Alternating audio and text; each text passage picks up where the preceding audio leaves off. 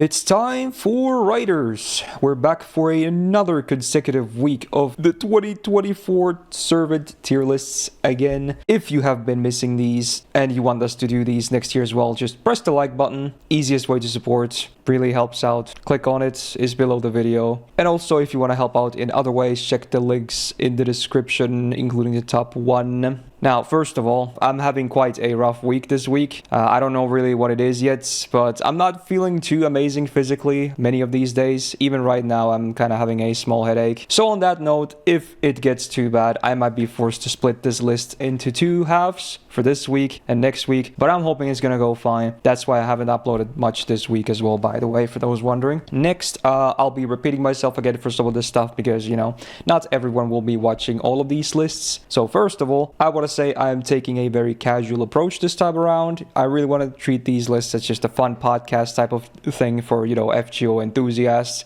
And of course, that means I really want to emphasize people to not treat these lists as any kind of objective opinion. We're here to just, you know, blabber about the fun game that we all like to play. Now, I'm happy to announce that I have both of my lovely co-hosts, Plushie and Otto, back this week with me to talk through the servants. How you guys doing? Doing great. Thank you for having me up. I like Plushie's intros are always so short and sweet. Why not? Oh, sorry. Hey. There you go. Plushie here. So I'm glad to be back after a week of break. And it's always been pretty fun. Nice to be back to talk about more servants. Yeah, we both just woke up, so we wake up at different rates though. So hello, I'm Otto. Otto being on YouTube, and not much to say other than that. We have a podcast together. There you go. Again, check out Otto's podcast as well. A fun fact, he actually does it on the same day I do these tier lists this year, which is on a Sunday. So check out his Twitch and whatnot to get more information on when they happen. I'm not going to go through any big list of criteria for the ranking. I'm sure people already are familiar with, you know, how the placements are done for the most part. And before we begin, because I already know this will be a long session, I highly recommend grabbing something to snack and drink on if you are a gamer and plan on watching or listening the whole thing through. But if you're a sane person and don't want to spend hours listening to me talk non-stop, I understand. So for you, I have lovingly prepared timestamps of every single servant covered in this session, so feel free to open the description of the video and jump around with those. But also be sure to check the final placements timestamp at the end before posting any angry comments, just in case. And finally, I want to give some shout-outs to everyone that pitched in. Shout out to Mr. Copy for this amazing template that we're going to be working with today. Awesome. Shout out to Jord and MC for the looping sheet. We'll be referring to this as well, even if, you know, they don't obviously feature all the combo or the combinations and whatnot, but, you know, it's more like guidelines, if anything. Also, shout out to Trevor for the crit damage sheet, the refund sheet, and the single target MP damage sheets. All very cool and nice work. Also, shout out to Boopa and Space Z for the stat sheet that I won't be really showing because it's on my second screen because, you know, it's not that relevant for it to show. It's just numbers of average stats for the class. But yeah, that will also be linked in the description. So then, of course, big shout out to Plushie and Otto for, you know, being crazy enough to spend this much time with me talking through servants in an arbitrary video game. And of course, their channels and all the sheets, whatnot, as I said, will be linked in the description. So if you ever want to look at any of them easily, we'll be able to do so. And with that, I think we can begin. Yay, awesome. Now, servants are, again, placed in the order of lowest rarity to highest, and then release date second. This time we have 46 riders, which I believe is the same number of lancers from last week. But this time we have more than one new servant. It's not a whole lot, but it's more than one. We have 3 new servants, unless I miscalculated, but yay, more new stuffs. Awesome. Frick, dude, I guess we can begin. Now we just go unhinged, for the lack of better word. Okay. Yep. So yeah, we do have a 1-star rider. Just one, but one nonetheless. Always nice to have all the rarities represented. So we're going to talk about Mr. Barty Boy, first of all, Bartholomew Roberts. One of the many pirates you will be seeing in this tier list, that's for sure. So what is he? He's an interesting case. He's well, on like black and white, he's like a AoE quick DPS thingy. I wouldn't really call him a farmer, even though apparently some people use him like that. But if anything, his main purpose will be like esports stuff, in my opinion, like his most viable use. But let's give him a fair rundown here first. So stat-wise, there's not much to say. He's a 1-star. You know, the stats are going to be like terrible regardless. So there's no point in getting even averages for them or any comparison. He's got a double arts, double quick deck, which, you know, fair enough. You might not even be relevant for his main use anyway, but at least he can do a full quick chain with his MP. Yay. First skill, he's got the good old Voyager of the Storm. A lot of pirates like this skill, you'll be seeing that too. So on a 5-turn cooldown, the full party gets 17% MP damage for 1 turn and 17% attack for 1 turn. Again, it's like an AoE mana burst with the numbers toned down a little bit, so, you know, that should say a lot. In case it also wasn't obvious, I don't think this skill is very good. Has a bit of use at esports, maybe, here sometimes, but even there is like only 1 turn, so eh. Second skill has actually been buffed, so on a 5-turn cooldown, he first of all reduces his own absorb by 100% for 3 turns, then the full party gets 50% crit damage for 3 turns, and 10% battery.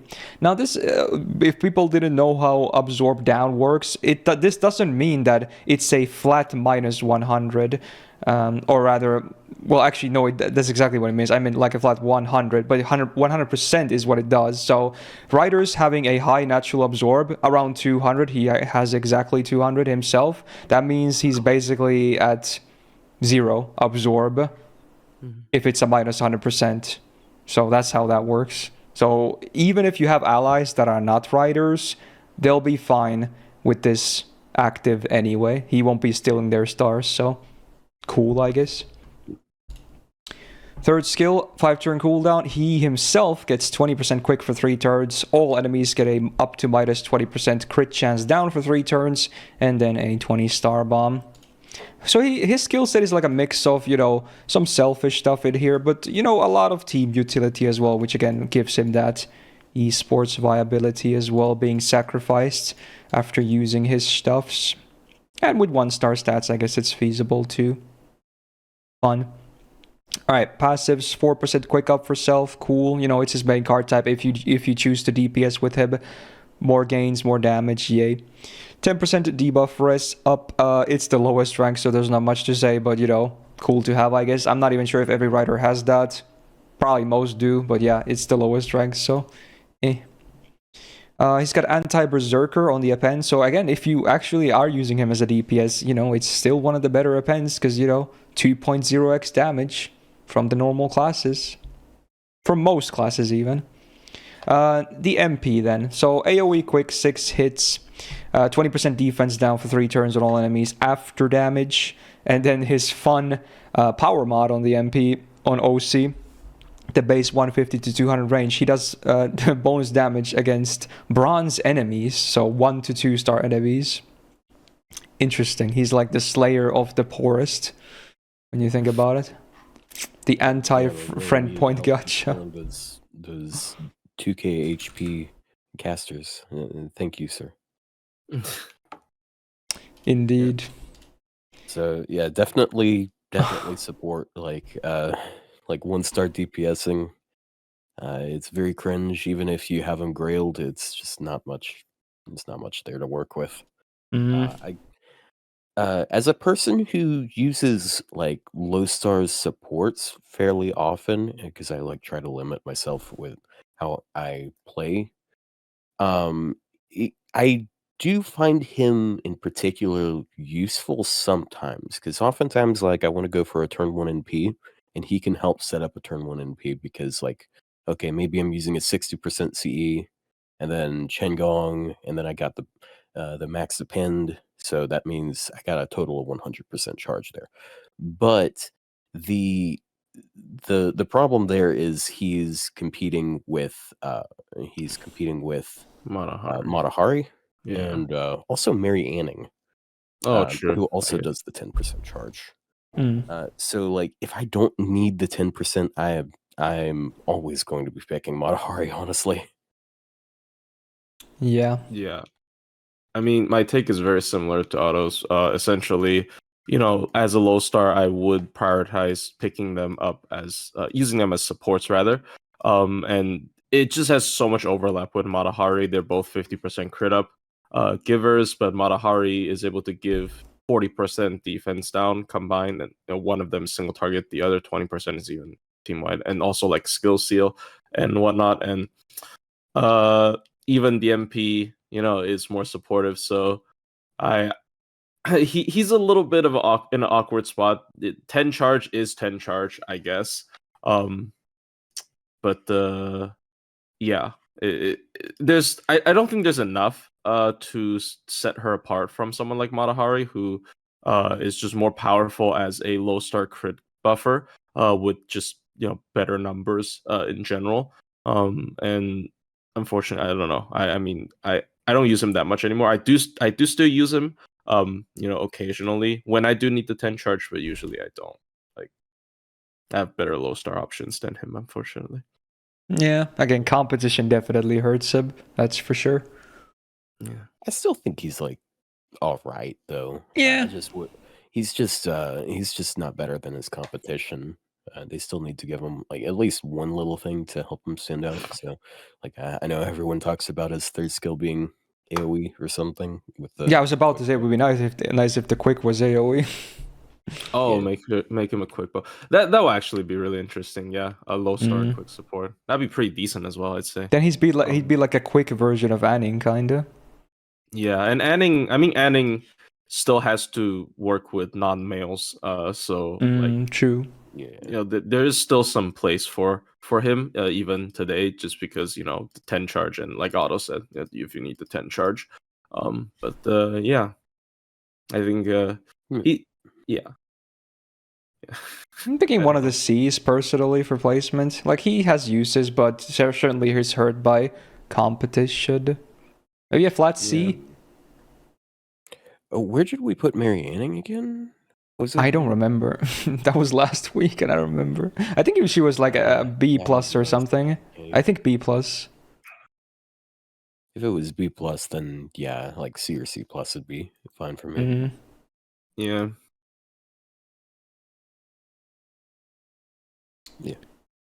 Yeah.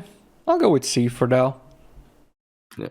At least he can be used, so he's not completely hopeless. Yep. Okay, and with that we conclude the 1-star servants. Yay! Awesome. Speedrun is real. Totally. We'll be done in no time. Alright, moving on to this 2 stars then. Now we go back to day 1, because we didn't start with day 1. Right, let's talk about Mr. George. He's a tank. That's it, he's a tank. Pretty much straight up. I mean, some people like to do the dragon, anti-dragon memes as well with him. I still think that's exactly what it is, a meme. I don't believe in it. I still don't. All these years later, you should bring another support instead if you want damage. But at least he can do tanking. So there's that. Anyway, 9.2k HP on a 2-star is actually pretty good. Which sometimes may be a problem. That's the funny part about tanks, Sometimes you want them to have high HP for them to live for long. Sometimes you don't want them to have high HP because, you kind of need them to die. It depends on the use case. So, yeah, it depends. He's got double arts, double quick on the deck. His MP is not very spammable anyway, but, gains. Really bad hit counts, though. Almost as bad as it gets. First skill, good. 5-turn cooldown, 3-turn taunt on self, and then 40% defense up for 3 turns. Like, it's as basic as it gets, but it's also a very good tanking skill. It's got all of the, it has everything you want. It has a good uptime, and it has, good combo with the taunt. Again, well, maybe sometimes you would not like the defense to be there, I guess, but I feel like for the most part, if you're going to bring him, you kind of want him to tank some turns at least, so yeah, I feel like it's a good thing anyway. Second skill, 5-turn cooldown. He gets 100% mental debuff rest for 3 turns and a 2k heal. Again, a bit of added value because, for those that don't know, if you have a taunt, then, single target enemy skills that are debuffs will be directed at the taunt as well. Obviously, AoE just ignores it, but if they have single target debuffs, then he will just tank those too. And if they happen to be charms, for instance, this would counter them unless they somehow have like an unresistible charm, I guess, then. Rip. So, a bit of synergy there, and the heal can help too. I feel like for the most part, people would probably use this for the heal anyway, but, sometimes you'll get use of the debuff rest too. And then third skill, he has a base guts. 7-turn cooldown, 1 time, 5-turn guts, revives with 2.5k. In some cases, you might even be able to recover from that. It's not the highest revive ever, of course, but, combine that with the defense and maybe the heal incoming afterwards. There could be some scenarios where he lives maybe even up to a second guts proc, because, the uptime is still pretty good. So there you go. It's a very tanky skill set. Very basic, though. You don't get much out of it. But yeah, works for tanking. Passives, 20% debuff res. Very cool. Again, pretty okay combo with the taunt. And then 8% quick up is okay. At least he has 2 quick cards, but they're basically base cards anyway. 1 hit counts. He's got anti-berserker on the append. Again, it's good affinity, but George, of all people, to DPS, yeah, not really. Probably the worst of the entire list to DPS. And the MP, so before damage, makes the enemy a dragon for 3 turns, 200% chance, so unless they're immune, you're basically guaranteed to land it. And then also he gets base OC, 20% defense after 1 turn, scaling up to another 40%. The MP itself also doesn't very hit hard because, he doesn't have any damage on his kids, so yeah. So that's George for it. What do you guys think? So one of the complaints that people often have with him is how he has higher absorb, because I'm not sure if we've mentioned it up until now, because I haven't been paying a lot of attention, I guess. But riders have the highest absorb in the game. So since he does no damage, him taking the stars can be a bit annoying, but generally what I use him for is I use him for when I'm not doing damage anyways. Because there's always going to be downtime. There's always going to be downtime where you're waiting on your skills to come back. Castoria has all of her skills down. Your own servant has all the their skills down. He just goes out there. He's very, very likely to live for 3 turns, 2 or 3 turns, and sometimes that gets you all the way up until the next cycle of skills. So, yeah, his Bonsi is pretty good too. Although I do find it kind of awkward at times, because if I'm using other sources of invuln, it can be a bit awkward, because I have had a few runs in because I was relying on an invuln to survive multiple NPs after he died, but since I couldn't apply a 1-turn invuln, it's a minor complaint, honestly, and most people probably won't suffer from that, but it's just something I've ran into. Yeah, it can cuck you from the invul, like you said, but if anything, if it doesn't cuck you, the big thing anyway is the damage cut, which is 1k for 3 turns, and flat 3 turns. That's a lot. That's a lot of damage cut. So, yeah, it's gonna reduce the damage you take by a lot, needless to say. There's definitely one of those bond Cs that's actually very much worthwhile for both esports and actually even his normal case, for a max level copy. It's one of the better options, assuming he's gonna die at some point in the fight. Yeah.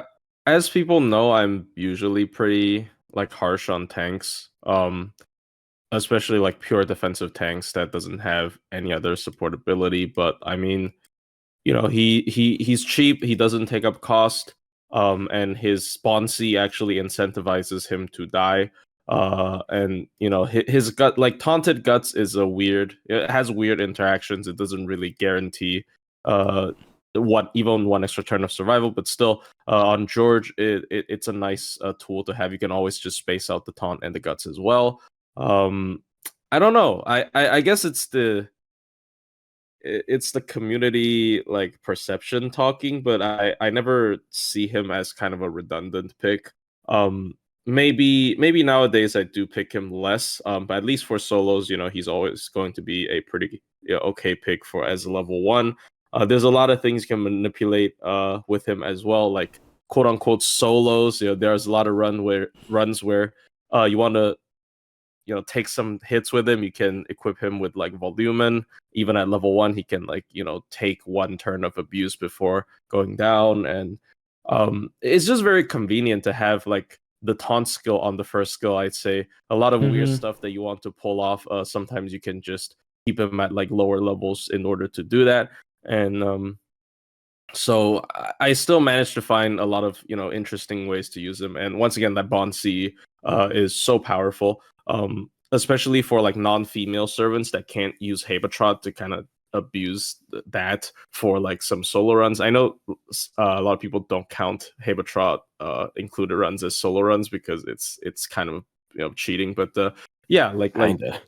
well, yeah, it is cheating. Yeah, But, like, 10,000 health and then 5k guts and an invuln, like, yeah, it feels kind of like cheating, not gonna lie. yeah, it's basically having a huge head start. But for like non-females, George Bonsi is still probably one of the strongest choices you can have as a head start boost. So I like him quite a bit. I will say though, like especially nowadays, a large part of that is because of the Bonsi.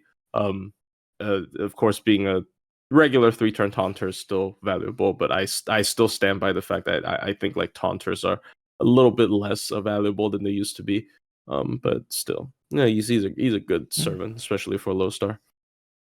Also, regarding what Rice said, that the dragon trait applying is valid for someone like Creamhild who wants to taunt anyway. Yeah, I never said like the dragon thing itself is the terrible part. I'm saying I would never bring him just to amplify damage. Obviously, like you said, the taunt would probably be the main part why you bring him to help Creamhild because she's so fragile, and then you take the dragon potentially as a bonus. There, that's fair, but I would never bring him like with Sumanai just to increase his damage like that.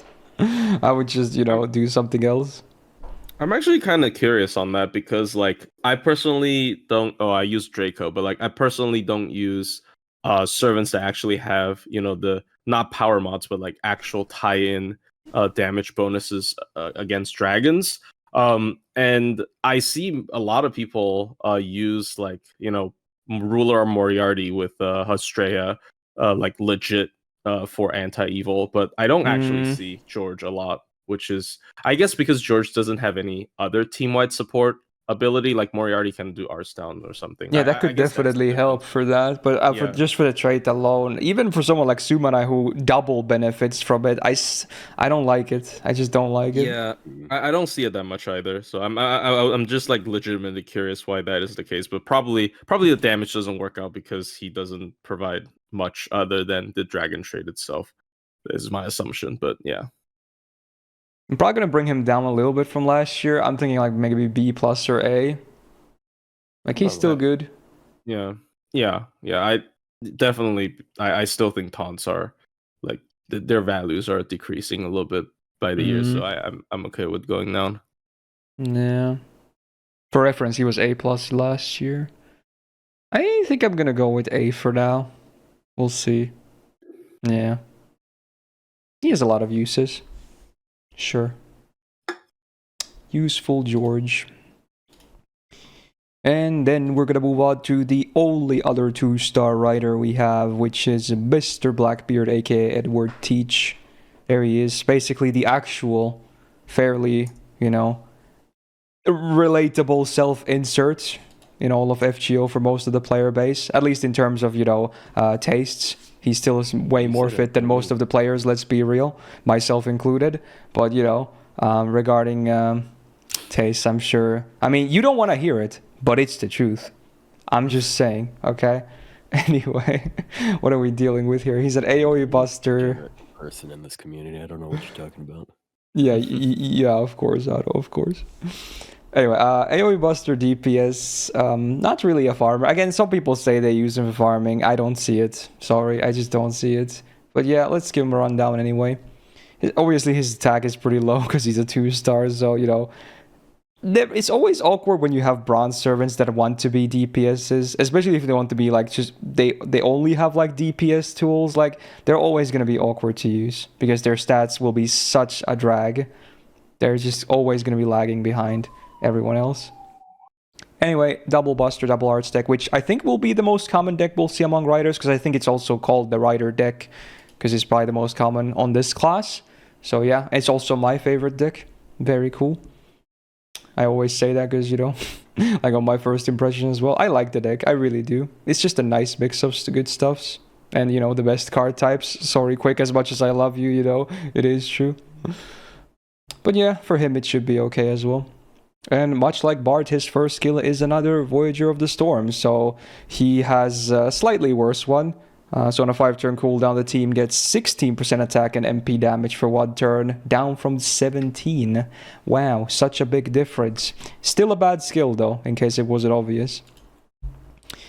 Second skill, 5-turn cooldown, he gets 27% attack for 3 turns for himself, and then a one-time unlimited guts with 1 HP revive. And then minus 50% debuff rest on himself for 3 turns as a demerit. So yeah, he's one of the...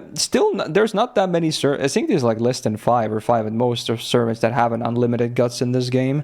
And a lot of them are because of this skill as well. And yeah, he has one of them. And the attack is still... it's good uptime and it's a solid chunk too. And the debuff rest down, the demerit, it's not even that big. So... despite the skill being basic as hell, it's actually not bad. It's still a fine skill, especially for a low star. It's like luxury, if anything. So, yeah, it's fine. Third skill, the real Sib skill. So the 6-turn cooldown, the party gets 2k heal, and then female or female-looking allies get another 2k heal on top. What a terrible skill. It's very lore accurate, but man, that is a trash skill. 6 turns? This should be 3 turns. Are you kidding me? Even less than that, maybe, if this is all it does. Wow. Talk about some old gameplay design. It's not good. This is bad. Because it doesn't even give him... he himself doesn't even get the extra heal. And you would never bring him as a support anyway. So I don't get what's the point. I guess you get to keep your, supports alive better. Granted, they're females, so... yay. Such a weird kid for someone that wants to be a full DPS. I just don't get it. It hasn't really aged too well. He has 10% debuff rest on the first and only passive. Again, magic res E, so almost has no passives either. Almost. Anti-rider. What was that? Negative 40%. Yeah, true. With the second skill, yeah. Wow. Combat that. Anti-rider on the append. Don't bother. Just no, not happening. His MP has been buffed though. He gets 10 star bomb on base, normal effect. Cool. And then the overcharge is a... I love the effect. I hate the execution. So base 40% chance to drain enemy gauge by 1. And again, it's individual calculations all on enemies. And even the max overcharge of 500%, it's only up to 80%. Oh, I hate these. Because again, they're so unreliable. It's a great effect though. But man, all of these drains that are this low or even low to begin with, no, it doesn't feel good. Man, I personally, I've never seen the hype of Blackbeard in any way gameplay wise. I do like his character. I think he's amusing in events and whatnot, but gameplay wise, I think he's kind of trash. What do you guys think? I mean, I don't actually know who goes first, but I guess I can go first here. Because I don't have that much to say about him.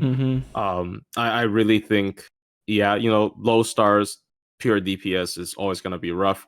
Like, unless you're someone who has like insane damage potential, even as a low star, like maybe like Paris, for example, then I don't really see a reason to use someone like this. His most unique skill is probably the skill 2 because it's like really high uptime, infinite duration guts. But on someone like him with his kit, it's not really that useful. Unfortunately, you really need stuff to complement that kind of effect.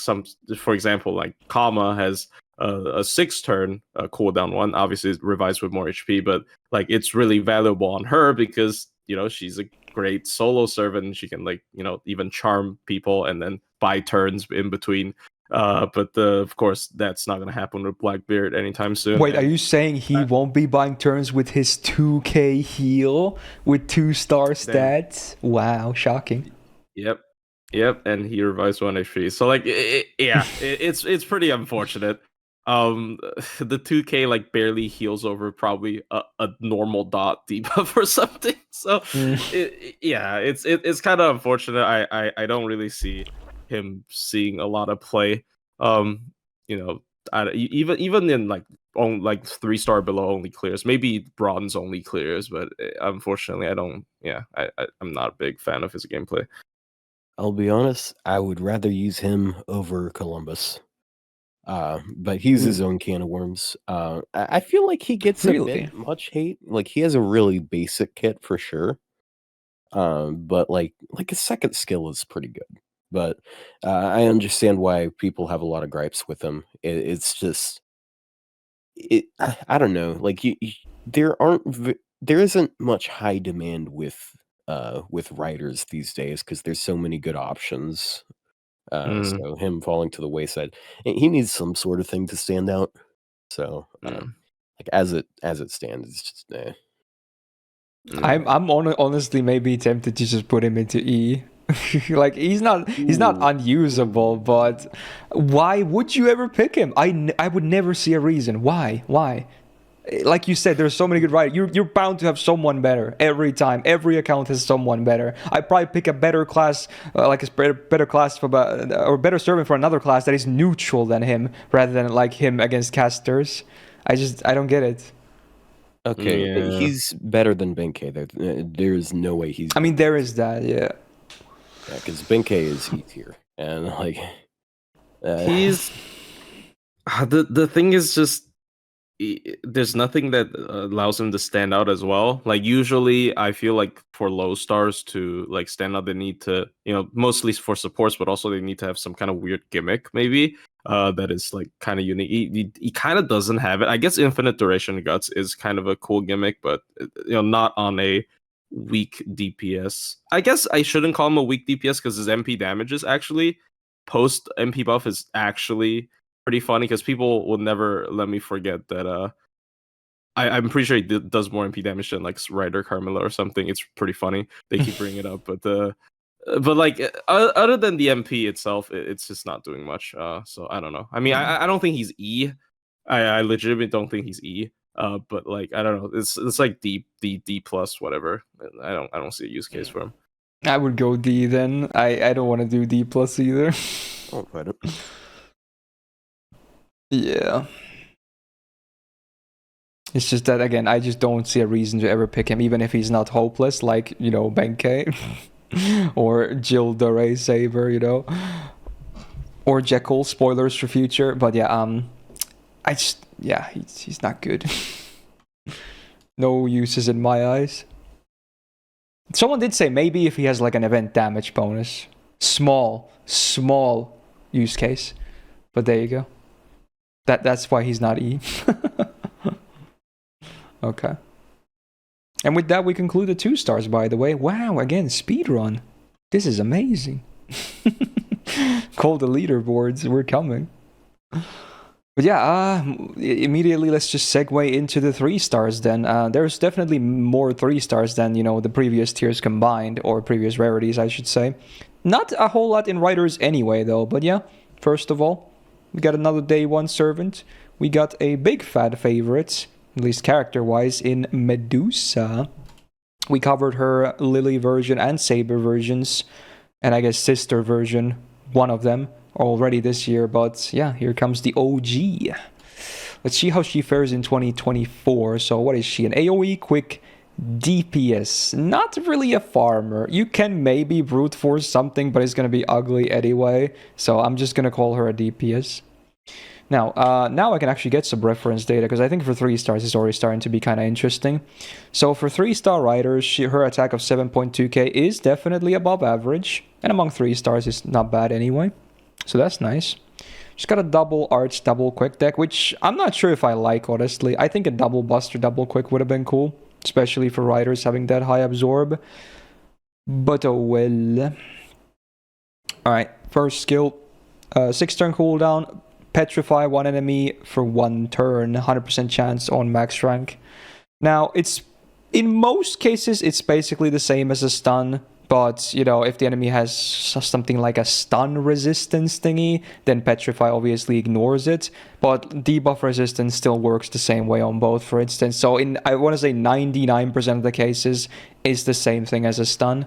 So in some rare cases, it could be better, because I don't think there's a Petrify resistance. I don't remember ever seeing one.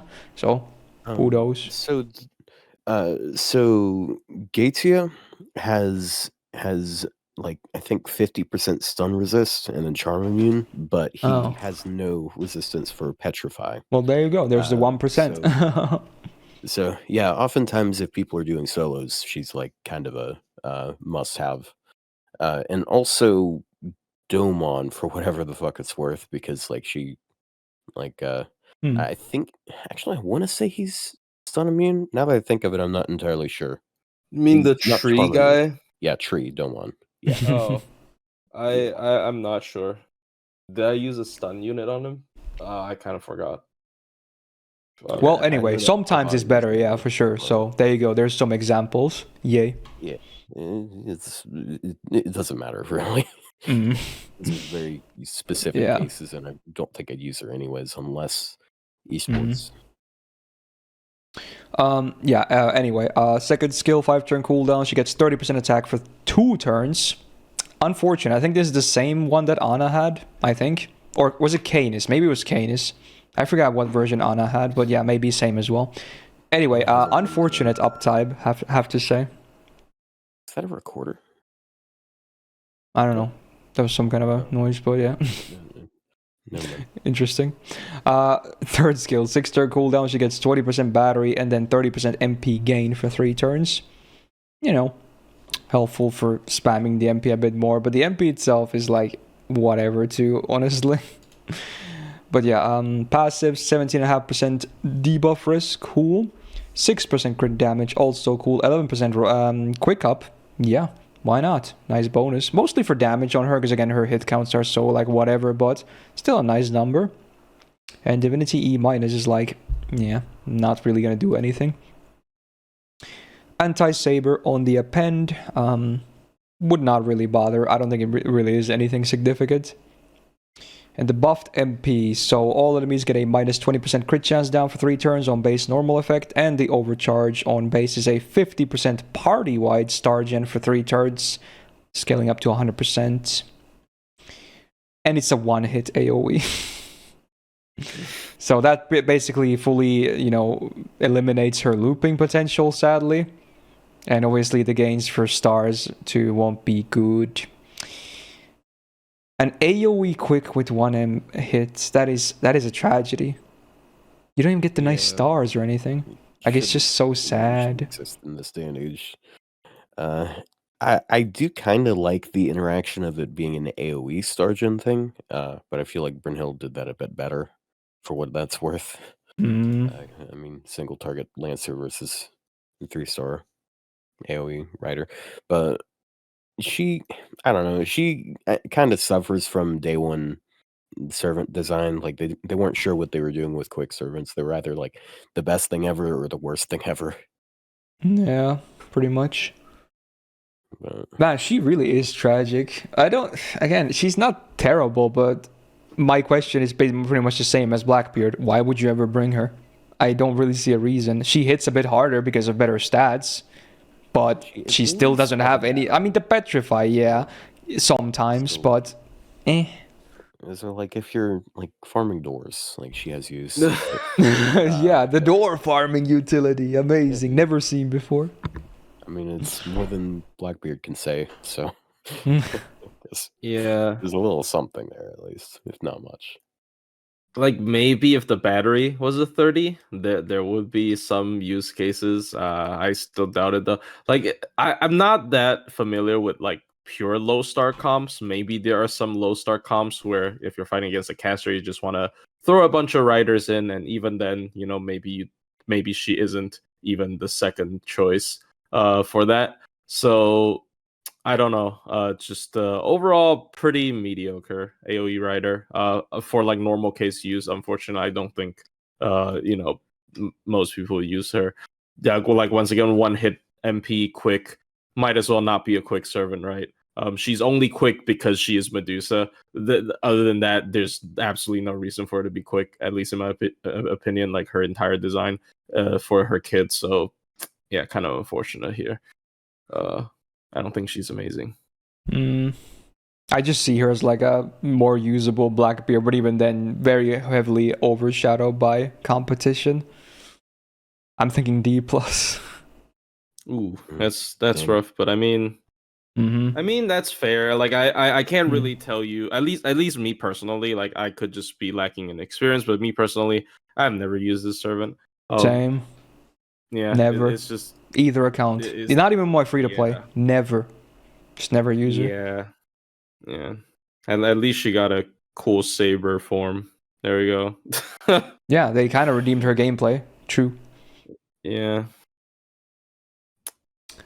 I mean, I could understand if people want her in C, but like, what difference does it make, right? Like, yeah, like I still think the usability is glaring, which I'm gonna emphasize here. So she's gonna. I think last year she was a C, so I'm just gonna bring her down a minus. I think every year she just looks worse again. Just buff her more, please. Please do. Yeah. OG. Like everyone loves her. Come on, buff her. I mean, you really Saber, that's cool, but come on, buff Ryder too.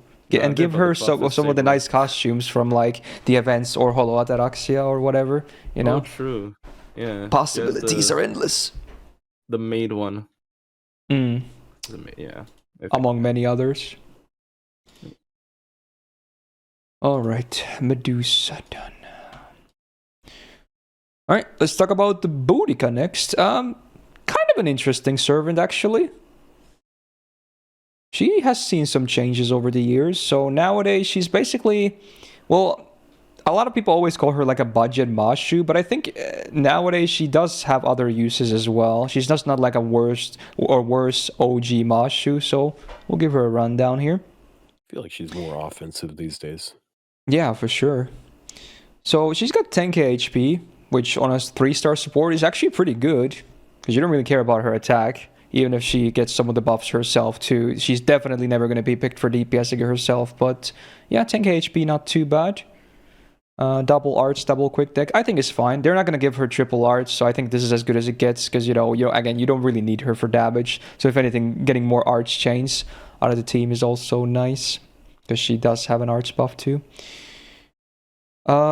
First skill has been buffed, because thank God, like I said in the Lancer tier list last week when we were talking about aesthetic appreciation being one of the worst skills ever, I think this was either equally bad or maybe the worst skill in the game before that, because it was only Roman damage for herself for 3 turns. A super niche back then that we didn't have the command code, no Roma servant, no nothing, and it's for herself only as a support.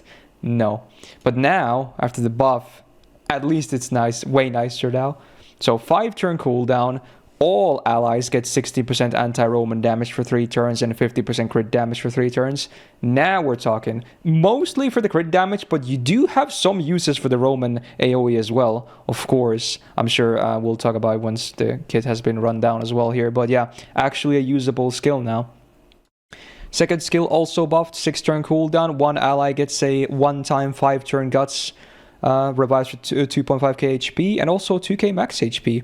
Pretty good utility, actually. I really like that they made this targeted, because, she is meant to be a support after all. I mean, obviously you can use it on herself still too, but now, always nice to have that flexibility. Good uptime on the guts too, very nice. And third skill, full party gets 20% arts for 3 turns and a 5-turn cooldown. So, uptime good, effect good. That's about it. Everything else kind of basic and maybe even lacking to this day, but at least everything she now does can be put on to the party, which I really like. Nothing in the kit is like herself only anymore necessarily, so hey, good support design. 12.5% debuff risk for herself on the first passive. Cool bonus, 10% riding. Helps a little bit to getting the MP. The MP is not even that great anyway, but if you get it, cool, I guess. Anti-Saber on the append, forget it, she's never going to do damage.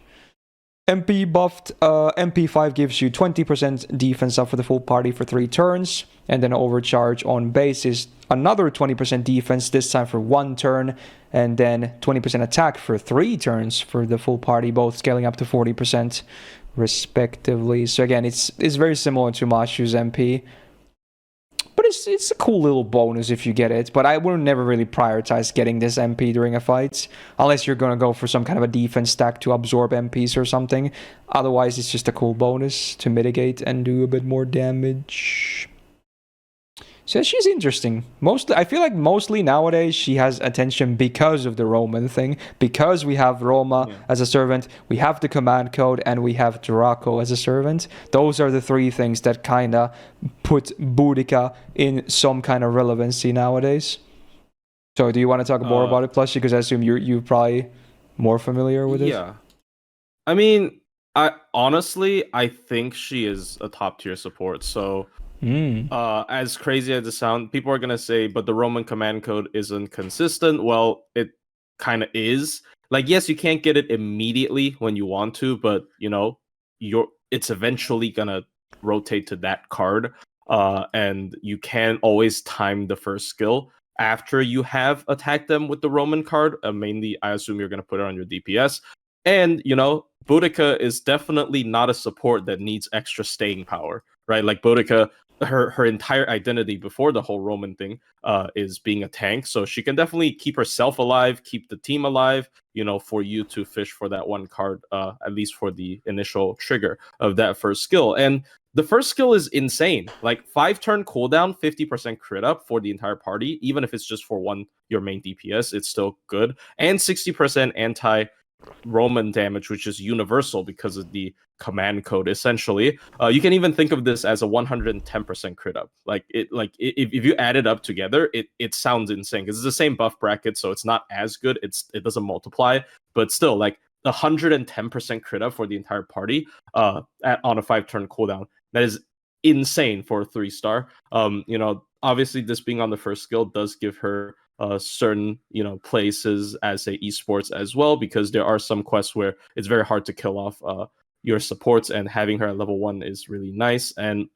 But even just at like as a normal support, if you can have if you have, like, obviously this is, you know, hugely varied depending on if you have the Roman command code or not.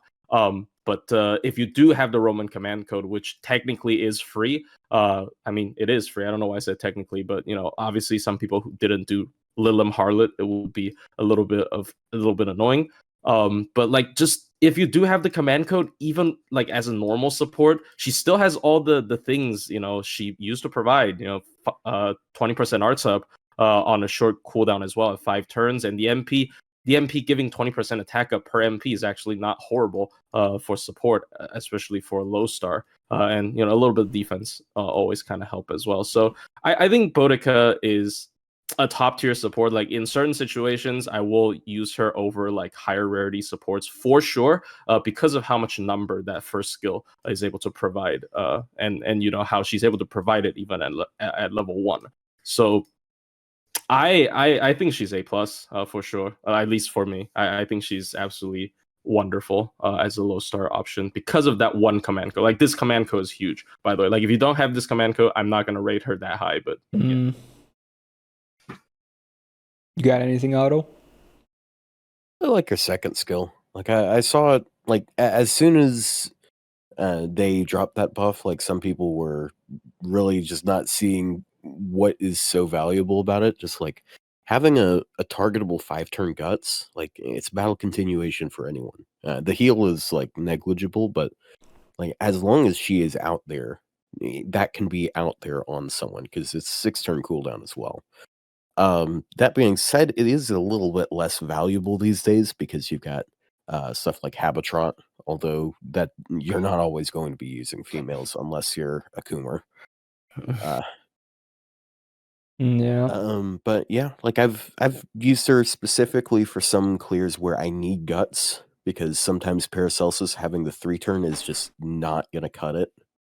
But having it 5 turns means you know, you've got a lot more flexibility. You can precast it a lot earlier. Yeah. But yeah, I don't have too much to say about it. I think Plushie covered most of the bases. So you said A+, but I might be going A just because, sadly, the availability of the CC is not that amazing. So in that sense, it does hamper her, not always being the best. But yeah, if you do have it is free, of course, if you played the event. But, until they make it a bit more accessible, I can't really rate her super high. But I feel like I can, still praise her high anyway. Question. So I think the answer is going to be yes, because it's always been yes. So with Herc, we do count the Bonsi, right? Because I feel like if we're willing to consider the work put in for a Bonsi, I feel like it's fair to say like this is just an event. Like you get to a certain point in the story, then bam, you can get that code for free. So I feel like that's fair to say. No, in a way, I'm gonna argument that because in Herc, you have the servant. That means you always have access to the Bonsi, no matter what. It's just you plop in the backline for about a month or two. You do all quests with him. You got it. That's it. Zero effort, basically. Just take one slot. This, though, is like the opposite. The effort is not very big because, getting it from the event, you would only play like 1 or 2 days of the event and then you get it. But the problem is the availability. You don't have it always. So it's like the opposite of Herc, in my opinion, if anything. Well, you see, the thing is, we're getting that event reran, unfortunately, because that was like one of the most popular options for the rerun. True. Because people just it's still not permanent, but it does help. Yeah, it does help. You are right in that. Yeah, we're probably getting a rerun. That's my bet at least. I'm furious that people are giving up on like some fun stuff like Tesla Fest too for that. Yeah, people are. I mean, I guess this is a justification because, like, before I'm just saying, oh, people only voted for the Draco banner, but I guess this is the second thing that people might have voted it for. Even though I do think a lot of these, that's hard to say. I was gonna say maybe they'll add it to the shop, but it's hard to say. So yeah, I mean, maybe the rating can increase if we do get it in the shop in the future. I guess. So, yeah, it would be kind of crazy though. But yeah, well, I think I'm going to settle with A. Some might say too high, some might say even low. Like Plushie might say, maybe a bit lower. But you know what? I do see the potential. Even if it's not the most accessible potential, it does exist. It is real. And a lot of NA people will be watching this anyway, so they have ample time to prepare it for it anyway. Now they know about the CC if they did it. So it's from the arcade collab event we're getting next year. So don't miss out on it. It's very good and very nice to have. Okay. So we'll go with there for now. Alright, moving along here. Kind of another big favorite of the community as well, character-wise. We got Ushiwakamaru, Minamoto no Yoshitsune. There she is. The childhood version, or at least a babe. So, yeah. Single target quick DPS rider. 7k attack, above, most of the 3-star riders, and decent for a 3-star anyway. It's a double arch, double quick deck. If anything, I think that's my main gripe. I really wanted her to have double buster, double quick. I know I sound like a broken record, but especially now that she has more crit focus as well, it would have been so cool. Because her gains are not even that high to begin with. But, if that's like one of the biggest issues, then, could be way worse, right? Now, skills, first of all, 5-turn cooldown on the first one. Full party gets 20% MP gain for 3 turns, and she herself gets 20% quick up for 3 turns. Pretty solid, 2 nice, useful buffs. Obviously, one of them is for herself only, but yeah, good uptime on both. It's simple, it works. Second skill, also buffed, in my opinion, her best skill. 5-turn cooldown, full party gets 20% attack for 3 turns. She gets 50% crit damage for 3 turns, and then a 20 star bomb. Very nice synergy. And again, there's not really any big need for absorb either, because she is a rider. So, unless you're using Reines with her or something else like Boudica, then you're probably going to land most of the stars on her anyway. So, hey, cool. Third skill, 6-turn cooldown, 1-turn evasion for herself, and 100% star gen for 1 turn. It's a big number, but when you look at her hit counts, it's not the biggest deal ever for the star gen. But you know what? It's still a defensive skill on a card type that has not the best defensive options. So, kind of completes the package of the skills. Like, is it still the best skill set ever? Yeah, no, absolutely not. But does it have, like, all kinds of nice things going for it that make sense for her? Yeah, I think so. Alright, 15% debuff rest on the first passive. Very cool. 11% quick up as well. Again, mostly for damage, but, sometimes helps you with gains as well. For both star and MP. Anti-Lancer on the append. As much as she hits hard on the MP mostly, I probably wouldn't really bother with this too much. Although, again, she is permanent though, so at some point you're probably gonna get this for free. But, like, I'm talking like, practicality, I suppose. The MP then, so I guess in this case they don't default to the buff version for some reason. Anyway, buffed MP, so it's just damage on normal effect. Oh well, 1 hit, and then the overcharge is 50% star gen for herself for 3 turns on base, scaling up to 90. So yeah, the MP hits hard, but FX-wise, man, it is not good. But it definitely hits very hard. In fact, it's one of the hardest hitting we'll see, at least on this criteria. Just straight up. If we look at the damage numbers, yeah, they're up there for sure. Hard hitting MP is real. I mean, I think Ushi is a good old reliable. She has hard hitting MP, her quick crits are not bad. Just a great 3-star, right? Yeah. Personally, I think I might have rated her a little bit too high last year though, because yes, she has a very balanced kit. She has like kind of everything you want in a DPS sort of. She has quick up, she has crit up, the 2 different types of buff. She has attack up, 3 different types of buff actually.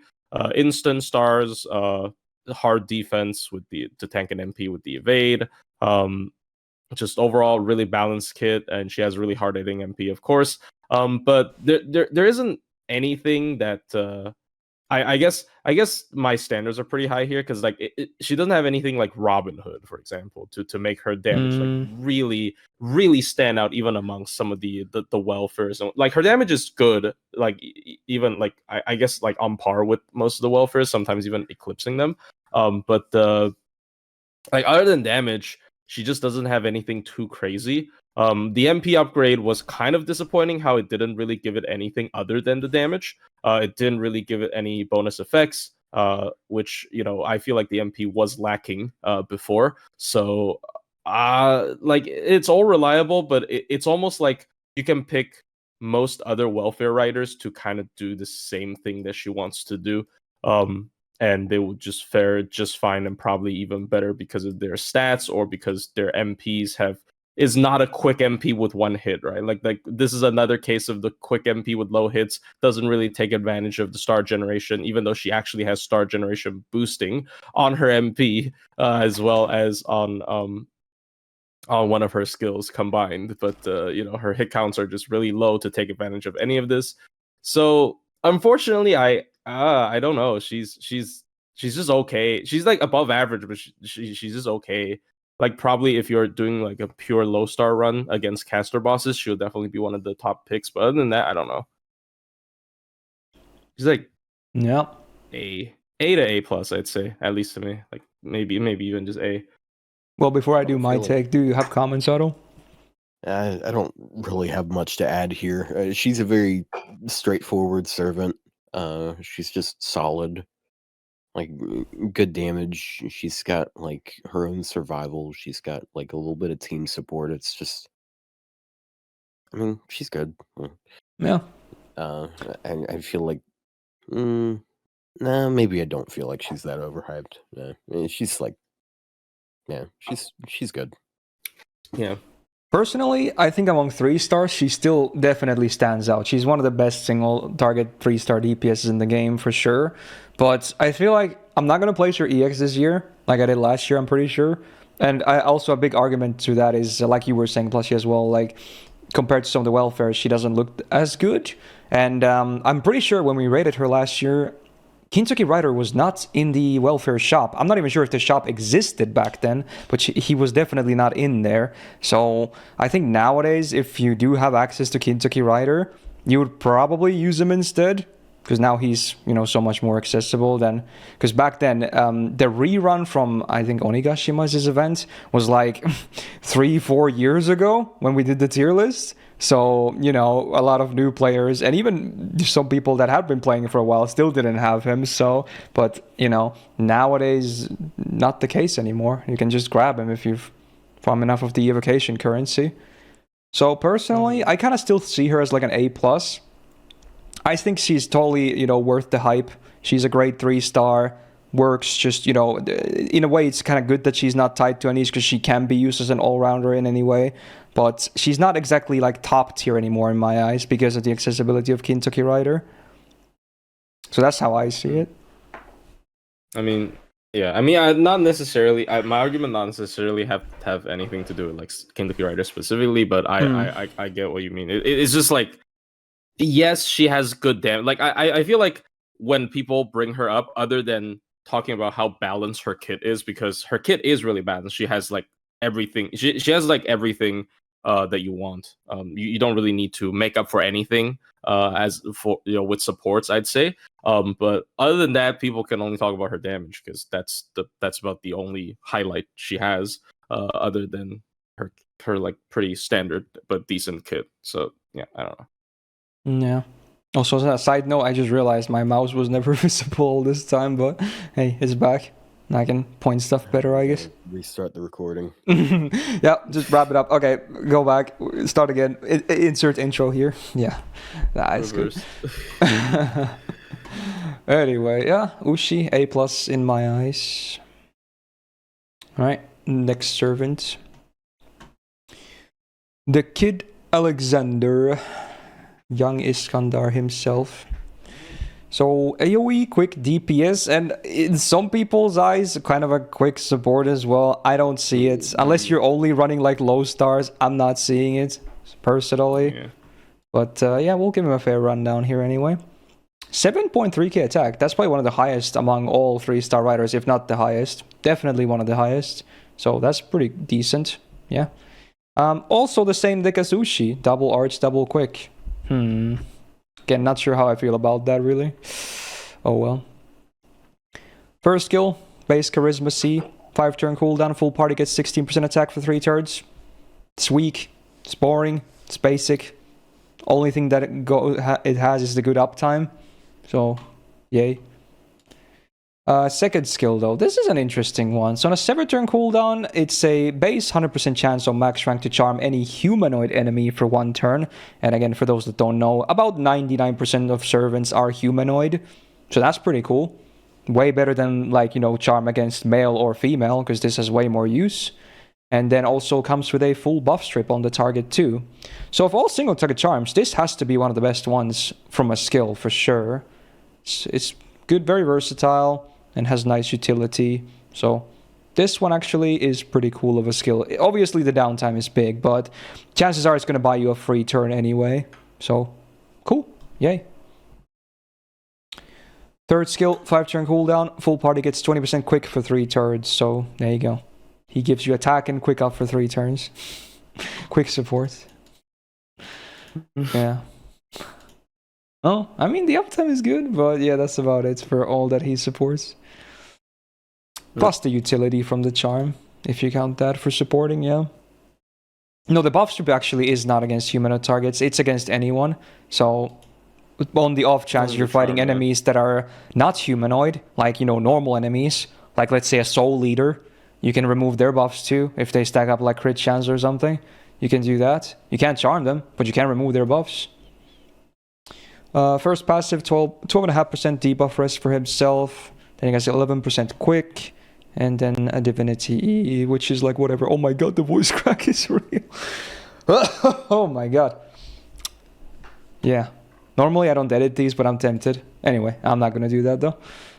If you want us to fill in for you for a minute. Yeah. Sure. I voice crack all the time anyway. That's really, it's funny you should say that though, but yeah. I always voice crack. I never like apparently, matured from puberty, which, makes sense. I'm definitely a man child, so good. All right. Anti-Berserker on the append. Very, very nice. Cool. And the MP. Buffed MP, mind you. Same as Ushi. Doesn't look very buffed to me, but... Yeah, so it's just damage on the normal effect. Boring. One-hitter AoE. And then overcharge. 15 star bomb on base. 35 on max. How boring. How bad. Just not good. It does hit okay because the upgraded MP and it's quick and he has a 3 decent attack for a 3-star, which some buffs, but man, it's like... He just feels so much worse than Ushi in comparison as a DPS. I don't think he's much better than other than the buff strip. I don't think he's much better than Medusa. I'll be real. Yeah. Like, to me, they're like almost because like there are some cases where you'd actually take the petrify. I mean, I guess not because petrify. Yeah, there are some cases where you'd rather take the petrify because like charm is a mental debuff, and these days they really like to counter them. I would still blame a couple of specific SSRs for that, like Van Gogh and Kama, who really abuse mental debuffs. But I don't know. I think he's really not much better. Maybe when you need the buff strip. Other than that, I don't know. He's not exciting. Maybe I don't know. I just don't use like pure low star teams that much. So maybe he has a place there because of the team utility. But other than that, I don't know, man. He's like Tai Gong Wang if you remove like two of the best things about Tai Gong Wang. The charge. Yeah, but he doesn't have the team charge and 50% battery, and he doesn't have good niches. Like, yeah, I mean, I like buff removal, but I'm gonna be honest. Like, this might sound really weird, but like people in my community are already very aware of this. I prefer using Phantom over him for buff removal. I mean, Phantom has utility. Yeah, he's got like stars per turn, and he doesn't take stars. Like usually, if I'm dealing with buffs that are annoying, it's because I want someone else to DPS. And he's not really going to be doing much DPSing himself, so I'd rather have like 8 stars per turn and someone who dies easy over. Well, he does have the 2 AoE buffs for 3 turns, so it depends on your use case, whether you pick him or Phantom, I guess, but I feel like in both cases they're limited uses, but I would probably place him above Medusa anyway, like a C. But that's about it. I'll put him on the same tier. But yeah, that's okay. He can be used against Woodwoes, where he can charm him and remove the last gut stat. Sorry, I was replying to the chat. Steno can solo the Super Recollection one. So are you gonna put Steno in EX? Like, you know. True. We need to make like boss case tier list, and then it would be wild for some of the rankings.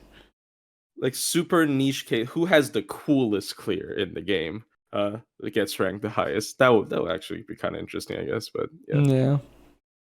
I think his DPS is mostly the same as Medusa, but he has that added utility and team presence. So I think that's why I'm gonna place him like a plus above her. That's fair. Yeah, it's not a big difference. It's a half a tier when you think about it. So there you go, Alexander, and then the big grin himself. Next up, I like this guy a lot. Mostly character. Gameplay is like whatever, but character-wise, he's always fun. He's like Moriarty. I love both of them. They're awesome. And Dolman. You know, all these clearly evil guys that are always scheming, but you can't help but like them anyway. So yeah, we got Columbus next. Yeah, true. Like he actually the developers, they love him. Yeah. Interestingly enough. Columbus dude himself. AoE buster DPS. And if you're crazy enough, you can even brute force him to loot, but just don't. 6.5k attack. That is definitely a letdown compared to some of the peers so far. And among 3 stars, not that great either. He's got the standard rider deck of double buster, double arts, which I think is totally fine for him. Good deck. Voyager of the Storm is back. 5-turn cooldown. This time it's even a lower number. We keep going down. So now it's 14% MP damage and attack for the full team for 1 turn. Again, not good. So you have 2 combined buffs to 28%. It's not even 30 now. Ouch. That's not much at all. Unfortunately. Alright, second skill. 7-turn cooldown. He gets a Guts for 1 time, 3 turns. Ouch. And then revives for 1 HP. Ouch. And then he gets a 30% battery. Cool. This battery should be on some other skill though. It's a shame. It should not be on a 7-turn cooldown. And the Guts should be at least a minimum 5 turns if it's a 1 HP revive as well. Heavily undertuned skill. Does not really make too much sense. And that is why I prefer Blackbeard, because he has a really good Guts skill. He doesn't have a battery. Oh, so I was when you said you preferred him, I was like, why? But then I kind of forgot how the Guts works. And I was like, oh, I can kind of see it now, because his Guts is definitely better. Lower cooldown, it's unlimited. It's just so much better. Yep. And why doesn't this have HP anyway? Why is it 1 HP? It's a bad Guts. Why 1? I don't get it. I guess it's lore stuff, but yeah, whatever. Why do pirates do that? I think pirates have 1 HP Guts. Like that's the weird rule for some reason. I think you might be right. That Guts that skill in particular, because it's the same as Spartacus's, and I think his is also. Yeah, true. You might be right. It's just Spartacus has a normal Guts duration because his is better. Yeah. Anyway, the third skill. This one actually is not bad. 6-turn cooldown. He gets 20% buster for 3 turns and a 15 star bomb. Sure, is it the best uptime ever? No, but at least this is main card type, and star bomb with riders always pretty pleasant. So overall, the kit, it looks worse and worse every year. I'm not gonna lie. When he came out, I was like, you know what? He doesn't look that bad. But now that I look at the skills, I'm like, was he really always this bad? Maybe it's because we keep getting better and better as kits overall, and not always, of course. Not every new kit is good, but like it just looks worse and worse every year. Ouch. Anyway, passives 12.5% debuff res and 8% quick up. Yeah, not great on the passives either, needless to say. Just some stuff that doesn't really do too much for him. Anti-rider on the append, no. Buffed MP though, I actually, for the record, I do like the OC a lot. But yeah, there's nothing besides damage on the normal effect. And the OC is 50% AoE crit chance down on all enemies for 3 turns. Getting up to 100%. Kind of an overkill on that range, because it's crit chance down, but at least if you're fighting enemies that are, prone to have a lot of crit buffs, then it's actually really good. But otherwise, 30% is usually all you need. But yeah, it's a nice effect compared to some of the other ones we've seen so far. 5 hits as well, so you get some stars out of it. Not a whole lot, because he doesn't have any star gen buffs or anything, but yeah. Probably still more than those 1-hit quicks AoEs. He's also story locked. I didn't mention that, but yeah, that's also a big problem for him. He is not that accessible. Damn, he looks worse and worse every year, sadly. I might not even use him if he wasn't story locked. So like, yeah, I don't blame kind you. of an issue. Plus, you're being too nice. You wouldn't use him. Yeah. Okay. Yeah. Look. Yeah. I wouldn't use him. But one more like tiny thing I have for Blackbeard over him. So Domon. We've barely mentioned him on these lists, but I do feel. Oh, is it because he's chaotic evil? Yeah, neutral and he's evil versus chaotic evil. I feel like I didn't even Domon know is it was such a chaotic big evil. boost. He probably looked it up. Yeah. It seems like an odd thing, but like you're going to be using them against casters, so it makes sense to use Domon in those situations. Like right now, I'm doing a run where I'm using Domon with the Yuri pirates because they're chaotic evil as well. But more on them later, I guess. Yeah, man, she just looks so bad after every year. I might put him next to Medusa. Yeah. Damn. I'd use because like okay, I don't know if we're accounting for this because like it was kind of the same issue when we were talking about Bedivere, but like if we're considering the story lock, oh man, he looks really bad. Like he looks horrendous because of this story lock. But yeah, I'd put him with Teach. Yeah, I might actually. Yeah. Yeah. It's sad. They like him so much. Why is he so bad? He doesn't even have any other variants either. I'm surprised. Like they even made a Lily one, but that is not playable. So I don't get it. Don't worry, eventually. He'll just get the Maybe White Day. True. Who knows, White Day time. I mean, let's be real. They're gonna release Perseus for White Day. They have to at this point. Well, Andromeda, yeah. Yeah, it has to be like that. If not this year, then definitely next year. But who knows? Sad case, but fun character. And speaking of story locked, next one also story locked. We got the big red horse, red hair, Lu Bu's mount, and sometimes apparently Lu Bu himself clearly likes carrots.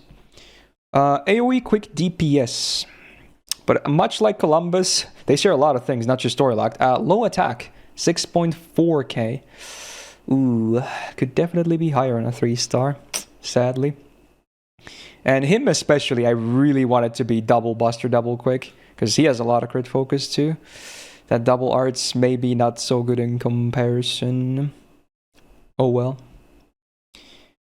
First skill, 5-turn cooldown. He gets, well, they did this thing again. So he gets 30% quick for 3 attacks, 5 turns, and then 50% star gen for 3 attacks, 5 turns. Yeah, they did it again later. They brought it back. The good old Emiya Alter dilemma. That is ugly. It's even more because it's one of the only attack based. I think it's the only attack based star gen out there. So it might be actually. Like even an arts card that is going to make nothing. Yeah, that makes the arts cards even worse. That's why he should be double buster. Come on, dude. Whatever. Yeah. All right, second skill, 5-turn cooldown. At least the 1-turn evasion of 5-turn cooldown. That's the best part about this skill. Then let's see. He gets 80% chance to get 600% absorbers for 1 turn, and then 80% chance to get invul pierce for 1 turn on max rank. Why not just make it 100%? It's even if you get all of these, those are 1-turn effects and a 5-turn cooldown. It's not. It still would be like whatever. Why is it 80%? I don't get it. Why? Like, not only did they first gimp him with this attack-based things, they're like, okay, what's the next thing we can do to gimp him? Oh, RNG. Let's do that too. Let's give him all kinds of weird, stupid stuff. But yeah, 1-turn evasion of 5-turn cooldown is still good compared to most, so that's the one nice thing about this skill. Everything else... Like, again, he's a rider. The absorb is not even that relevant to begin with. Unless, again, you're running Reines or some other stuff that might steal your stars. But for the most part, it's not relevant. Alright, third skill. 5-turn cooldown. 30% crit damage for 3 attacks, 5 turns. And 20% attack for 3 attacks, 5 turns. Like, he's so 1 turn. In some cases, he's less than 1 turn. Because, again, this is 3 attacks. He doesn't even get it for his extra attack. You do a full Brave Chain. His extra attack doesn't get it. Neither does the Star Gen. I don't get it. And his extra is a 5-hitter. It could use the Star Gen. Bro, what is this kit? It's so stupid. He's like less than 1 turn uptime sometimes. How? As a DPS. What? Is so unfortunate. Just make them all 3 at turns and then remove the RNG and then he might be okay. Not even amazing. Salieriitis, I'm telling you, man.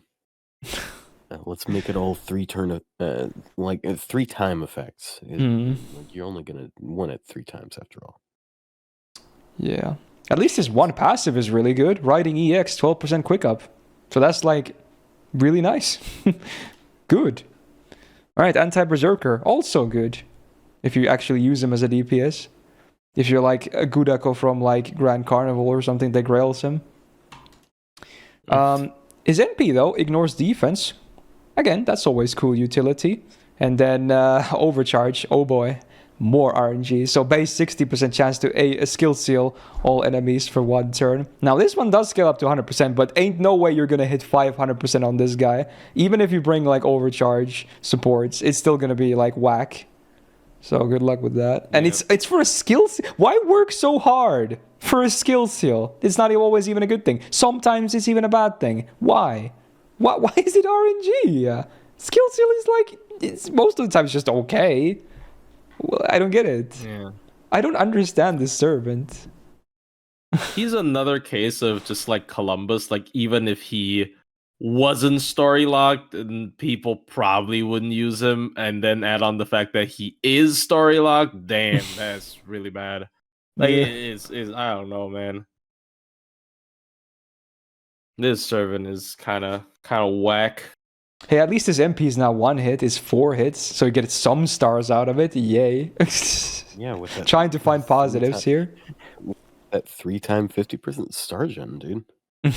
Like, if you use it on the NP turn, it'll actually do something.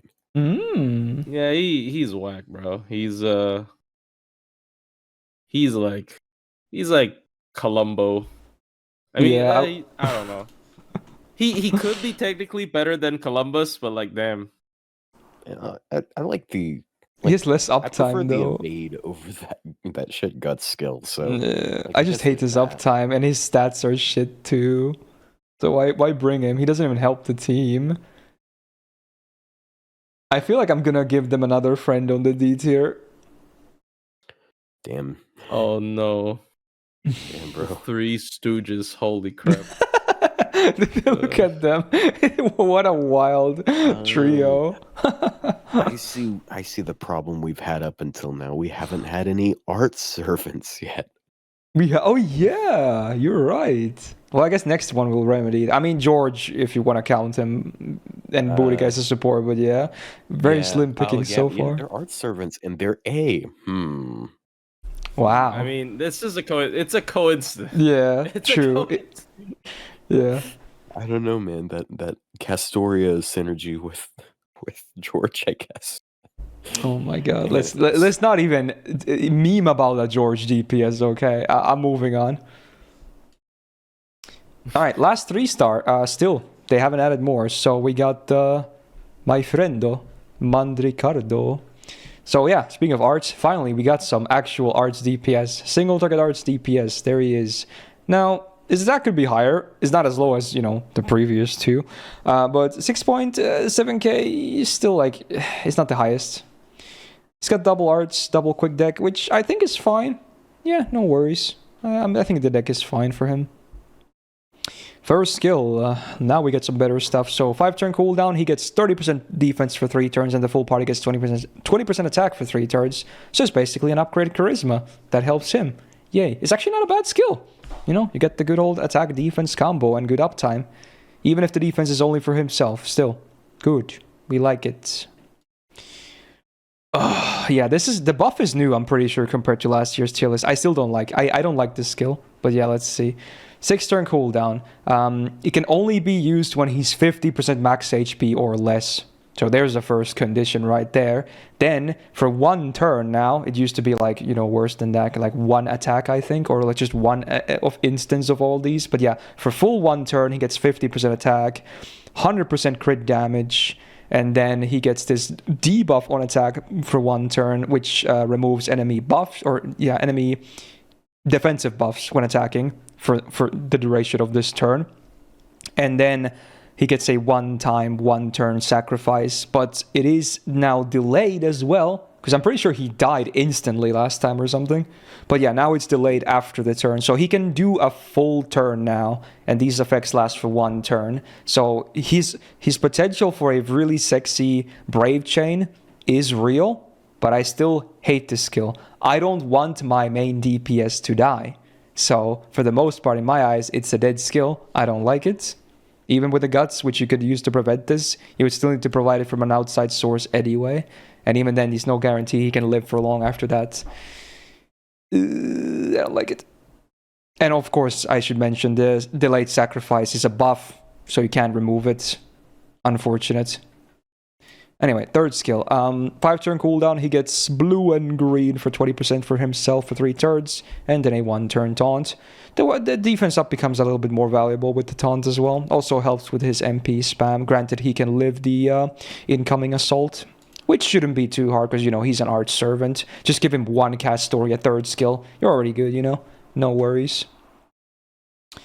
Magic Rest C, 15% debuff rest, cool. 8% quick up, also pretty cool. Not bad passives. Anti-Saber on the append. I don't think he's worthy enough for neutral DPSing. All right, MP. So he gets 10% attack down for 1 turn. I believe this is after damage, though, right? It should say before. So, for the MP, it doesn't really matter. For the Brave Chain, it does a little bit. For the MP, not so much. And then, before damage, he gets a 20% Rainbow on base OC for 1 turn, scaling up to 40%. Pretty okay. I mean, it makes, now every one of his Brave Chains is always good, basically, because of that. Granted, it includes the MP, of course. It is a 4-hitter as well, so he actually does refund a little bit from it. Especially as, in fact, he has the highest refund of all the single target riders in our list. No, it shouldn't be too surprising, though. So yeah, he's basically, usually he's compared to Ushi, of course, because they're, 3-star single target DPSs that are probably the best ones, because, there's not that much competition to begin with. But he's like, I like Ushi's kit a bit more on paper, but his MP is also more spammable. So there's that, because it refunds way better. So, yeah, but I hate his second skill still, even after the buff. Sure, the turn you're going to use it on is going to be way better now. Granted, you have his cards, which is also more RNG, but it doesn't... I still hate the sacrifice on it, because he's supposed to be like a main DPS. I don't know if this is a hot take. I feel like this might even give him more niches if his second skill just straight up allows him to sacrifice himself. On use? Yeah. No. Just without the HP condition. Yeah. Because in a normal in normal situations, if you're using him as a main DPS, you're not clicking this anyways. So this is just adding a needless sort of restriction to a situation where you don't necessarily want him to be in anyways. And it maybe if you use him, he could be single target Arash or something. I feel like that would give him some kind of weird niche in some farming comps or whatnot. But as of now, it's just way too difficult to trigger. And also I think Ryouma not just returning to the welfare shop, but also getting an MP upgrade kind of hurts his exclusivity as a free arts single target writer, because the reason why people really like him that much, at least in my opinion, I could be wrong, is because of the arts MP, and arts MPs always gets a little bit of a sweet bonus just because you can work with Castoria and whatnot. And nowadays I feel like Ryouma with the upgraded MP would definitely be a better fit for that kind of job. So I don't know, I don't think he's that amazing, but he's not bad either, for sure, as a 3-star. Yeah, he's still good. I'll probably put him in a B. A B. I think B plus is totally fair. What do you think, Otto? Do you have any comments on Mandricardo? He will never be my favorite arts writer. I like that taunt. That does that can either work towards the Castoria synergy because of her targetable invuln, or you could use it to get him to lower HP. Either way, it's going to help him get more NP gain. I think that's a pretty cool thing to place on a servant like him. I think it's fair to just ignore his second skill for the most part. I think between his first and third skill, if you look at the people he's comparing to, he doesn't have that many. He has a decent amount of effects for his stuff, and he loops fairly easily. So, oftentimes with an art servant, you just want someone with decent cards / refund, and then bam, you're fine. Castoria gives you so much. It's just there's that little flavor thing there. If you're not only using him as a DPS, you can also bring someone else as a DPS. He can help buff them, and once he kills the one caster on the field, he just dies off, and he can also yeah. I think he's pretty neat. It's just he'll never be in my heart. Okay, fair enough. To address one comment in chat, they were saying he should be A. Ushi has competition with Kintoki, she's so high. Well, the thing is, last year the welfare shop didn't exist. Now it does, and it has both Sakamoto Ryouma and Kintoki Rider in it. And Ushi already came down from EX to A plus because of that, and I think Mandricardo was A last year, so I think it's totally fair for him to come down to B plus. So they both get like a minus for them having, and they also buffed Ryouma's MP like Plushie said. So I think he's just way better now. So I think it's totally fair to bring them both down a minus because competition is way more prevalent now. They have permanent competition in those two welfares, so I think it's totally fair. But he's still good. B plus is not a bad ranking. It's still legit. But I just, sometimes the second skill is dead, which is not ideal. But yeah, you can work Mandricardo for sure. Alright, with that, we conclude the 3 stars and the low stars in general. Yay, pachi. Okay, so yeah, now we start the long journey ahead with the big 4 stars. There's actually a lot of SSR riders too, and it's like half and half, pretty much. In fact, is there more SSRs? There could be. There's 17 4 stars. Okay, one. Actually, no, there's more than that. There's 18 really like 4 stars. Random stuff riders for SSR. Like there's so many modern ones as well. Like not necessarily last year specifically, but like just within the recent 2-3 years, there's so many riders. I think it's equal. I just did a fast count. I think there's 18 4 stars and 18 SSRs. And that includes welfare. Interesting. Yeah. All right. Well, anyway, we should get on it. Yeah. Okay, so back to day 1. We're going to talk about Marie Antoinette. AoE quick DPS. There she is. Now, let's get some stat reference for myself again. So, among 4-star riders, 8.2k attack is low. So that's not good for a start. Among 4 stars is not that high in general. She's got a quick double arch stick, which I don't think fares her well either. She does have crit focus too. I would have loved to have seen Double Buster. Broken record, I know. But it is what it is. First skill, 6-turn cooldown. 80% chance to charm one enemy. I do like that the charm can be used on anyone. There's no requirements whatsoever. But I hate that it's 80% on max. That sucks. But then the party gets a free charisma, 20% attack for 3 turns. So that's cool. So it's so close to being a very nice charm. But now it's just like, why? I don't understand. Alright, second skill. 6-turn cooldown. Now, talk about defensive skills though. Invul for 3 attacks for self, and then 600 HP per turn for 5 turns. The healing is like whatever. Quick math, what is that? 3k healing over 5 turns? It's not that much. It's pretty low. But man, 3-hit invul, no limit. I mean, the cooldown is higher than PFA, but man, that is a beefy skill. Especially on team, it's going to be really hard to kill her, even as a quick servant, so cool. Third skill, 5-turn cooldown. She gets 30% mental debuff success rate for 3 turns, which I guess, quote-unquote solves the issue of the first skill. So it's not completely hopeless. And then she also gets a 2.5k heal. I always don't... I mean, it's nice that she has some way of doing it, but I never understood, why introduce a demerit for a servant if they're going to be forced to put their own plaster on anyway. I don't get it. They just gimped the numbers. Did they want to give her less effects? Because this could have been some other effect besides mental debuff success rate up, if she had a base 100% anyway. I mean, granted, yeah, this is now 110% on base, which fights some resistances too, but I don't get it. What's the point of giving, crippling the servant if they're going to fix their own problem anyway? Just make it fine on base and then give her some other nice effect instead. So, yeah, I don't get it. Anyway, kind of a mixed bag of skills. She's got some offense, some defense, but kind of wonky, in my opinion. Needs more. 15% debuff res, 11% quick. Pretty okay passives, at least. Not too bad. Can't really expect more than that for a day 1 SR.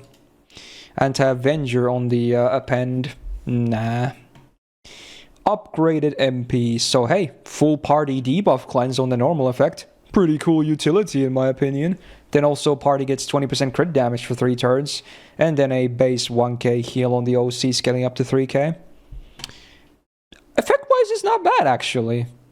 Because the heal. Did I mention the heal is AoE? But yeah, it is. Yeah. So it's basically a support MP that does damage. In fact, I feel like nowadays maybe if they were re-releasing her, they might make her like a full support, which I think they should have back then already. Like this was a full support MP. There could be some. I think she would have way more uses, honestly, depending on what they would change over the damage. Yeah. She can take care of herself. She's got that charisma, that charm, crit damage, cleanse, heal. There's a lot of stuff going on, but now she's a DPS, so she's in this weird spot where, yeah, she has a lot of team utility, but I don't think I would still bring her as is, really almost like ever. And her farming, from what I remember, is she even on the sheet? Well, she is, but yeah, the numbers are pretty trash. I mean, this is a super scope setup. You can definitely improve on this, but it's probably not going to be very generous anyway. Yeah, basically everything that shows super scope there, you can go like triple Scotty with the 50%. Yeah, basically. Yeah. How it works. So the numbers are a bit misleading with that, and I think... But since most of them are like that, you can still get a comparison between them anyway. I mean, a lot of them are obviously between SSRs, but still, yeah, you can see some comparisons. Yeah, it's just I don't know. Like as far as looping goes, like I have run numbers with her in particular. It's it really just comes down to the lack of a battery that makes it hard to compete with modern quick loopers. But I mean, like, as far as AoE riders go, like I don't think we really need that many farmers. So like I definitely prefer her for challenge quests. Yeah. Because like we have so many farming riders, it is actually insane how many. Like at least half of the ones you see here are capable of 3-turn looping. It's fucking insane. Yeah, I mean, maybe I just don't have enough experience with this character, but she definitely feels like she lives very well in a team, but like, what does she actually do after not dying? Well, yeah, her MP does have good utility, I'd say. Like, debuff, cleanse, heal, crit buff. It's all really nice effects, to be honest. But I guess this is what makes her like kind of okay. But like in general, unless you're using her as a pure support, I wouldn't go for it.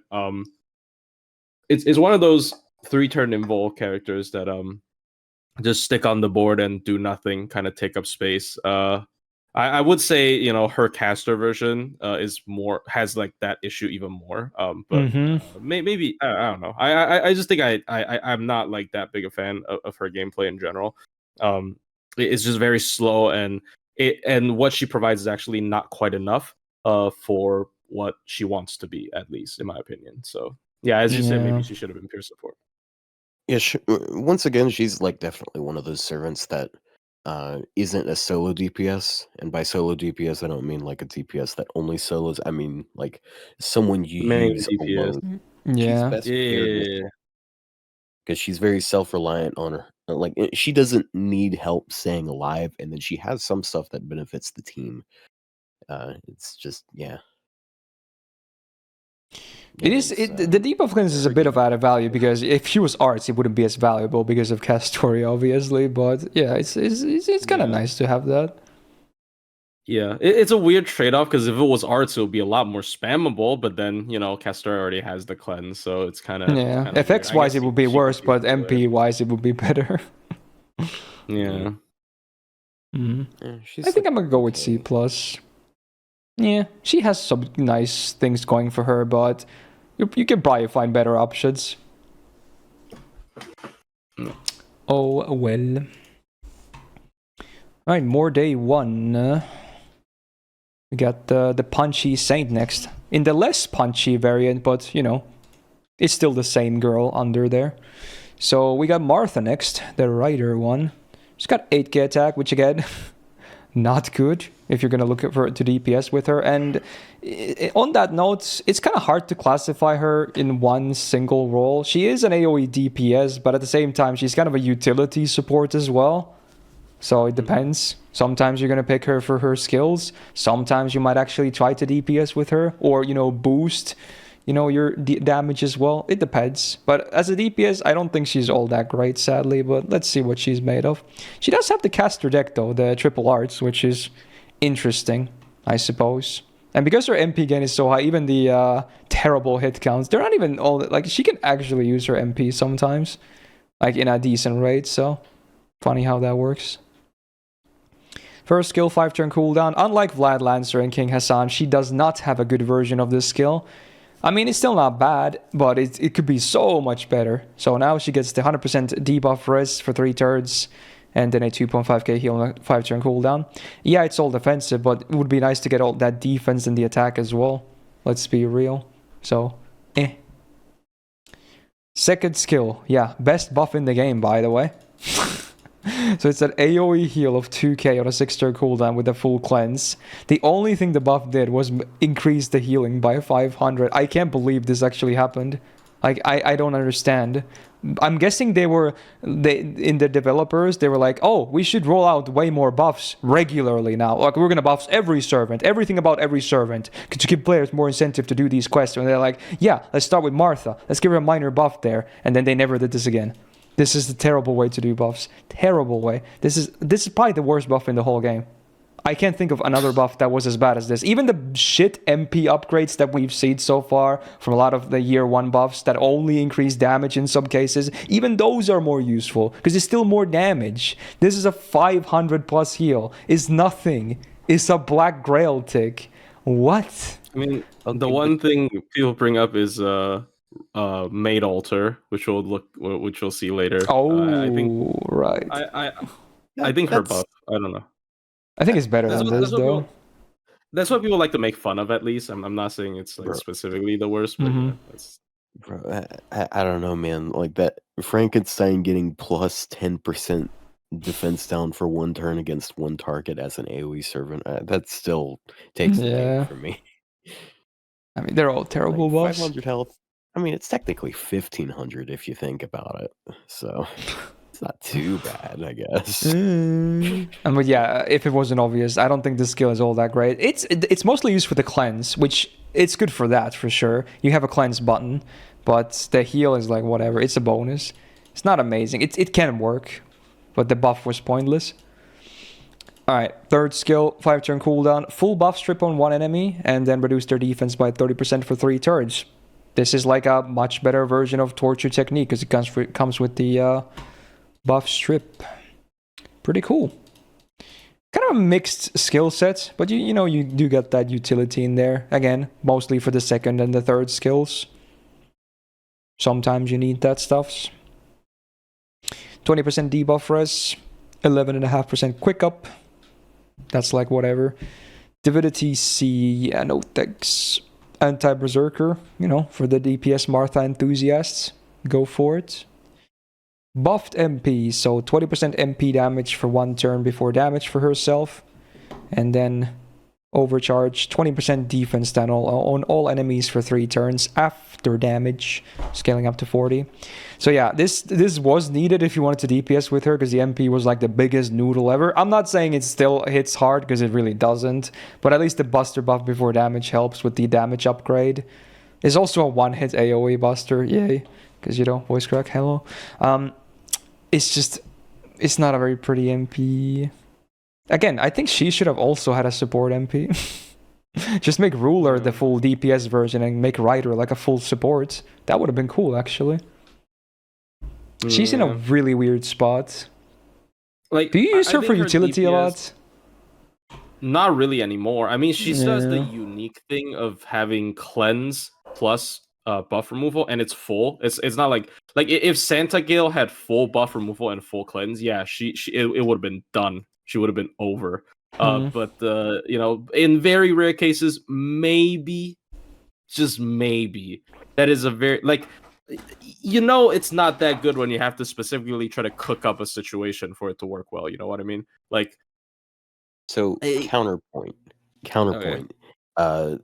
The times that she has been very useful have a couple of the times she has been most useful have been caster bosses. Like, she's very clutch when it comes to the Demeter boss fight, because she can She can remove the max Defense, HP damage and card. the buff Oh, blocks. match HP, yeah, Also sure. The buff defense. block is specifically, Because yeah. the defense, that shit'll just rock you.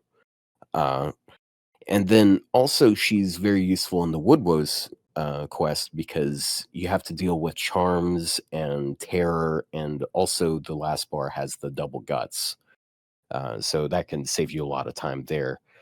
There's also, I don't know, there's just a lot of situations where both of those things come up at the same time. Like another I one guess, that comes to mind is Beast Korean from Olympus, because there's another guts gimmick on the last bar, and then you also have to deal with more terror and debuffs and shit. So like she's deceptively useful, I would say.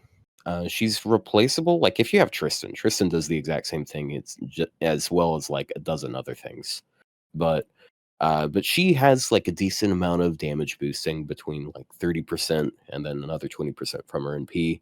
Her NP doesn't do much damage, but she can still help you do a bit more damage, as I've observed with Demeter. I guess. She's got some actually pretty decent use cases from my experience. I mean, like, yeah, but I guess the buff purge is nice because like it's a really good uptime for buff purge on a skill. Like 5-turn cooldown is legitimately really good. It doesn't get for better buff than purge that, right? skills.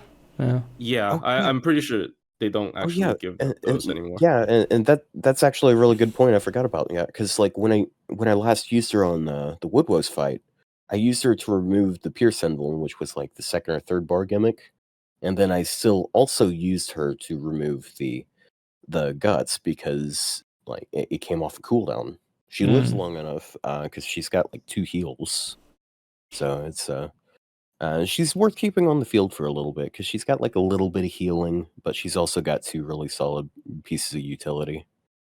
So there's also the case that someone in the chat pointed out, the case false Barbatus race, because you get those random debuffs on you at the beginning of the fight, and I think he could also maybe buff himself too, if that could be relevant too for buff removal. But yeah, some of those buffs were like they were minus 50% card types and whatnot, which would prevent most one shots if you were going simple counts.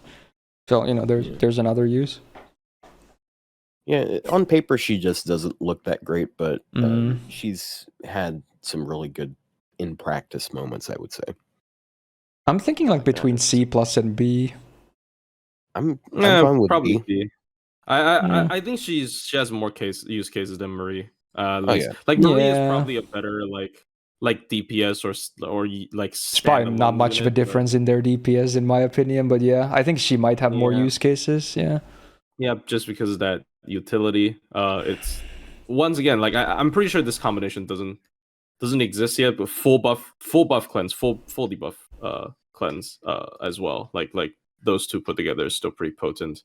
When it comes to like having both of those things on one servant, like oftentimes you'll have to pick 2 separate servants to deal with that, and like one of those is provided by Castoria to be fair, but buff removal is still kind of rare. As far as supports go, like there's only like 3 or 4 that have buff removal, and then like that's like, I mean, some do it on AoE as well, but yeah, that's a whole nother topic. I think one thing that's also kind of nice about her, she's a good backliner, because remember, when she comes in, she can immediately deal with potential buffs that enemy has gotten over the turns. She can also get more use of the heal, because you're probably damaged after some turns, the cleanse. So I feel like she's maybe more useful after the first initial turn. So as a backliner, she's not bad either, coming in later. Probably. Yeah, I like the idea of her getting like a team charge. It's sort of like a side grade to Asclepius in some ways, because he just buff her, give her like a unique version of the protection of the faith, because her version is kind of like whatever now. Make it like charge, yeah. That'd be interesting. Yeah. All right, now we stray a little bit. Oh, what would you say? She could pray for someone else for once. Yeah, true. Interesting. Make her convert. That would be a controversy. Anyway, moving a bit away from day 1, but still very much year 1. In fact, the first half of the year. more pirates. We got Anne Bonny and Mary Reed. We covered their summer version in the Archer list, but now the OG rider. So single target quick DPS servant. 9k attack is pretty much average among 4-star riders, more or less. They got double arts, double quick. So again, a lot of really old riders. They have this deck, which I think most modern riders or most riders after like year 2 or so have like double buster, double arts. But yeah, they have this deck as well. Not a huge fan, honestly. Again, they also have some crit focus. Alright, first skill though, this is an interesting one. So 6 turn cooldown, they get a guts for 1 time 3 turns, 1 HP revive, there's another one by the way. They get a 1 turn taunt, they get 30% MP gain for 3 turns, and then 50% star gen for 3 turns. Compared to what this used to be, this is one of the better buffs for sure. It was so bad, but yeah. Very cool combo, not just for the new effects that they added, but yeah, obviously if they're lower HP via the taunt, or you know, just getting hit, but the taunt makes it more consistent, their MP does more damage, of course. So yeah, pretty cool skill now, I would say. And obviously MP gain, even if it's not MP gain from damage taken version, it still increases your MP gain from damage taken. It doesn't scale as much as that one does, but it still helps for that too. And obviously helps with face cards too. So that's cool. Second skill, 5 turn cooldown, 100% crit damage for 1 turn for self, and a 25-star bomb. There you go again. Where's the double buster, dude? Anyway, cool little skill. It is a big downtime, but it's some big numbers though for these effects, and they have good synergies. So yeah, and you combo that with some other stuff. Yeah, not bad. Like the third skill.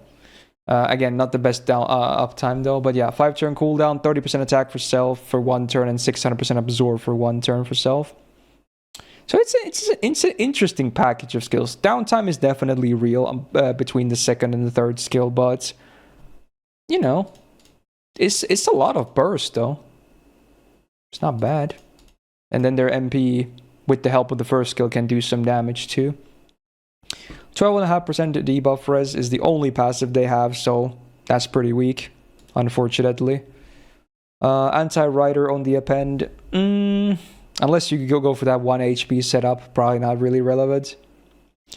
And speaking of the 1 HP setups, we got the MP, which has been buffed. So on base, there's nothing besides damage. Surprising, because again, it's a really old buff. And yeah, this was literally just a damage buff. They changed nothing. But the overcharge is bonus damage or bonus multiplier based on missing HP from 1200% to 2k. Funny. So obviously the lower HP, the more damage you do. So this is a fun servant. I was literally just using them because, like, as I said earlier, they have Dome 1 synergy since they're chaotic evil. They're definitely one of those ones that have actually aged a bit better than people have realized. Yeah. Because, like, the addition of Mighty Chains and then, like, other quick supports and other quick support, I mean, and they're... So, their NP does get a bit of focus and a bit of shit because, like, it's only one effect. But the way... And then, like, it's also, you have to enable the gimmick somehow. I don't really see the low HP thing being a requirement. It's not like you gotta have 1 HP for it to do anything. For me, it's more so like it's like the lower, like, that's a bit extra because they already have decent NP damage as is because they have an upgraded NP. And then, like, if they're under 100% HP, they're just doing more damage. So they just have the bonus of, like, if they're not at max HP, then more damage. Also, another thing that I've seen people give them crap for is, which is I don't quite understand, is their NP gain, which it's basically slightly better than Ushi's, and I don't see the same people complaining about Ushi's NP gain. So, just gonna leave that there. Yeah. I mean, me personally, I think their kit is very focused on just 1 turn burst, which I guess is a good fit for them. But there's one thing I really don't like, which is the Taunted Guts. Like, Taunted Guts interacts very strangely. It can still get them killed if not handled properly. So that could be a bit of a nitpick because the taunt is only one turn, so it's not like, it's but like, if you really want that first skill to reliably proc the gimmick at max potential, it can be a little bit annoying. But I guess they're just fine. But like, as a normal servant, their kit really doesn't offer much other than burst damage, which, like, it's not necessarily always a bad thing for a servant to be like that. But I don't know how to put it. This is, I don't know, man. I guess I don't use them enough. That's my excuse. There, it's just I don't really use them enough. And personally, I think unless you have them at like a really decent MP level, it might not be worth the effort. Like, with so many welfares being competitive as well these days, it's just. Yeah, that is true. I was about to say the competition for them is still the biggest problem. Even if they themselves are not a bad servant, we have a lot of solid single target riders. Yeah. And then, like, my experience, like, even though I definitely use them, I probably use them more than anyone, like, watching this right now. But chances are, to be fair, I am used to NP5 performance, so I probably have a bit more positive of an experience. So I gotta identify my bias there. But I know the one turn damage thing is a bit of a focus with some people, but like, I think it's more so like you can alternate between like burst turns with the NP and then burst turns with crits. And that's sort of like how it's kind of how quick servants oftentimes go. They'll just alternate between doing NP damage and doing card damage. It's Buster's thing, but they do it more consistently. That's anyways. I don't know. I think it's just whatever. They're also like probably hovering around the B and C plus. Like, maybe they do have bigger like damage potential if you want to, like, because like, having the ability to do funny numbers might be but it could be a plus. I don't know. I think B is fair, I guess. I don't really see them really pulling off anything crazy though either. So I think it's just one of those cases where it's like a solid single target DPS, but overshadowed by a lot of competition.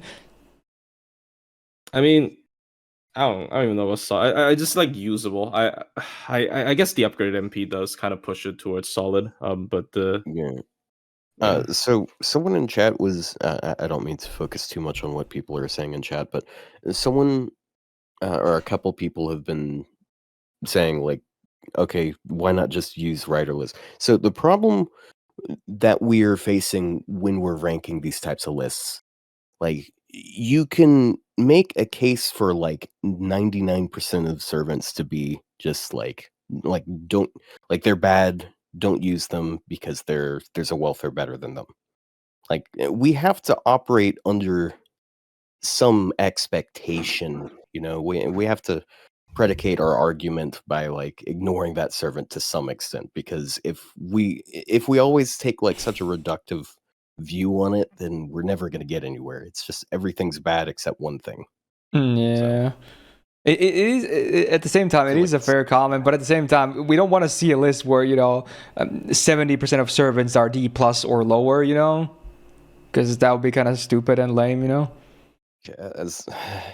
I just hope that this doesn't turn into the Saber list again with Iori just shitting on everyone and it just being annoying.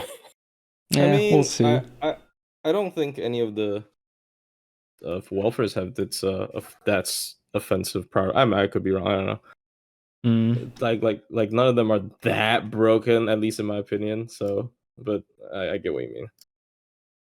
It is reality, yeah, but at the same time, we still, like, obviously, we do put a lot of emphasis on comparison, but I feel like if a servant is still fine and, completely good, like, yeah, sure, they might not perform as well as this servant that you might also have access to. I'm not going to put them in E tier because of that, So, it's just how. I think it's better to rank them like this. Anyway, next servant for that. I mean, I put Mary and Anne on B, by the way, but we'll see if I move them later. Yeah, I'm fine with B.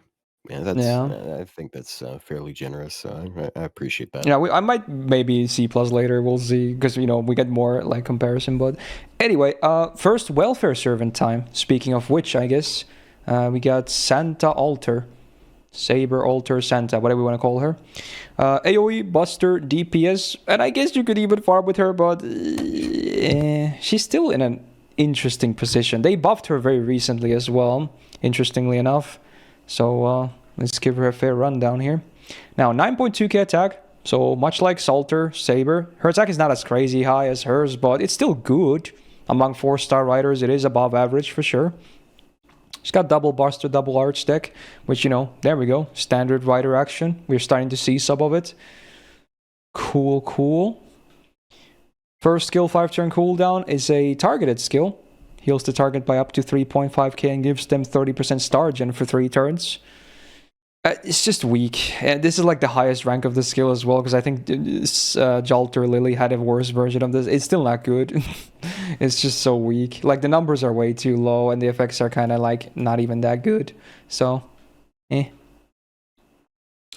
Now, here's the buff, though. I personally like this buff. Like, I'll be the first to say is, will it really make her that much more usable? Maybe not, but do I think the skill is really good now? Yeah. So, on a 5-turn cooldown, the full party gets 10% battery, overcharged by 1 step for 1 time, 3 turns, 20% crit damage for 3 turns, and a 30 Ishtar bomb. That's a lot of stuff, and a lot of good stuff, too. So, on a 5-turn cooldown, that's really good in my opinion. Very good. Maybe a bit misplaced on a servant, sadly. That might be the main issue. But is still a really strong skill now after the buff. You can tell it's a modern one. Ooh, feels good. Third skill though. Ooh, 5-turn cooldown, 45% buster up for self for 1 turn. Oh, that's it. That's the whole kit. Like, skills 1 and 3 are like, I want to flush them down the toilet. Skill 2 is like, I'd sleep with this skill. Yeah, I said it. Okay. Okay, move. You probably wouldn't have to flush twice. True. Yeah. Anyway, 20% debuff res. Cool. 10% quick up. Maybe not so cool. It's there. Anti-Saber. Nah, on the append. Nah, no thanks. Ooh, the MP. Ooh. So, yikes. She does have the funny damage mod, though. Or the base, like the, thing. It's higher than usual, like Salter does. So, I guess that's why it hasn't maybe been buffed yet. So, it does more damage than a non-buffed Saber. Or, not Saber. Buster MP. And then the overcharge is 10% refund on base, scaling up to 30. But yeah, it's kind of basic. 3 hits AoE, doesn't even do that many stars. Even if you give the first skill to herself for that star gen, it still won't really generate many stars anyway. Ooh, like, I love the second skill, but that's like the one nice thing about her. Everything else is kind of doo-doo, I'm not gonna lie. The MP hits okay, especially if the mana burst, of course, because her attack is high, free MP 5, higher mod than usual, and then this, but that's like 1 turn every so often. I was thinking, what if the overcharge was 2? Maybe that would have helped her farming, because that would make her MP get 20 back 1 time. But yeah. Like it's just meme territory still. Like, in my opinion, no, it doesn't help with that, because it's 1 step. It goes to 15% instead of 20. Yeah. Oh, you meant 2 steps. I thought you meant 2 times 3 turns. Okay. And on turn 2, she could get 30%. Ah, right. Yeah, but sure. I'm not even sure if that helps. Like, overcharge is a nice. I think if it was 2 stages, I can find some interesting usages with her, because I really like building like multi-core farming teams with Tonalico, and she really appreciates overcharge. But 1 stage is a bit awkward. And the Saber Altar, I think you put it really well with how the buff is misplaced. I think in terms of buffing servants, they should actually allow servants to get multiple buffs at once, because there are servants that are just so far behind that even if they got one like really decent buff, it's just not enough to actually bring up their relevancy. They need multiple at once. And you know, with the way how they buff servants right now, they don't even like. I think the closest they've ever done back-to-back buffs was for Suzuka's Saber or something, and I'm not even sure how like sorry. Oops, sorry. No worries. I'm not even sure how close you know, those two buffs are, but like yeah, like they definitely should allow multiple buffs at once. You know, otherwise they're just wasting like pretty decent buffs on servants that are way too behind. And she would still probably just be a beat stick for like as a writer AoE. Oh yeah, they did it for Ozzy too. Speaking of this list too, he got 2 buffs very close to each other. Yeah, he really needed them. By the way, yeah. Thanks, game. Anyway. Yeah, man, I love the second skill. It's just it doesn't really help her in particular. At least not yet. She would need way more, like you said. Yeah, 20% is just such a small number too. Why did they make a typo? Well, to be honest, it's very loaded for a 5-turn cooldown. So I feel like 20% is fine. Like, look at all this stuff you get for 5-turn cooldown. Like, you look at that, and then you look at like Bart's second skill. You got the 10% charge. You got 50% credit instead of 20%, and then like you don't have the overcharge, but you do have star manipulation there. And he has stars on a different skill. Like I do not see in a situation where that's better. But to be fair, Bart's not going to do any NP damage. So yeah, this is a hard placement. Dude, you don't understand. They really went ahead and buffed the best single target rider to make sure he's the best single target. Okay, no, this is a spoiler, but you know. Yeah. Anyways. This is a hard placement. Last year I had her on a flat D, which I don't know, maybe that was a bit low anyway, because she still kind of hits hard on the MP. But I don't know, like this probably doesn't change too much anyway. Even if I really like this skill. D plus is fair. D plus to C is fair, I guess. I mean, I maybe C. I feel like D plus is a bit dirty with the buff. Yeah. I'm fine with D plus, honestly. Yeah, I mean, like I think Bard is a great point of comparison actually, because I like C. He's a 1-star, and then he like does something similar. And she is now all the shot. She's always available too, which helps. We rated Protoku too low. He just guarded both of my Nobukatsu's debuffs without his skill active. Did we? I don't know. I feel like Protoku is like one of those cases that hasn't aged well at all. Yeah. Like someone also in the comments of that Lancer tier list pointed out that Proto-Ku is the more offensive focused Ku, but Ku still does more MP damage than him, like the OG one. The buff. Yeah, especially after well, they both have MP buffs still, but yeah, he has the attack buff from the gut skill. Yeah. So like, it's funny. I mean, yeah, I mean, like, man, it's a mixture of 2 damage types to be fair, but whatever. Yeah, I mean, I was more towards D plus, but yeah, I mean, it's close. Yeah. Oh boy. Anyway, fun times. Let's. Yeah, I mean, I'm in that club as well. But yeah, we're gonna talk about Astolfo next, the one and only, one of the more famous characters to come out of the Fate franchise in general. Mostly because I guess there's not that many famous traps out there in the anime-like genres, so. It's definitely one of the more well-known ones. And what do we have for gameplay, though? AoE quick DPS. 8.9k attack, just hovering below average among 4-star riders. He's got the full triple quick deck, and gotta say, I don't like it. His quicks are so bad, too, so... Ooh. I mean, it's easy quick chains, but yikes. First skill. Not good. 5-turn cooldown. 28% attack for 1 turn. What? That's illegal in 2024. This should be banned. Do something about it. Second skill. 8-turn cooldown. 90% chance to stun 1 enemy for 1 turn. Again, very nice that it doesn't limit the targets. But what? It's not even 100% when it's an 8-turn cooldown? Like, come on, bro. What is that? That's disgusting. Third skill is the funny one, which a lot of people don't know exactly how this works properly because it's not the most clear skill out there, but here's how it works.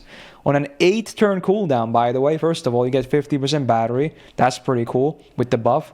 You get 10 stars per turn. Okay, well, actually, I shouldn't say that because now we should talk about how the skill actually works. You get 3 buffs. You get a star regen buff, you get a star gen buff, and you get a crit damage buff. These will always appear to you. A lot of people think that because it says 65% chance is like Imperial privilege where it checks on use. It doesn't. You always get these 3 buffs. The problem is the checks happen at the start of your turn, but there is no indicator if they ever worked. I mean, the stars one is easy to tell. You can see if you got stars between turns, of course, because, you know, you just got bonus stars. But for the star gen and the crit damage, you can't tell. You just don't know if they're active or not in the turn you're going in. It's stupid, in my opinion. But anyway, numbers, though. 10 stars per turn, 60% 5 chance. 50% star gen for 5 turns. Again, same activation chance, and then 40% crit damage for 5 turns. So again, it checks every single turn, but they should. I don't know why because a lot of, like, for instance, Umucaster, right? She has the conditional MP gain when you're like low enough HP. You always get the buff, but it's like grayed out when it's not active, and when it's active, it's like lit up. Why isn't this one like that? You don't know if you have a bonus star gen or crit damage active. Again, would be cool for the stars. So, but at least that one you can notice. But yeah, you just don't know until you go. It's weird because they're always lit up on your bar, even though they might not even be active. I don't understand. It's weird. They could easily fix that. Design. It is. I was like, oh, because it's a early syndrome. But because the only like example I thought of was Tonalico for the attack up. But like I forgot Umucaster had that all the way back. Yeah, same here, by the way. Same here. There's no excuse, but you know, look on the bright side with his hit counts, the star rate up. Yeah, true. Whether it's activates or not, it yeah, the star gen is like whatever, I guess. But the crit damage would be always cool to have, honestly. Yeah, it's so bad. Why don't they fix? I mean, I guess. But yeah, the weird workings aside, on an 8-turn cooldown, it's still not a bad skill. Mostly because they added the 50% battery, which was very much needed, by the way, because his gains are dog water. But yeah, it's passable as a skill. Some people might think it's like, oh, it's amazing, but it's not. It's not amazing. If it was 100% on everything, then maybe it's pretty good. But as is, Yeah, bad skills overall. Just bad. Alright, Magic Res A, cool, very nice. 11% quick is very nice. Mostly for damage though, because again, his gains are so bad. But hey, he has 4 quick cards, so that's a pretty nice chunk of damage. And then 8% crit damage, also a cool bonus. Most riders don't have crit damage at all on their passives. Anti-Saber Append, nope. MP has been buffed. And the MP is definitely the best part about him. So the weakest thing is the OC. So on base you get 10 Star Bomb, scaling up to 30. But then on normal effect, besides damage, ignores defense. Awesome. And then 3-hit evasion for self on every use. I mean, obviously if you have an evasion, including this one, when you use it, it doesn't refresh or overwrite. But man, no limit, no nothing. Like it's just 3 attacks as long as it takes. Like, wow. Like it's sad and good. Like it's good obviously because the effects are good, but it's sad because they gimped him so freaking bad because of this MP. They absolutely destroyed his gains because they were like, oh, we can't have that be spammable. And again, maybe for the best because it will be kind of broken. It will probably like be one of the best soloers if the boss doesn't have sure hit buff removal in Vulpierce. But like, man, it still doesn't warrant this bad of a gain set and this bad of a skill set. Like, it's not that amazing. It's really good, but it's not like game-breaking good. And no, it doesn't stack. That's what I meant. Like, you know, again, if you have any evasion up, be it hit-based, turn-based, even CEs, like the Bathing Under the Sunlight one, if you use this MP, you don't get this. You don't get it. It will whiff. Even if you have this, like, let's say 1 attack left of this, you don't get to refresh it or stack it or overwrite. You have to have no evasion when you use this. So just, again, in case I didn't explain it properly. But yeah, damn. Good MP, but everything else is just lacking, and not. He looks worse every year for sure. One of those cases. I mean, even for solos, I think 3-time evade is like it's actually a lot of times it's just a 1-turn evade because like you're the only one taking the hits. But I mean that's beyond the point. I think yes, PFA or protection from arrows on MP sounds insane, but damn, like you said, all the gimping that happens just because of thing, just to prevent him from spamming his MP. Is just absolutely horrendous. The 50 battery used to be kind of rare on AoE servants, so like people really liked him after he got the buff because like, oh, it's a 50 battery on AoE. Not anymore. It's not at all rare. Right now, the standard is 50% battery on AoE, and you have to be able to loop your MP pretty well. And no, he's not even close to that. So his deck is also not that great. Just overall. I don't know, man. I think he's pretty horrible servant nowadays. There's almost like no use case. Like, to be fair, like he did invent what I call Astolfo looping, which is super. Oh, it's just fake looping. Yeah. Manual 300. Yeah, the brute force, right?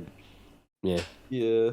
The manual. So he have some of the most consistent quick looping out there. That's one way of looking at it. This is anyone with actually now with Oberon. That's just anyone with 30. Yeah. Yeah, but like he did it before anyone else. Yeah, I would definitely not place him as a farmer like Sonic in the chat is saying. He's placed as a DPS, but even then he's like has aged so badly. Yeah. He's got 3 terrible skills. Like less than 30% attack for 1 turn on a 5-turn cooldown. How? With his gains, if you're like soloing with him, or like no, with his gains, if you're like running a team with him and without like additional battery charge, even though it is protection from arrows on MP, he might not be able to use it that much more often than Ku's protection from arrows. You know, it's only a 5-turn cooldown, and he can't get his MP back for the life of him. Oh, is this question? Did you mention his defensive NP gain? No. Oh no. Yeah, he's also very unique in another way. Did they give that too? Reason, yeah. Instead of getting 3% per hit taken like every other rider, he has 1% per hit taken. So yeah. Like, why? They were so scared of that MP, dude. Holy. They're very scared of it. They're so scared of that. So like even in solos, my he's gimped God. because he's getting 1/3 the charge from like someone who does like this whole thing, who is like, oh, AoE spam MP and then never take hits, much better than he does. Obviously, it's not fair. In my opinion, is Jinako, right? Like Jinako, with the MP gain's not amazing, but like it's not Astolfo. And 1-turn invul sometimes is better than. Yeah, with Jinako, if you're fighting a class that has decent refund, and then you have like a smiling face MLB, and you do a full arts crit chain with the MP, you can maybe refund fully, but usually you don't refund fully, or unless the enemy also has like multi attacks. But it's still way more doable than Astolfo. And their kid is not this, of course. I mean, she has a really good skill kit, actually, but that's probably beyond the point. But you know what I mean? It's not up to standard. It's not worth gimping so many things just because of that 1 MP effect. It's no longer worth it. So I'm thinking D plus is down from Sela from last year. Every year just looks worse and more competition. Yeah. I love him. I even have a Grailed version, like on my JP account, but gameplay wise, yeah. Unfortunate. Yeah, he has not aged well at all. Like, he was peaked when he got that buff to get the 50% battery, because then back then farming wasn't looping anyway, and he was actually like decent at it. Yeah. But after that, it was an early buff, right? Yeah, it was an early. I think it was like less than a year after his release, probably, or a year at most. Yeah. So that was still early on, pretty much. It was early, yeah. That was before Scotty for sure, where looping begun. Yeah.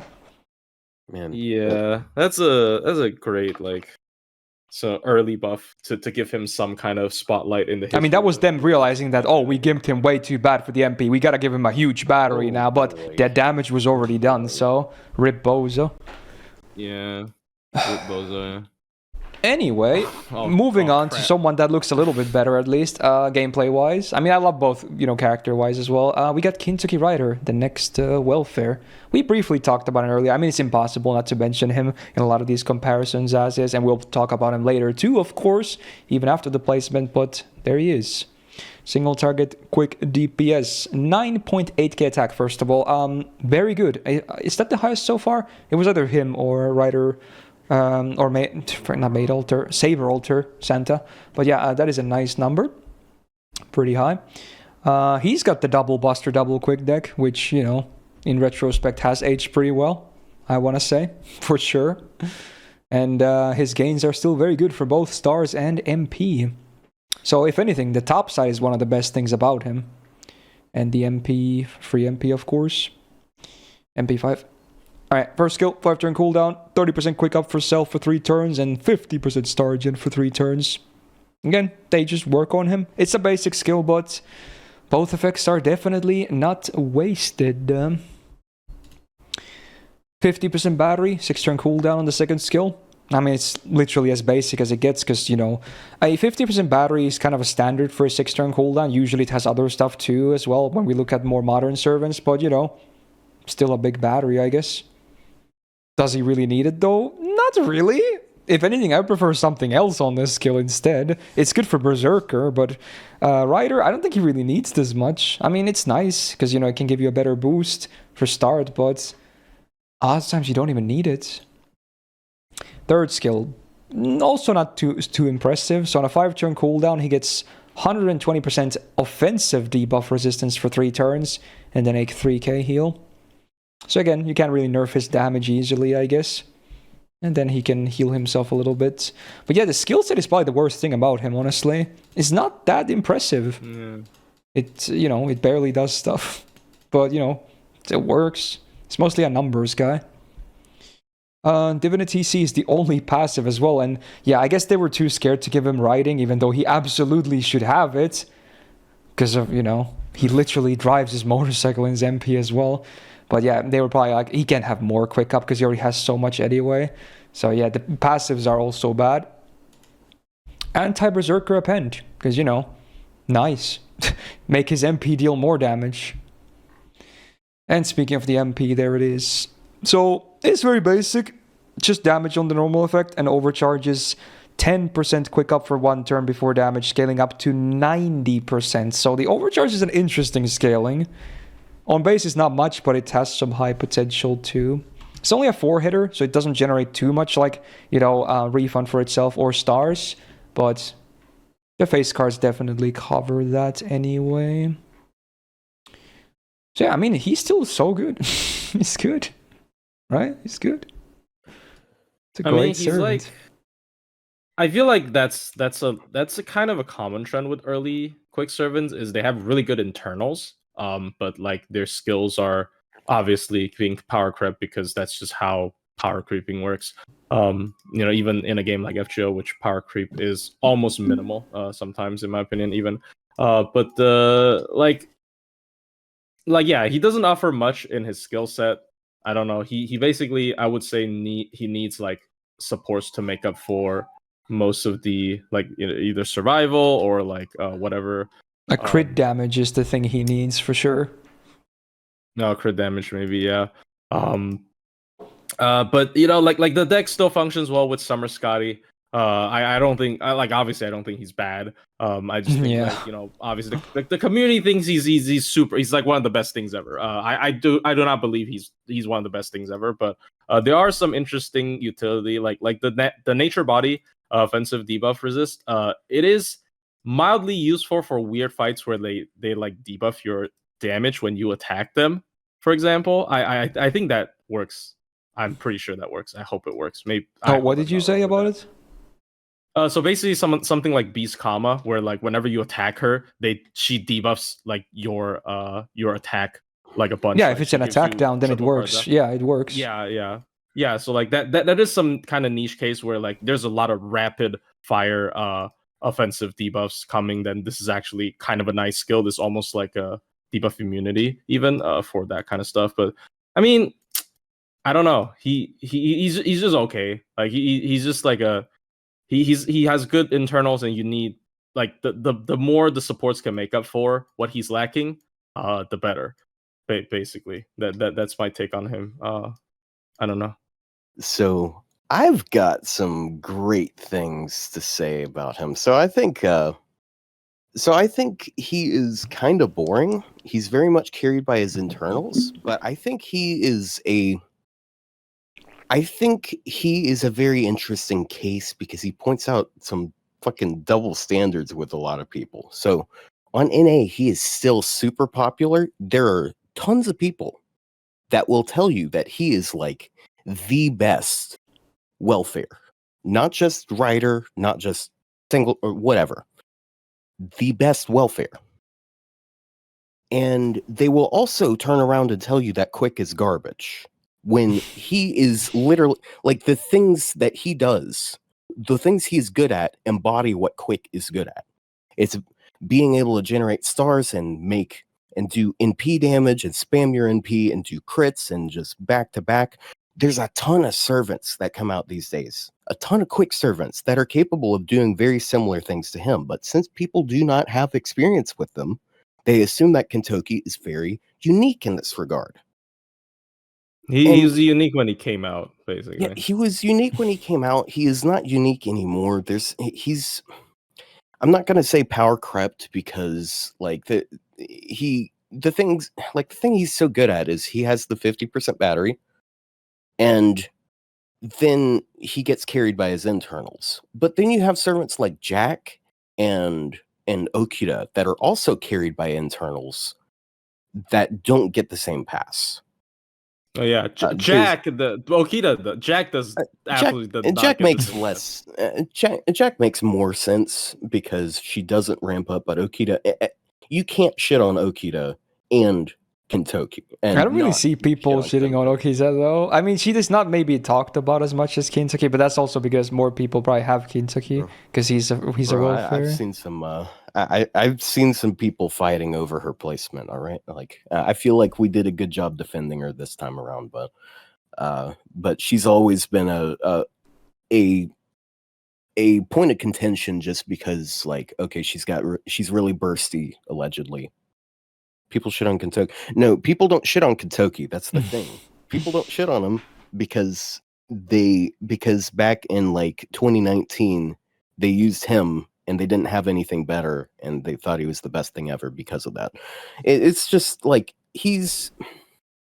I think he is solid. It's just like a lot of the positive arguments that people give him can be applied to most Quick servants these days. So you guys in chat that are saying like EX tier and shit, if I see you guys saying Quick meta is dead later on, then fuck you, okay? Just fuck you. Be consistent. Like, okay. There's no expectation placed on you for that, but please. I mean, like it's just good internal. Like the one thing I will say is that the deck is pretty nice. The deck like that is also why I like it's like Okita. It's like one of the things when I talked about Okita compared to other single target Quick sabers is her deck. Her deck is absolutely. I mean, obviously she has other things like the 30% defense sounds is huge that ramps up in challenge quests. Like my god, yeah, the deck is certainly really nice with Summer Scotty. But yeah, like Kintoki definitely is lacking a lot of stuff. I think people have a lot of hope for Okita, and then they're more so they don't really think she's bad. They're more so like disappointed with her buff, I would say, rather than actually thinking she's bad. So, but yeah, Kintoki Rider probably a bit overrated, but I don't even know how the community feels these days, to be honest.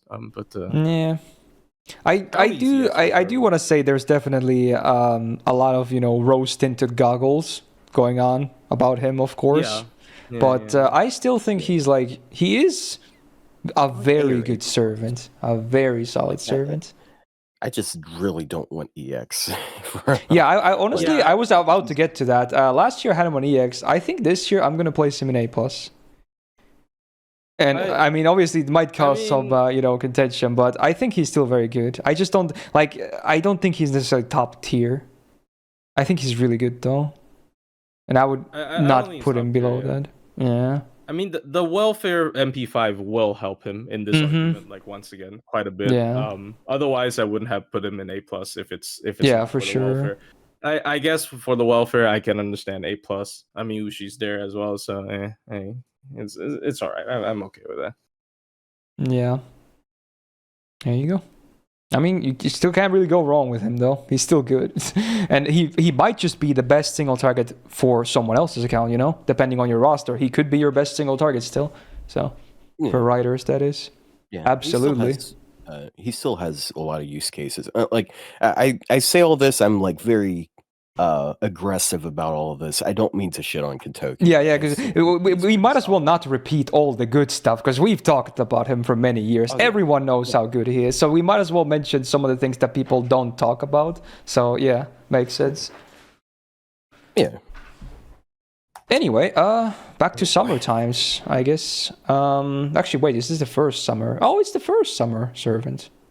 Yeah, I don't know why I said back. Okay, I'm stupid. Well, back in terms of other lists. Yeah, fixed it. Okay, now I don't look dumb. Anyway, Surfmo. There she is. AoE Arts Writer. Definitely a farmer. I guess you could DPS with her as well, because the MP is, it's still nice to have a spammable MP on DPS as well, but I feel like most people just use her in farming instead. Notoriously high refund. That's like the one big thing she's famous for. Now, 9.2k attack, pretty good. Again, higher than most, or on average, 4-star riders. Pretty good. She's also got the double arts, double quick deck, so we're back to that. I don't think she really needs the gains deck. She already has so much gains from the MP alone, but sure, why not? First skill, 5-turn cooldown. She gets 30% arts for 3 turns, and that's it. I mean, yeah, it helps. A lot of times you don't even need a lot of help for supports in terms of like refund at least. Damage she could use for sure, but refund, she's good. Second skill, 7-turn cooldown for some reason for a 1-turn evasion on self and 50% star gen for 1 turn. This is so bad. Like, why the flip, pun intended, is this a 7-turn cooldown? This could be just okay on a 5-turn cooldown, because then it would be on the better side of the 1-turn evades. But even then it would be like, okay, 50% star gen for 1 turn on an AoE art servant? Cool. Like, okay. 7 turns? You're high. This is why I don't really like her as a DPS. This is so bad against bosses. I mean, not that you really need too much defense on an art servant against bosses anyway, but yeah. Bad. Just bad. Makes no sense. And people give Ushi's third skill a bit of crap. Yeah, it's like, even that is like so much better, yeah. It's so sad. Alright, third skill, also 7-turn cooldown. Guts for 1 time, 3 turns, 1k revive, and then a 30% battery. Again, basically only used for the battery. That is not a good uptime for the guts. It is a 4-turn downtime, effectively minimum. Ouch. Why is it not a 5-turn one? At least make it that. But yeah, the skills are not pretty. They're kind of ugly even. But for looping, they work, I guess. For DPSing, yikers. Alright, skills. 17.5% debuff res, cool. The other passive though, 5% arts and star gen. Most notably the arts, because why not? She's got to have more gains. Appendage against sabers. Nah. Her damage is not that great. And the MP then. No effects on the normal side besides damage and the overcharge. Hey, we're back to, what was it, Blackbeard, right? That does it. 50% chance to AoE drain by 1, scaling up to 90. I think the scaling is a little bit better because I think his was like 40 on base. But yeah, I still hate this. This sucks. Sucks. And they're also individual calculations, by the way, which makes it even worse, arguably. I take a 50% full coin flip on the enemy team rather than individual calcs on 50 with my coin flips. But it is a 5-hitter, so of course, with her 0.71 refund and some arts buffs and, support help, she will refund like crazy. In fact, she is one of the highest arts AoE refunds in the entire game. If not the highest. Who was? I forgot who would like the top ones, but yeah, she has to be up there for sure. Crazy refund. She might even almost fully refunds from like 2 targets, which is very interesting for an Arch Servant.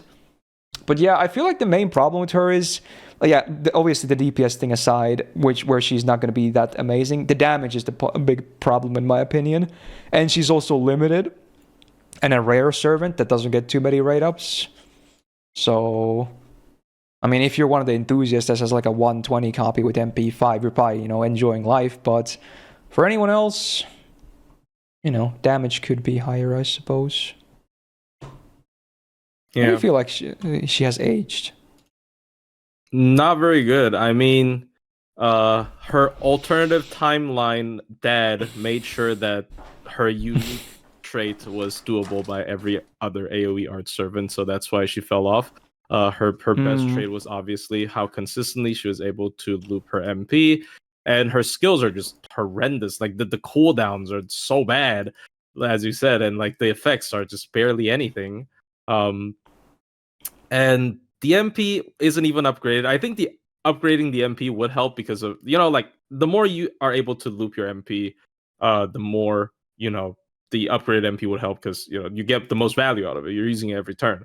And the drain isn't even guaranteed. Like she maybe would have been interesting if she could be like an infinite drain machine, for example, because of how easily she can loop her MP, right? Yeah. So maybe like if you have her on Arch teams, the enemy never gets to MP. That's pretty cool. Yeah, it would be a different kind of stall team, like an immortal team. Yeah, but she just doesn't have something like that. She doesn't have any buffs, for that matter. So I think a buff at the right place could definitely bring her back into relevancy. But like in this day and age, when sometimes we're complaining about like Artoria for being potato, Mordred is not going to look too good. So especially with so many free options, another AoE arts one, not as good as looping, but massive battery to compensate for that, and of course a bunch of other utilities. So unfortunately, I don't think she's aged that well. Yeah, we'll talk her soon enough, which definitely doesn't make Mordred look, that good in comparison. Yep. There's like 5 other AoE arts writers out there. Like none of them the welfare one, I assume Plushy was also talking about. Yeah, I'm just talking in general. And, okay. All of them have better damage than her, and most of them can loop the same types of stuff, if not better. Like, it's just because now battery could be worth more if it's not a 333 node, right? Than good refund. Yeah, and also if it's not a 333 node, you're probably dealing with higher HP margins. So and she's not killing it even more. You know what the funny part is? Now that since you mentioned the thing, she's actually like the arts Astolfo. Like, think about it. Astolfo was good when he got that buff because, it was hard to loop, right? He had big battery, so he was actually used for farming. Mordred as well, before Castoria came out, there were not many options for arts looping. She was one of the only actual legit ones because of her really high refund, because refund was the issue back then. Nowadays, it's the opposite. Like, we can make do with so many batteries from supports that you prefer to have more damage instead, which is now, like, the issue that she has, if anything. So, yeah, it's funny. Like, they used to, like, the thing that made them great is not so relevant anymore, really, in this day and age.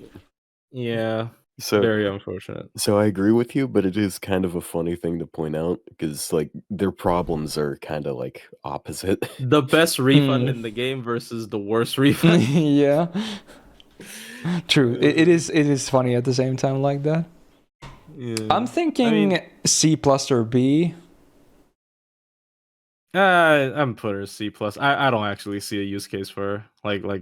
It's just like maybe at 120 MP5, like, I can finally make up for her bad damage. I don't think she.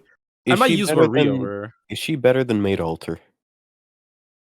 Yes. Maid Altar. Sant Altar. You know who Sant Altar. Yeah. Honestly, that's a good argument. Because I think so. Because I kind of would rather have that one hard NP big burst instead of like the 2 or 3 tiny ones that can't clear waves. I mean, she might not do 90++, but she can do some other farming. So I feel like, she's still good for many farming areas in the game. Whereas I mean, Santa that- Altar, not really for like any of them. One though. Yeah, the argument really Yeah. arises with the MP1 versus welfare argument. But other than, I mean, I don't know. It's like the same. I like once again, I wouldn't actually use. You know what? Sure, I'll her plop over them in the Marie. same tier. Actually, frickin'. I actually wouldn't See. use her over Marie. Oh shit! I just realized someone in chat said her niche is doors. She can't even do doors at NP1. Yeah, because on the highest difficulty, you have to be the big upgraded, door at the end. And Yeah. there's no way in hell NP1 is doing wave. Oh Yeah, yeah, it's there's not. a big door now. And at I that point, forgot. why would you bring a looper if you can't even like loop the waves? You can't even kill you. Also, you know what's funny? This is also another thing that has aged in an interesting way. Because again, she used to be looked at as, god tier arts looping, right? And then on the flip side, her other version, Mordred, was like, what is she? Is she a DPS? Is she a farmer? She's like nothing. But nowadays, she's like very solid in both looping and DPSing. So like, how the turntables, memes. Yeah. Like Yes, they're now like be the like that. opposite. Yeah. But honestly, it makes sense because she's the 5-star. So yeah, maybe it should be like this. All right. Yeah. Well, there you go. Maybe they'll buff her at some point. Who knows? There's going to be that one guy in YouTube comments like, what? You think they're going to buff the best arts looper ever who lives in like 2019? It's like, yeah, there's going to be a comment like that. They gave Archer Artoria a battery, so anything's Yeah, like. true. Anyway, speaking of summer, I guess we've jumped from summer 1 to summer 2 between the 4-star releases, because now we're going to talk about the next welfare, which is Summer Ishtar.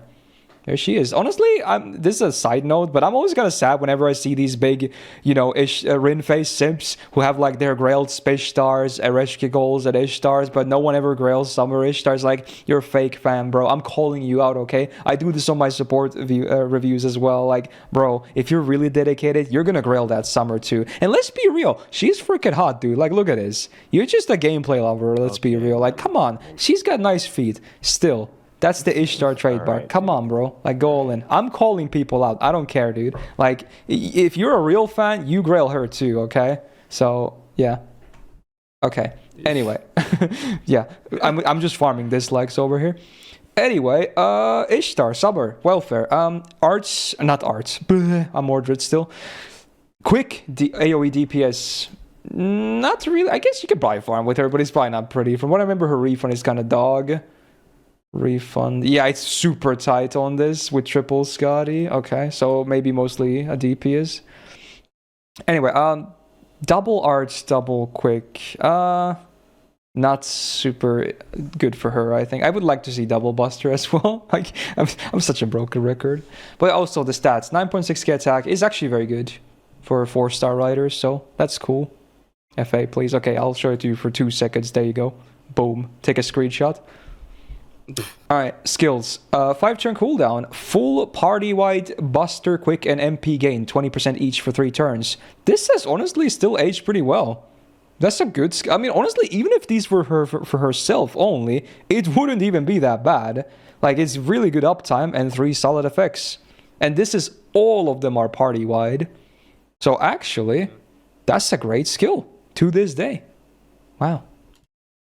Second skill though, 4-turn cooldown. She gets a 1-hit evasion. No duration though, I suppose, but yeah, okay. And then 50% crit damage for 1 turn. Kind of a step back from the good skill, but at least the cooldown is pretty short, I suppose. And it's not her only defensive option. But yeah, kind of mixed. But at least she generates a good chunk of stars, so the crit damage probably will get some value. Chances are. Because you probably won't be using this on turn 1 anyway. Why would you? Well, I guess the evasion could be, but you're not going to, let's be real. Anyway, third skill, her version of the goddess metamorphosis thingy. So on a 6-turn cooldown, 1-hit invul. Again, she doesn't get the full turn because they like giving her 1-hit defense. Then she gets 50% crit damage, 50% star gen, MP gain, debuff resistance, healing, all for 1 turn. Healing as in healing boost, not like her max HP healed. And then a delayed buff, so after 1 turn, she is stunned for 1 turn. But this is not one of those really shitty demerits that are treated as buffs like Mandricardo. this can be cleansed. This is straight up a debuff. So you can cleanse the stun itself when it happens, or you can cleanse the delayed effect before the stun happens. Both work. They're both straight up debuffs. Again, pretty bad on the uptime, but yeah. It's proof that Tamamo is better than Ren. Yeah. Proceed. I mean, that buff compared to this is pretty much night and day. Kind of sad, but yeah. The evade is not targeted. No, it's self only. I wish it was though. This is also self only for the invul and everything else. But yeah, it can be okay on some turns, but a lot of those effects are kind of, whatever. They don't really help maybe too much. They're just nice bonuses sometimes. So having that 5-turn downtime is pretty rough though. But it's not the worst skill set ever. Especially the first skill is very solid. So yeah, and they're like the command code for the stun is also very usable. I'm not sure if you mentioned it, but yeah, you can remove the debuff. Before he did. Yeah, he did. Okay, not just I did not mention the command codes, but good to mention that. Yeah, same thing. Because you can just straight up do the debuff removals or have the stun immune one, but you might as well go with the debuff removal for the clock itself. 5 main codes now that can deal with that. You're not sure on those for sure. Anyway, passives, 12% quick up, very nice actually. Her quicks are not even that bad. 10% crit damage, very nice as well. And then she has the good divinity, so 22.5% debuff res. Actually, very solid passives. Maybe the best ones so far, overall, of the servants we've seen on this list. She's got anti-ruler on the append though, so I would not really bring her as a support straight up, so MP, free MP 5. So again, gimped welfare MP right here. Like most of them, not all of them, but most. No normal effects besides damage, and then the overcharge is 20% quick up for 1 turn on self before damage, scaling up to 60%. It's a 4-hitter, so it's going to generate you some stars and some refund as well, but for looping especially, the refund is really tight. Sometimes a bit too tight even. But hey, she's not a bad DPS in my opinion. I think she's a bit overlooked. Her numbers are good, her skills are fine, passes are good, MP does decent damage. Not even that hard to spam overall if you take face cards into account, so I think she's kind of overlooked. What do you guys think? I'm not saying she's amazing, but yeah. I think she just has bad uptime. Like that's what people's issues with her is. And like maybe in today's standards, that first skill would have been like 30%, maybe. I don't know for welfare, but like for like a decent skill, maybe the numbers for the first skill could have been 30%. Nowadays. Well, if they were self only, then maybe. I feel like AOE would be really strong if it was 30%, like too strong. Yeah, I just think like maybe she doesn't have enough like team-wide stuff to justify using her as a secondary DPS. I mean, I could be wrong there. I don't use her that much. And like I know one thing that people love to bring up is esports, keep her at level 1. But I think this is not up to standards for esports nowadays. Like most people don't really use this anymore, unfortunately. Especially like I saw someone say UE synergy as well. But like if you need a spread buster and quick buff on your quick DPSs, well, congratulations, the best quick support has that. So it I don't know. I think she's not bad for sure. But like she does suffer from early day welfare syndrome. Like you said, they really try to gimp the MP just because it's free MP5. They don't want to give it any effects. And now we have MPs like Ioris, which is like, yeah, fuck that. Yeah, it's really dumb, but that's just how it is, I guess. I don't think she's horrible. I think she's just kind of forgettable as a servant. Like, as a DPS, just, I don't know. Like, that's the problem with Goddess Metamorphosis, to be honest. Goddess Metamorphosis is a lot of, like, random effects that a lot of times you don't actually care about. Like, Thorn Gear, like, it looks like a lot. Yeah, you're basically never going to get full value out of it. It's so hard. Yeah. So like it's an awkward skill. Even though you can remove the stun now, which is kind of huge to be honest. But she's just all right. I don't think she's anything too amazing to be honest. I think she's like probably B tier to me. I think she's better than Marie for sure. So I might agree with B. How about you, Otta? Yeah. I don't have a lot to say about her other than Tamamo is superior, but that's his opinion. Whatever, who cares? It's just I like the 2-hit. I like the evade and then the invuln. I like how those two interact because they can stack, but I don't really. Yeah, like I guess it's just a kind of a higher damage version of Marie with less utility. I guess I don't know. Yeah, basically, I'd say. Yeah. Less survival for more damage. Yeah, Well, I like feel like the Marie survival has- is enough most of the time anyway. Yeah, Yeah. Marie is just like chilling. Like she's not. Yeah, she's like too chill if anything. Just do Yeah, like it's- more offense. Yeah, she just sits there and not really get killed. Mhm. But that's just the flavor of the Marie kind of character. I guess we'll see if Marie Alter ever comes out. That'll be funny if she's like super defensive. Yeah, I mean it's her trait though, so I'm sure she's gonna have that one busted defensive skill at least. No, probably. But yeah, I went with a B for those listening in, at least for now. We'll obviously do the shuffle at the end as usual, but yeah. Now, next servant, also a welfare on the 4 stars, the back-to-back welfare, and someone who looks better this year for sure compared to last year because of the introduction to they are now in the welfare shop with a pretty cool buff as well. So we got obviously Mr. Sakamoto Ryouma with his partner Oryo-san. Single target, quick, or not quick. I always say the previous servant. I'm stupid. Single target arts DPS. Frickin' hell, dude. First of all, stats could be better. 8.5k attack is not the most generous attack stat, but it's not the worst either. But I wish it was a bit higher though, like around hovering 9k or something. I like the deck though, the double buster, double arts, them being single target arts. Pretty solid. Per skill, we're back to charisma still.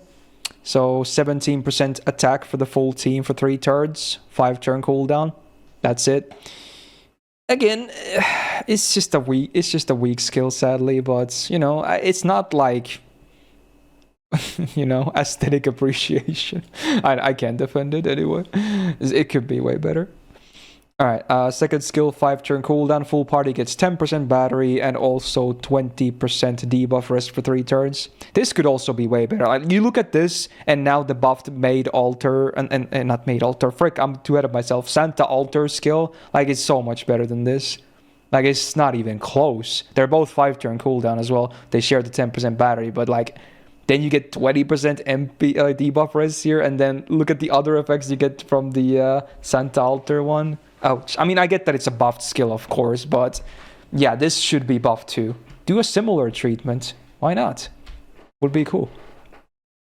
Third skill, 5 turn cooldown, full party wide, 20% arts buff for 3 turns, and a 15 star bomb. This is probably his best skill. Yeah, for sure. But it's still not very good either. So again, skills, they're not terrible. They're all like kind of underwhelming. Third skill is maybe okay, like passable, but these could definitely be, or maybe even should be buffed as well, honestly. So yeah, just a whole lot of just okay stuff, really, is what it is. Passives, 15% debuff rest, 11% quick up, and then a divinity buff. Could be better passives too, at least for the deck type, but you know, it's okay. Anti-archer append, nah. And here's the difference, the main difference to last year, besides the welfare shop edition. So the MP buff, so I believe, yeah, it used to be RNG. Yes, okay, so the tick down is now guaranteed on the target. Love that. Great change. This should be universal. Everyone should get this treatment that has MP tick down. Even Summer Mordred, although I'm not sure, maybe that would be broken. Anyway, I digress. The Overcharge got a small buff as well. It's a 10 star bomb now on base, scaling up to 30. But the big thing is the damage upgrade and the guaranteed tick down. Very nice. And considering it's an arts MP, that's fairly spammable as well. That guaranteed tick down, very nice. I like it a lot. It's a 4-hitter as well. So let's see. Refund should not be atrocious either. Yeah, it's pretty good. I think he definitely looks way better now. Yeah, he's not completely like overshadowed by Kintoki and Liz now. Is he like amazing? I don't think so, but I think he's very good. You know, what do you guys think? Like, here's the thing, right? It's kind of like how people have been giving Hokusai Saber a pass just because she's arts.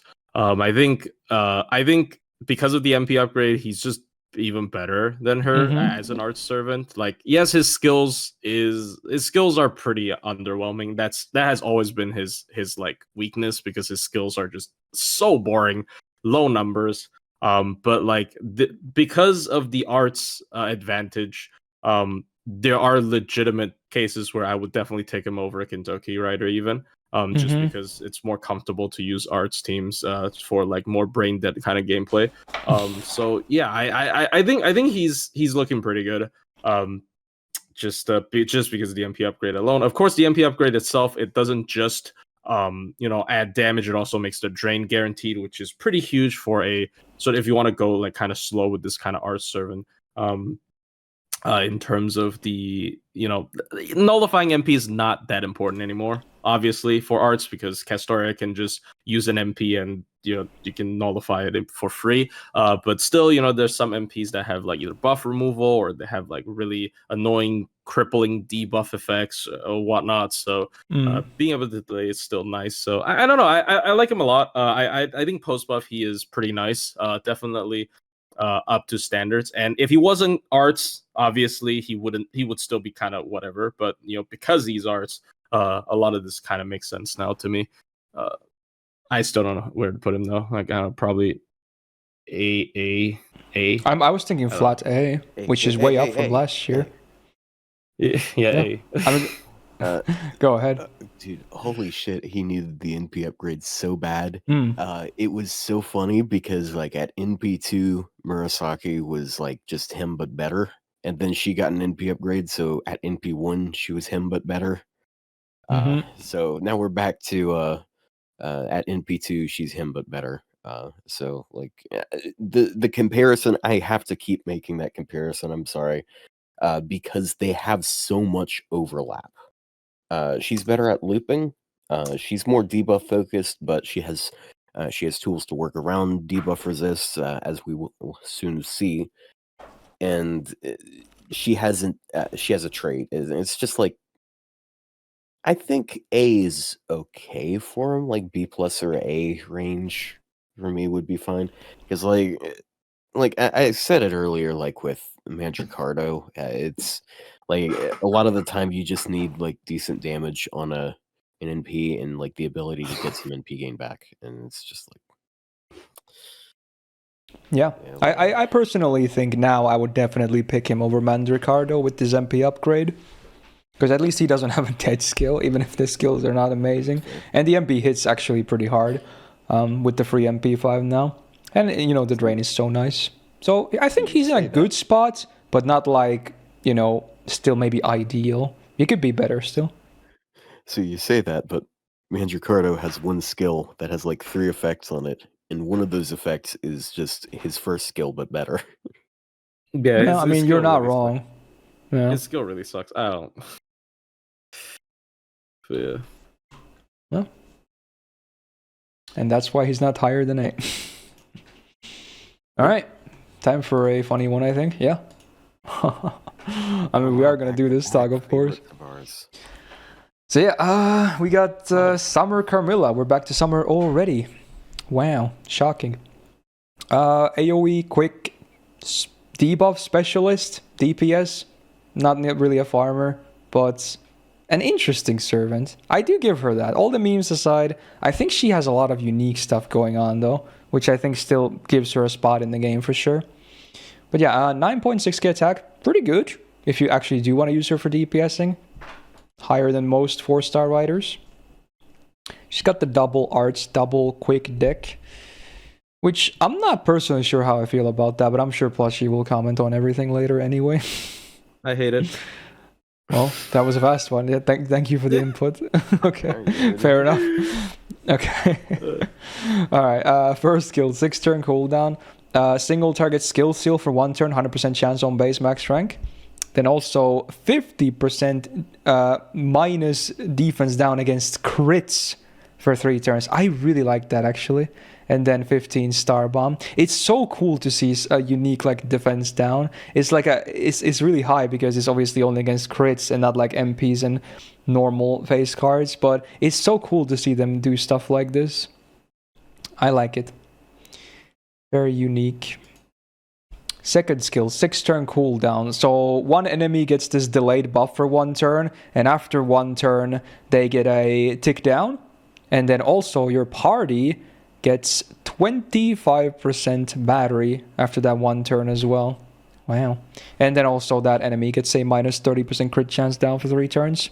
It's pretty cool. I mean, obviously sometimes or maybe most of the time you like that instant battery instead, but you know, it's not even that big of a weight, and you quite benefit from it. It is interesting to me into that it's a single target thing though. Like, she's very single target focused on these skills, but her MP is AoE, which is, you know, I'm not sure how I feel about that, but she's got a lot of nice, you know, messing around with the enemy going on, which I like. Alright, third skill, 6-turn cooldown. Now this is AoE, so it drains HP from all enemies, 2k.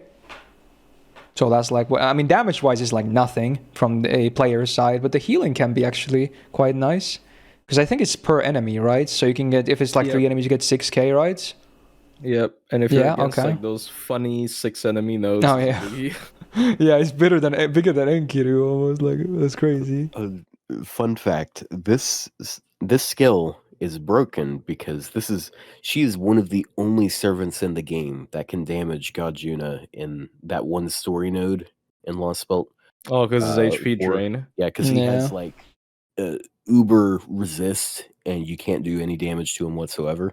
I guess Sith had a similar skill too. Yeah, Bavanji has that. Wow, it's the servants I like that has drain. Nice. Coincidence. Same thing with Beast Kiara, like in the first few turns where you can't do damage to her, and she can tickle her. I don't advise tickling her that much. Can she? Hold on, let me try that. Yeah, I've never tried that on I did that. Anyway, I need to make a video of it. It's so funny. Yeah, dude, that sounds funny. All right. Also, a AoE 30% defense down for 3 turns. So at least there's some stuff AoE. And honestly, it's, you know, I like the flat defense down. The non-crit one is AoE because, you know, it definitely helps with her MP as well. Because you obviously can't crit with an MP. Not yet. Ooh, foreshadowing. So yeah, it's an interesting skill set. I do like that it's very like enemy debuff centric. In fact, it's like super heavy on that. More so than like most servants in the game. Yeah. Passives, Our entire kit is only debuffs. There's not a single buff, I think. Yeah, so maybe not the best for farming. Obviously. Anyway, 10% crit damage on the passive, and then 8% star gen. She brought her assassin passive, but honestly, since she is quick centric, it's actually not that bad to have some bonus star gen. And the crit damage helps with damaging too. She's got anti-rider on the pen because, you know, you wish the assassin had this instead. Right, MP though. You want more debuffs? You got them. All enemies buff blocked for 1 time, 3 turns. And then also minus 20% quick res down for 3 turns on base OC scaling up to 40. Do wish that was before damage though. I think they could have done that, but oh well. But yeah, a lot of cool and useful debuffs. She's a very... I still have a hard time ranking her, honestly, because she's such a unique case. Like, she's all about debuffs. She's like Kotaro as a writer. Yeah, I would say she's more of a support than a DPS. Like, yes, you can use her to crit, because that's skill 1. You know, it even though it is single target, it only affects crits, so it might as well just be single target. And it's almost like a team-wide 50% crit up, in a way, if it's only against 1 target, because like, you know, you're putting the debuff on the target, so everyone can benefit from hitting the target. So like, there were a time back in the day when she was really relevant in like min turns as one of the better like crit supports, because she can generate stars, she can skill seal, that allows her to die easier. The delayed batteries sometimes can be more useful than immediate batteries, because like some servants will just be missing the extra like 20 battery on the second turn because of their lack of refund. So it could actually help them on the second turn instead. Because there's more immediate batteries than delayed batteries. So I think this is probably the only delayed battery. I'm not sure, I could be wrong. You might be the right. battery per turn effects, obviously. But like I feel like at least nowadays there's just better options for support. I wouldn't really bring her for support outside of casters in most cases because like she can still do some damage against casters. The buff block can be pretty nice as well depending on the boss. But like overall, she's no longer a top tier like esports servants in my opinion. Like she used to be a top tier esports servant, but now she no longer is. And like having a full debuff kit is just very dangerous when you're fighting against any boss that has like high debuff resist and god forbid debuff immunity. Her entire kit just does nothing. Her MP also does nothing. That's or hilarious. they have a debuff cleanse. Yeah, for sure. I remember fighting like the CEO tower, like that challenge quest. I'm pretty sure they had like debuff immunity for a while, and her entire kit just could not do anything. Right? Like maybe it was Desica, I forgot. But like, yeah, her MP has no bonus effects. Her entire skill does nothing. Her entire skill is 1-star bomb. So that is also kind of a weakness of this character. And obviously, and then an HP drain. Oh yeah, HP drain. So like, and like overall, she's bad looping, horrible refund, one of the worst refunds in the game, absolutely horrendous. Not usable in farming. No immediate battery, obviously bad for farming. None of the buff sticks. So like, yeah, she's just bad at farming. So you're never gonna use her for farming. So I mean, overall, I don't think she's horrible. Like her utility, she still has so many utility in her kit. But it's just I don't know. She's a very interesting design because I guess that's what she's supposed to do. She's supposed to like throw out all the debuffs and leave the field. Because she drives away into the sunset. But in reality, what you do with that is you just taunt her and you have her killed immediately after she used all her skills. But she's all right. I don't think she's horrible. She's like B. Yeah. I could see a B. Honestly, funny you should mention the drive off into the sunset thing with the debuffs, because we're going to have a second servant later who also drives the car, who definitely doesn't drive off anywhere. But yeah, it's like a different case, but yeah, pretty funny anyway. Yeah, B, I think B is fair. For TAs, I would definitely rank her higher, but like for normal use, probably B. Yeah. So her buffs are a lot like... they scale a lot like waivers, I would say, and by buffs I mean debuffs, because he's got like 50% crit and 30% attack. Yeah, it's a nice number. It's a really nice blade number. Charge. I like it. I was gonna argue for B as well because that's where we. I know it's ironic. That's where we put Liz last week, and I was like, I can't really see her being ranked lower as a damage support. Oh, for sure. Yeah, fair enough. Yeah, I think it's fair. Yeah. Oh, I guess it's time already for Plushie's favorite. Am I right? Not my other co-hosts. Yeah. Anyway, I'm sure I'll let you do your thing, but I'll go through the kit first, okay? Oh yeah. I'm sure you have a lot to say anyway. I mean, I'm probably not gonna argue too much if you saw my placement last year anyway. But yeah, obviously I'm gonna talk about Murasaki Shikibu next, the summer version, aka Rider one. So she's an interesting case.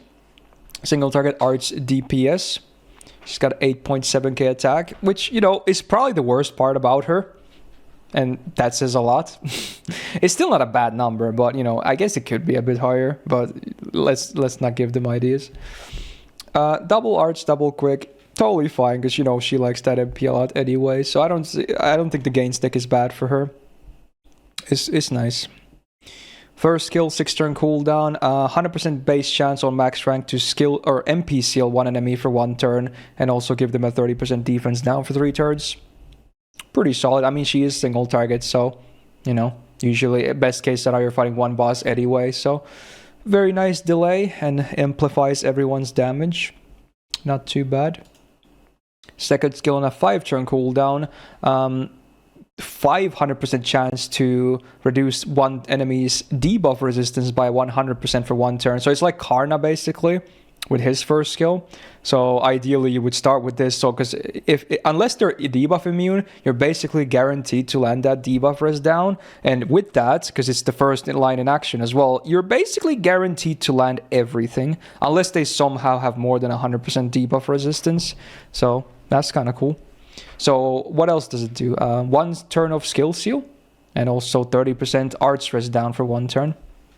Pretty interesting. There's a bit of downtime, but you know, it combos well with the other stuff, I suppose. So it's not too bad. Third skill, 5 turn cooldown. She gets 20% gauge per turn for 3 turns and then a 20 star bomb on use.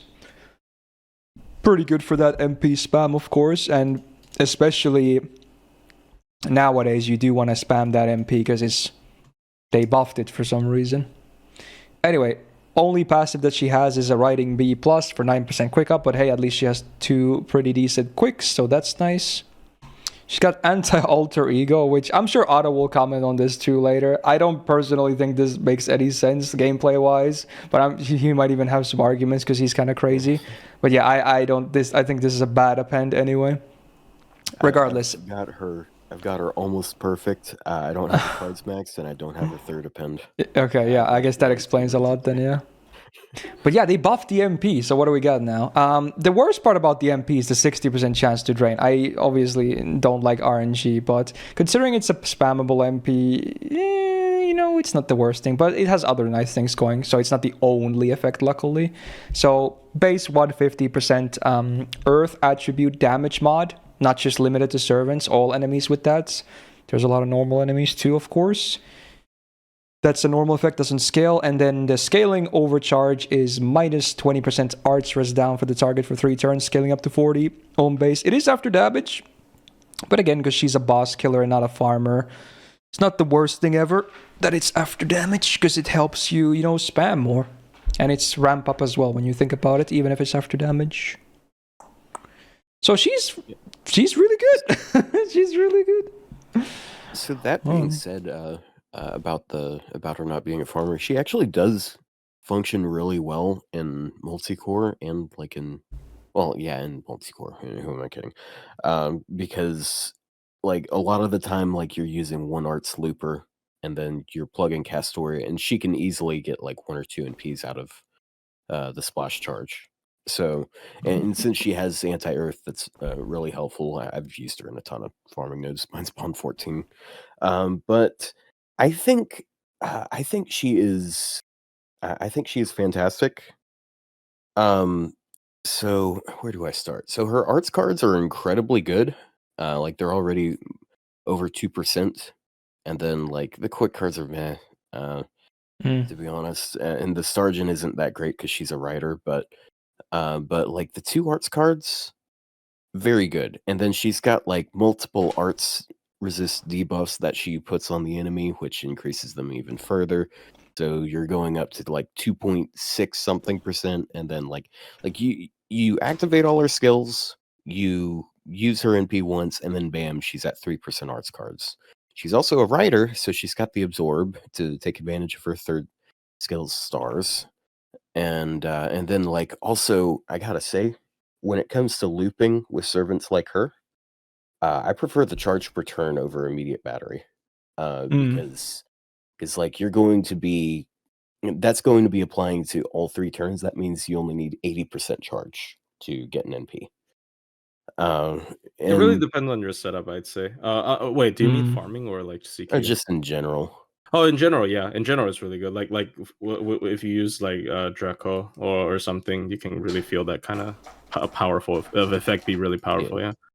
Yeah.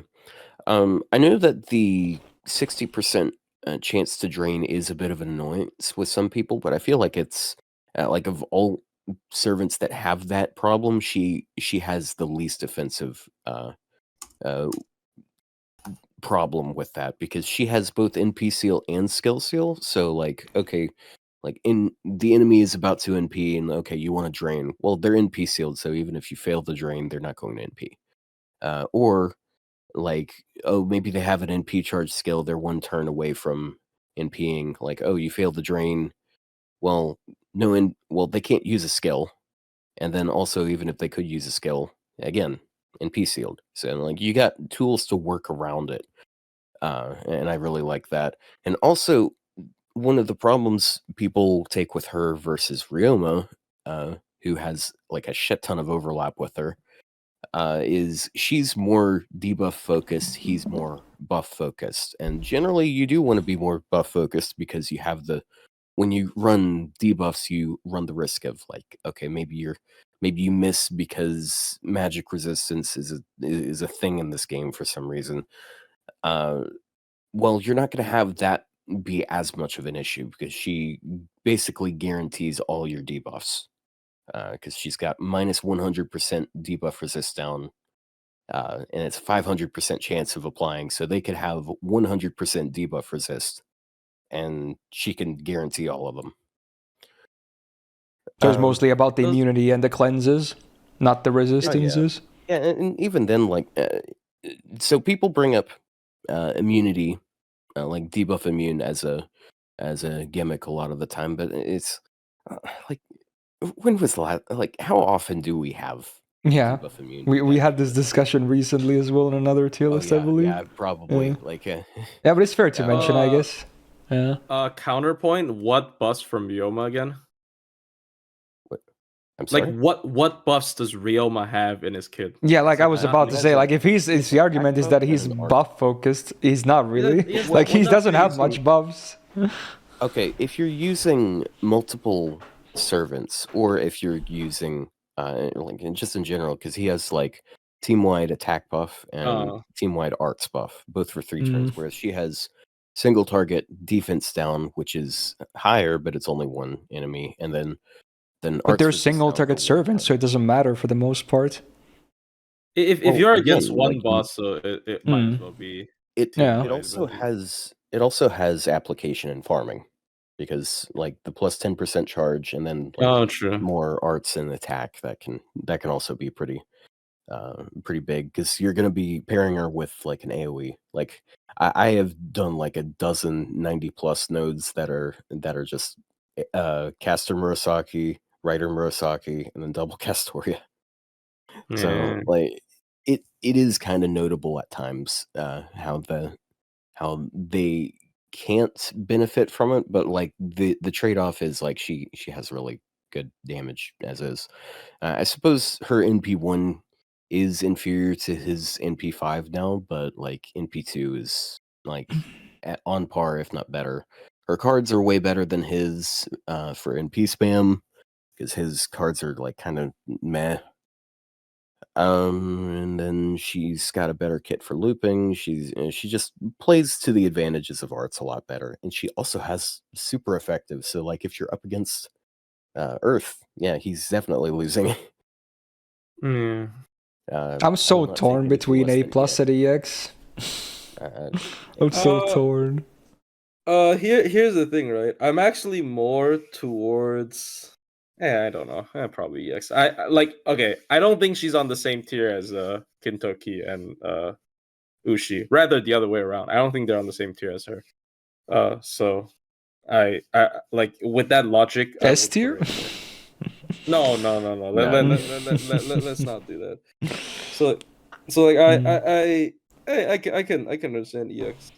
Okay, I'll plop her in EX for now. We'll see if that remains, but I'll start with that at least. Okay, so we can talk about the next servant. Okay, like the sound good? MP is really what. Yeah, I don't understand why they did that. That's the only reason why I'm considering EX again, because she has that MP upgrade for some reason. I don't understand why it happened. With an anti-trade, by the way. Yeah. Like, exactly. Good anti-trade. Anyway, we'll move on for now. All right. Another really, interesting and important one, of course. I mean, we've been talking about her a little bit here and there as well during this tier list as well. But yeah, can talk about the Habicat next. Habetrot, if you will. The smallest servant in the game, probably. Unless I'm forgetting someone. This pride is like the tiniest thing ever.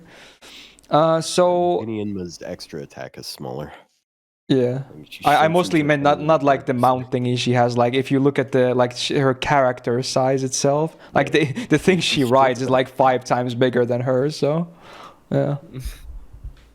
Anyway, AOE arts. She's a DPS farmer, esports, multi-core. She's a lot of things. Maybe not so much as a DPS really, but everything else, like she has so many different uses, which is the important part. So 8.6k attack is alright. It's nothing groundbreaking, but you know, it's an okay chunk of attack. She's got the gain stack of double arts, double quick as well. Sure, why not? She's not really crit focused anyway. First skill, 3 turn cooldown. Heals an ally for 2k. Gives them debuff immune for 1 turn. And 100% star gen for 1 turn. No, like if this was an old servant, this would be a 5 turn cooldown or a 6 turn cooldown. But at least she has a 3 turn cooldown. So it's not that bad. It's actually pretty useful if you actually are keeping her alive in some challenging content. Yeah, immunity uptime really good with this. Yeah. And it's full 1 turn. It's not 1. Yeah, for a targeted skill, it's really good. Yeah. Yeah. Right, second skill, 7 turn cooldown. She gets 30% art stuff for 3 turns and an 80% battery. She does do 2k damage to herself, but she can't die to that either. And yeah, I mean, this is why Black Grail is so easy on her. Like with just this and the append alone, you could already get 100%, but you're probably going to combo it with supports anyway. So yeah, but it just makes it so much easier to work with her. Such a huge battery. Wow. And then the fun third skill, which we have been referring to as well. So it is a 10 turn cooldown, but the cooldown is pretty relevant when you think about it. So one female ally, so again, there's a bit of a requirement there, gets invul for 1 turn. They get a guts for 1 time 5 turns. They get healing for 5 turns, 2k per turn. Yeah, you remove their dots, and then she herself gets a delayed debuff, and after 1 turn, she dies. Also, the guts is a 5k revive, by the way, which is a lot. That's like tied to like the best guts is in the game. So yeah, that is an esports skill and a half when you think about it. And even outside of esports, if you actually do boss battles, it's not even a bad farewell. It's such a lingering effect, especially with the healing. Like it's 10k healing. Wow. Yeah. Sorry to butt in, but yeah, there's sure. a lot of servants where, like, when I'm making hot takes about them, like, servants that taunt themselves, for example, sometimes they lack survivability. The go-to solution I recommend people is just to use Habetrot, because that is so much extra healing, and it also gives you like 1 free turn of damage. She is like a actual just use her. She's like a big solution to a lot of problems, even for certain units, and of course, for quote unquote cheated solos. Obviously, this gives female servants are just better at soloing. If you want to count that as a solo because of this character. Anyways, sorry, continue. Yeah, I mean, it is obviously there is the gender requirement, but there is obviously a ton of servants like that, and mostly people favor female servants anyway. As much as I hate to say that, it is true. So yeah. I mean, the skill set makes a lot of sense. It's like, the first skill is like, DPS bosses. Second skill is like farming. Third skill is like esports. Like, she has everything. It's interesting to think about. Anyway, she got 6% quick on the first passive. She's got 8% debuff success rates. And then 12% crit resistance. Very nice on that passive to keep her alive better. Anti-Berserker append. Yeah. Wow, good. And then the MP. Very interesting stuff. So before damage, 30% MP damage for 1 turn. Cool. She ignores defense on the MP damage, voice crack. It ignores so much that it went through my own defenses too. She gets a minus 100% star absorb for 1 or 3 turns. So which again, if you don't know how that works, it basically nullifies her star absorb, which means that even non-rider allies will get stars rather than she does. And then the overcharge is a base 20 star bomb scaling up to 40. Very cool MP. Is like selfish, but at the same time also, hooks up your team. Interesting how that works. So in a DPS situation, it kind of discourages her from being a solo DPS because she won't really be getting those stars. Even if you have like a Castoria support as a caster, she would still get the stars rather than her with that star absorb down. But yeah, very interesting. I mean, this turn is just crazy. It's just crazy. Such a, like, the kit is so versatile. Definitely, I would say the most versatile 4-star in the whole game. I would probably go as far as to say that. To this day. Yeah. All these years later, she's still that versatile. Before I even say anything else, if she was not a free MP5, I'd still put an EX. Mm-hmm. Yeah, I could see that argument. There you go. Like, it's... she's ridiculous, dude. She's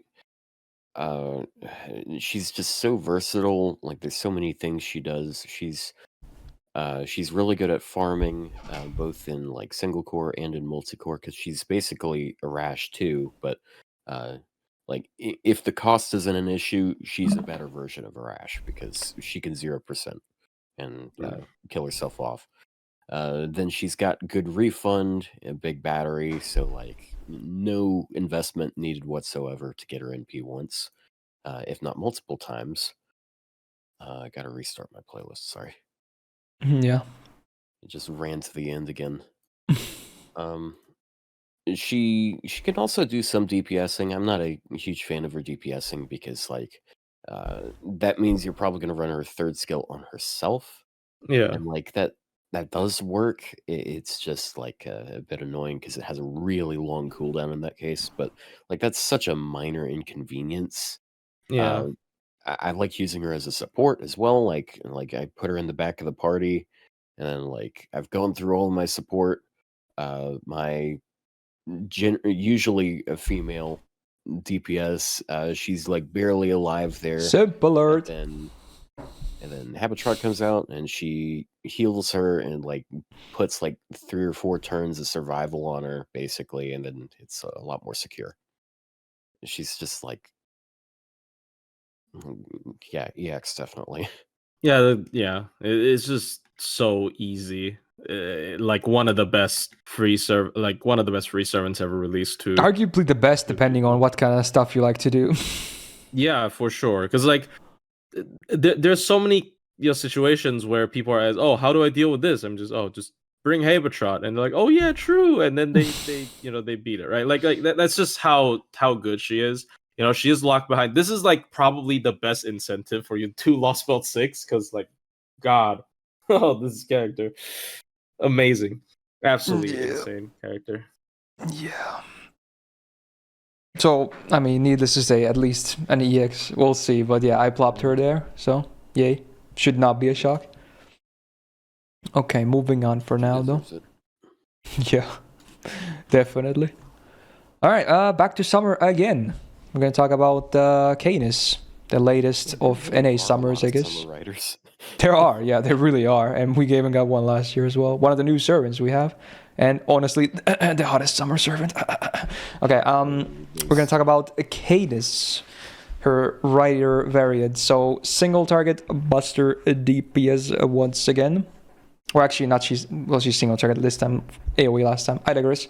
9.5k attack. Good solid chunk. Higher than, average among writers for sure.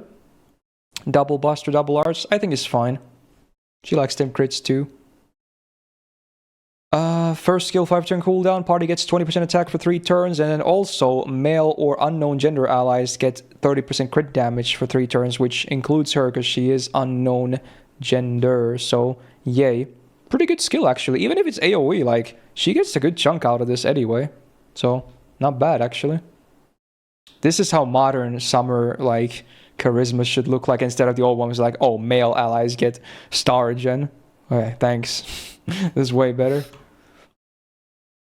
Alright, second skill 6-turn cooldown. She gets 30% Buster at Arts up for 3 turns and a 15 star bomb. Hey, won't you look at that? Skills that synergize. Imagine that. Third skill, 6-turn cooldown. She gets a Guts for 1 time 3 turns, which revives with 3k HP. She gets 10 stars per turn for 3 turns. And then if you happen to be on water side, she gets 500% absorb for 3 turns, and another 10 stars per turn for 3 turns. So you can get up to 20 stars per turn, depending on the map. If you're not on water side, it's all right. It's not bad, honestly. It's not particularly amazing, but it's fine. But if you're on water side, then pretty damn good. Pretty nice. I mean, the kit makes sense. It's a lot of offense, but I think it's good. A lot of good offense that synergizes. So some people get really hung up on her third skill because they look at it and they're like, well, we're not against water side a lot of the time, so we're not getting full value out of it. Yeah, So I mean, it's not even that big of a deal. Yeah, like this rider As a does not rider. need more absorb. And Yeah. It's not like another rider later that rides or dies based on the map choice, which happens to be also water side related. We'll get to that later, but yeah, in this case, it's not that big of a deal. Yeah, and then 10 stars per turn a lot of the time is enough to be gaining crits. Like Yeah. most buster supports have some form of stars. Like she's going to be critting just fine. Yeah. Also, I'd like to point out her NP gain is really solid because she has like 1.98% arts cards at base. And then there's 2. Yeah, she has 2 of them, and then she has an arts passive and then arts buff on one of her skills. So like her gain is really solid, and then she's also a rider, so you use her against casters. So she actually, even though she has no NP battery, she does spam her NP really easily, especially with Mighty Chains going on now. Anyway, you got a bit ahead of me there for the passives, but yeah, 12% quick up. Again, very nice. And then the better version, one of the better versions of Divinity, she gets 8% arts. So hey, very, very cool for her deck. She's got anti-lancer on the append. She might be pretty solid, but this append is like whatever. The MP then. Ooh, there's a lot to like here. Again, the worst part is the water side requirement one, which is she gets 20% attack for 3 turns before damage if on water side. But then the other stuff, she always gets 20% MP damage for 3 turns before damage. And then base overcharge, 50% crit damage for self for 3 turns, scaling up to 100. That's a lot of nice stuff, actually. Like, again, even if you don't land the water side, those other 2 effects are still really good. Like, they're good. Yeah. It's only a nice bonus if you're on water side. It doesn't make or break the servant. So, I think Summer Caenis is hella underrated. I never really hear people talking about her. She's just packed full of offense. Yeah, she's probably the most offensive, like 4-star single target rider DPS, like even eclipsing a lot of 5 stars. Like it's the MP is just too powerful. Like the MP is so powerful. 50% crit ramp up on a servant who has such good gains and a rider, so she can crit very consistently.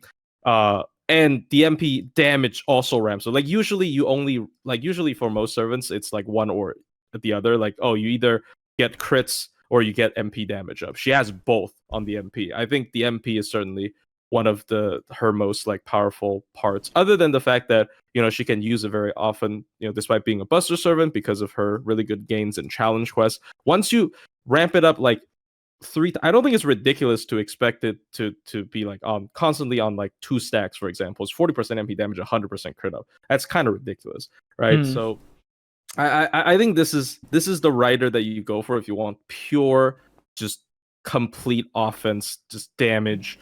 You don't care about anything else, and it's just so good. I think she's a good combo with Castoria too, actually. If you want, yeah, if as you a buster servant, she has 2 good arts cards. Yeah, like I just think I really like, you know, pure offense characters.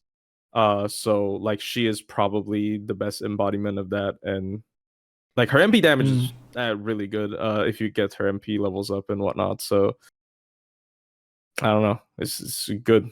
She's good. Really good. I'm proud of this character development. Like a year ago when we were going through the Rider Liz in comparison with her, like Plushie was kind of a hater on Caenis, but he's really come around. Oh wow. Yeah. So something people get hung up on with servants like Caenis is like, so the way her NP works, she ramps up her crit. And people look at that and they see it as like, if I want to get good performance, I need her to like NP 3 turns in a row. The purpose of effects like crit on NP are not to just get omega damage Like after for one you turn run on out turn of 3. buffs. Yeah, Oh, it's to that too, yeah. maintain consistent damage output. So even when her skills are gone, she still has like 1 or 2 crit buffs active, so her damage does not fall off. And I find that pretty valuable because that means that like as a crit servant, like okay, you're going to be critting. And like if you're setting it up so you're cycling supports that can make stars, and you can like just keep critting and like doing more damage, and it's great. It's fun. Yeah, her damage is just so good. Like after 1 MP, it's 80% crit up if you add up her first skill. Like, bro. Mm-hmm. Yeah. But it is really interesting because she has some really strong comparison with a later one. Not the next one, but we'll get to that later. So I'm thinking one of the A's for sure. Yeah. I personally even like to put her in A+, just because I like, very high offense DPSs. I'm fine with that. Yeah, I might do that too, and that's a rare actually upgrade from last year because I think she was a flat A then. But yeah, because like she's so much damage. Like I tried her out obviously because of the argument, and then she just has so much damage. She has like way too much damage. No. Yeah. All right. Yeah, Caenis needs more love. Anyway, quite a big one next to another welfare. We got the Liz redemption in Cinderella. So yeah, Elizabeth Ryder. Here we go. Single target buster DPS. 9.1k attack. Again, pretty solid. We like that number. Double buster, double arch deck. Also perfect sets with her playstyle. Good. Skills. We got demerits, but do they matter much? Maybe not. 5-turn cooldown. Self-invul for 3 attacks, 3 turns. And then 30% MP gain for 3 turns. Wow. She does get a 500 poison on herself for 3 turns, but even if, the MP didn't exist, this demerit would be like, whatever, yeah, okay, sure. It's not that big of a deal. But yeah, great skill. Good defense. Helps with the offense too. Flexible with the uptime. It's good. Second skill, 5-turn cooldown. She gets 30% buster up for 3 turns. She gets 50% wild beast damage for 3 turns. And then she reduces her defense by 10% for 3 turns. Again, not the worst demerit out there, even if there wasn't a convenient solution to that. This is probably her weakest skill though, because, not always you're fighting wild beast. It is kind of a rare trait, let's be real. But, still a good chunk of buster up on a solid uptime, so it's not that bad. Still fine. Third skill, 4-turn cooldown. She gets a 30 star bomb and a 30% battery. And then she does skill steal herself for 1 turn. Now, obviously, if you do use skills in an order of like 1, 2, 3, it's not that big of a deal. Although there is, of course, this thing that, skills don't tick down if your skill sealed like cooldown wise. But again, there happens to be a kind of a convenient solution to all these debuff demerits that she has. So, yeah. Pretty solid. Again, you can use this fairly often. It's not that bad of a downtime. Always helps with the burstiness. Overall, it's just a solid skill set. It's not like crazy good, but it's just solid, right? Yeah, for sure. Alright, 12% quick up on the only passive that she has. It is unfortunate though, because she only has 1 quick card, but gotta make sure she's not really good in every case. Anti-foreigner on the append. I like her, but maybe not that much. Alright, the MP then. So yeah, here's the convenient solution. So before any damage happens, she cleanses all her debuffs. Yay. Even obviously all the other ones that are not her own demerits, every debuff that can be cleansed from her will be cleansed before damage. Very convenient. And then overcharge for 3 turns before damage. All fairy tale allies get 20% attack, scaling up to 40, and she herself is a fairy tale servant as well. So hey, very, very solid ramp up right there. And free MP5 hits hard. So she's just a really, really good single target. Like, she's a top tier single target welfare still. Yeah, very good. That skill set, like, the strength really comes in its cooldown. Yeah, Like, I think I already mentioned this last time. Like, I feel like they balanced it around that she has a skill seal on this skill 3, so it's like, oh, technically the cooldown it's 665. It would have been pretty fair at 665, like maybe a little bit underwhelming in this day and age, but like but of course, there's a command code that even just prevents the seal to begin with. You can obviously remove it on the same turn. The MP does it. A lot of things that can deal with it. So now look at the skill set at cooldown of 554, then it's kind of nuts.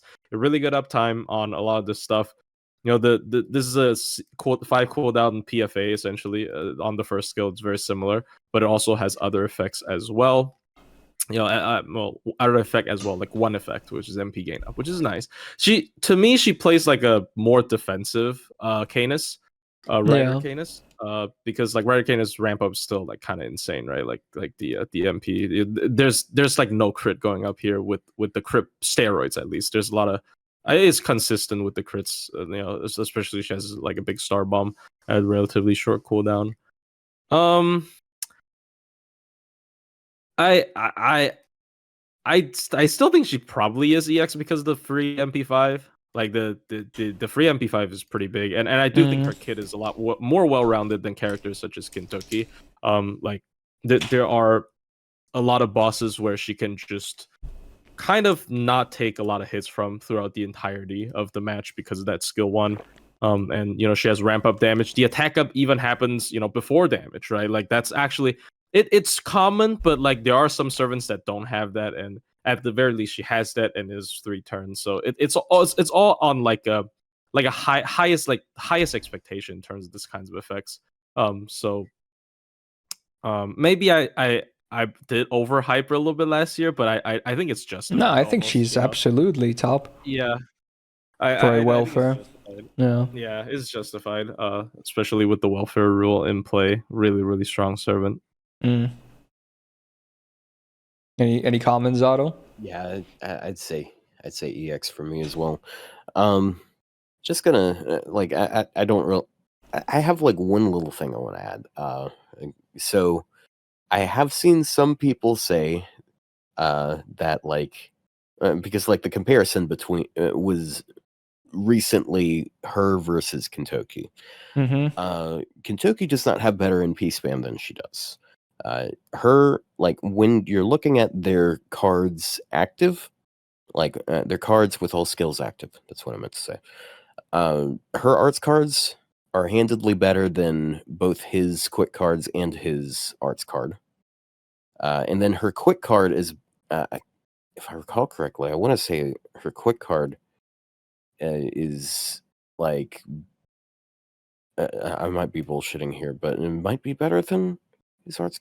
No, I think, yeah, her quick card is on par with a lot of arts cards because she's got like the 30% NP gain buff, and then she already has solid arts cards. So that, and then like, okay, well, he makes some stars. Well, she has a 30 star bomb. I'd take the 30 star bomb over like some star gen skills, and basically any day. So her NP spam is better than his NP spam. I know he has the 50% battery, but like, I wouldn't say better because he does get crits way more often than Cinderella does, but it's not like a big reason why people should say like Kintoki is better, because I don't think he is. But yeah, fair. I agree to an extent. She's also easier to support. Yeah, true. That is true. She's too new though, not in the shop yet, unfortunately. That is kind of a shame. All right, we got a few more, or actually no, yeah. Well, I guess 4 includes few, but yeah, some 4 stars to go still. Next up, a permanent one. It's been a while, I think, but Yeah, one of the Russian waifus. We got Dobrynya, AoE Buster DPS. Attack stat is at least very solid. Basically 9.8k. It's a good start. I like the deck of double Buster, double Arts too, because she also has crit focus. Very, very nice. First skill, 6-turn cooldown. She gets a 1-time 3-turn Guts with 3k revive. 1-time 3-turn debuff immune. And then 10 stars per turn for 3 turns. Pretty okay stuff, I want to say. You know, easy to use. Decent uptimes. Yeah, it's just an okay skill. It works. Second skill on a 6-turn cooldown, she gets 30% Arts and Buster for 3 turns for self, and then 50% Dragon damage mod for 3 turns. Like, obviously, you're not always going to fight dragons, but even then, just a good chunk of Buster and Arts up anyway. So, you know, it's still passable. It's not a dead skill ever, which is nice. And honestly, before we even get to the proper discussion after the kit, but I will say I probably wouldn't pick her against non-dragons too much, even if I kind of like her. So, you know, there's that too. Anyway, third skill, 5-turn cooldown. She gets a 20% battery, 30% crit damage for the full party for 3 turns, and then whole party gets 30% dragon damage for 3 turns. So she herself can get a total of 80% anti-dragon damage mod as a buff. Honestly, the skill set is not bad. Cooldowns are okay too. There's a lot of uptime here, which is nice. Passives, she has 12% quick up, which again maybe not so relevant with water quick, but there it is. 20% magic res though. That is pretty good. Anti-alter ego, ooh, yeah. Again, not really, no. The MP ignores defense. Awesome. It does do a 1k burn on all enemies for 3 turns. Maybe not so awesome. 20% defense down for 3 turns, though, as a bonus normal effect. It is after damage, but considering it's just a bonus, pretty good, actually. That's ramp up. And then the OC, she gets 20% Buster after 1 turn before damage, scaling up to 40%. Honestly, it's a good MP. Yeah, I like the MP quite a bit. Wow. I think she's honestly a bit underrated, but yeah, at the same time, like I said, I'm not sure if I would bring her too much outside of non-dragon situations. So yeah. I actually have quite a bit of experience with the servant. To an extent where I grilled her on my alt. She's like NP390, I think. I think she really is underrated. She's one of those servants that just looks bad on paper. Because in application, like stars per turn, and then she's got like a bunch of things for her crits, and then she ramps up. Her MP damage doesn't look that impressive outside of Dragon, but she does maintain some pretty solid damage output. Her gains are pretty good, so she can use her NP fairly often. And then like ignore defense is always a nice niche. She just feels she's definitely underrated, I would say. Just being a crit servant and being a writer, it's always a really nice combo. Like damage wise, because it's just such a good class to be for that, because you're just always taking the stars. Yeah. I mean, but yeah, 20% battery equals bad. she's really just fun. Like you trade one of the anti-dragon effects for like a crit up generically, then people would think she's decent. Probably it's just like she's just all right. Like there's nothing bad about this servant. I think she has a pretty modern kit. Like especially Star per turn is really good on riders, right? But I don't know. Like ignore defense is a nice effect as well for an MP, but she's just kind of released too late, I guess. Like the later you release, the more like eye-catching traits you need to have. And unfortunately, her eye-catching trait is dragon, and people are kind of indifferent to that, I guess. So yeah, probably underrated, but probably not like crazy either. So I don't know. She'd be. I think we should give Mandricardo a new friend. B+. Yeah, that's fair. Yeah, that's pretty fair. Yeah. Being Buster, it's pretty easy to compensate for lower NP damage, I would say. It's just, again, it's the 20% battery thing. Like, as soon as people see it's not 30%, no Buster loop, so man. I mean, they're not gonna loop with 30% battery charges anyways, most of the time. Yeah, her damage wouldn't even be that incredible in looping that way anyways. What the fuck just happened in chat? Is that a little title of a YouTube video? I think so, yeah. Interesting. I can't wait to get to that. Anyway, for those listening, I plopped Dobrynya into B+ next to Mandricardo. It's just a video of a lobster. The fuck? Okay. Alright, next servant. I guess this will be the next 4-star writer in NA as well. We got Mr. Pancakes, as I like to call him, aka Huang Feihu. There he is. Another cool servant that might be underrated as well, honestly. But yeah, single target buster DPS. 8.8k attack. If anything, again, the attack could be a bit higher, but oh well. Like the double buster, double arts deck though. That's always nice. With stuff like, you know, his kit. First skill, 5-turn cooldown. Full party gets 20% arts and buster for 3 turns. He himself gets the prince buff for 3 turns, which he changes his own alignment from chaotic to lawful, because he is chaotic on base. So that's interesting.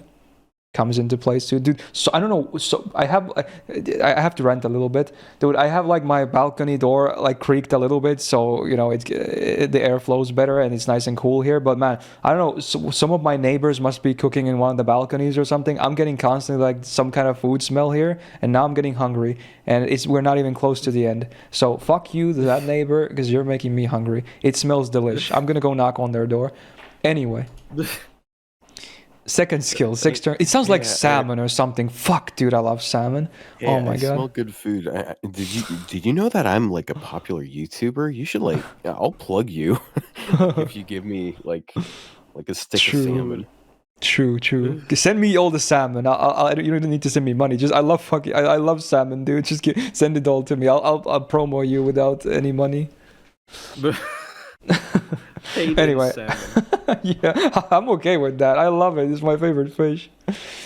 All right, second skill, 6-turn cooldown. He gets 20% MP gauge per turn for 3 turns, a 1-time 3-turn guts with 3k revive.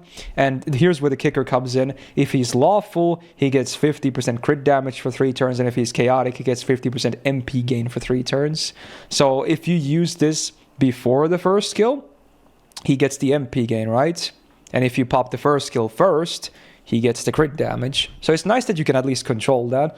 Pretty cool. I mean, both of the effects are very nice, by the way, but, you know, depends on the situation, I guess. Good skill, by the way. 6-turn cooldown on the third skill. He gets 30% attack for 3 turns, 30% crit damage for 3 turns, and 10 stars per turn for 3 turns. If anything, because of this skill, I think the MP gain looks a bit more enticing, because you already have some crit damage here, but fair enough. Depends on your comp, I guess. Honestly, a good skill set. I like this even more than Dobrynyan's, I have to say. There's a lot of nice stuff here. Passives, we got many. 12.5% debuff res, 9% quick, divinity, no one cares. 10% buster crit damage, 2 stars per turn, and then another 10% debuff res. Wow, these are like some SSR passives over here. Pretty good stuff. He has the foreigner passive, but it's a family bond, so yeah, of course. His family is aliens. Makes sense. Dude, imagine if it worked with Van Gogh, though. Yeah, and you know what's funny? His anti-append is against foreigners. Oh no, that's funny. For those who are wondering, he comes out on Halloween. He comes out with the horse girl. Yeah. Hu Yanzhuo. Yeah, Hu Yan. Another yeah. super good servant. Yeah. Yeah. Tune in 2 weeks when we talk about her as well. Hopefully. Yeah, hopefully. Again, at this point, I have to say hopefully, but yeah. That's the plan, at least. Anyway, the MP, though. Nothing besides damage on the normal effect, but he gets a 3-turn rainbow of 10% base OC, scaling up to 20. So that's pretty cool. It's a pretty good OC, I have to say. Ramp up rainbow. Wow. And I also forgot to mention he's permanent, by the way. So getting some MP levels is kind of feasible here and there. Yeah, I think he's very underrated, honestly. Still never really see anyone talk about him. Yeah. The one thing every time I bring up, he's the only unit that can like on demand supply the rainbow for Yui, because I'm pretty sure he's the only one that has like a 3-turn rainbow on MP. I could be wrong. But I think he is. You might but be Yeah, right. she has to be after him for that to work, though. Yeah, but like the thing is, it's 3 turns. So like if it's a 1-turn rainbow, then yeah, you have to chain her MP after him. But like you can just have his rainbow up and then use her MP on the different turn. So like obviously I'm not gonna raise his ranking because of that, but like is a funny because I was looking for like people that can give themselves rainbows on MP, and it's surprisingly rare. So I mean, So- he's pretty solid. Oh, sorry, yeah. Otto knows more about him actually. Yeah, I've used him quite a bit. Like I like comparing him to Yeah. Ryder Canis, so like I use him on a bunch of advanced quests. So he very much is like right out of the gate competing with Ryder Canis, because he's got like a bunch of crit skills. Like he's got 30% crit on his third skill, 50, potentially 50 on his second skill, and then he's also got card buffs. So he ramps card buffs instead of crit buffs, but like he by default he starts off with more crit. Um, but he also has like this. I like the cool flexibility thing where you can either like you got 2 modes, either crit spam or NP spam. Because holy shit, his arts cards with his NP gain skill are just insane.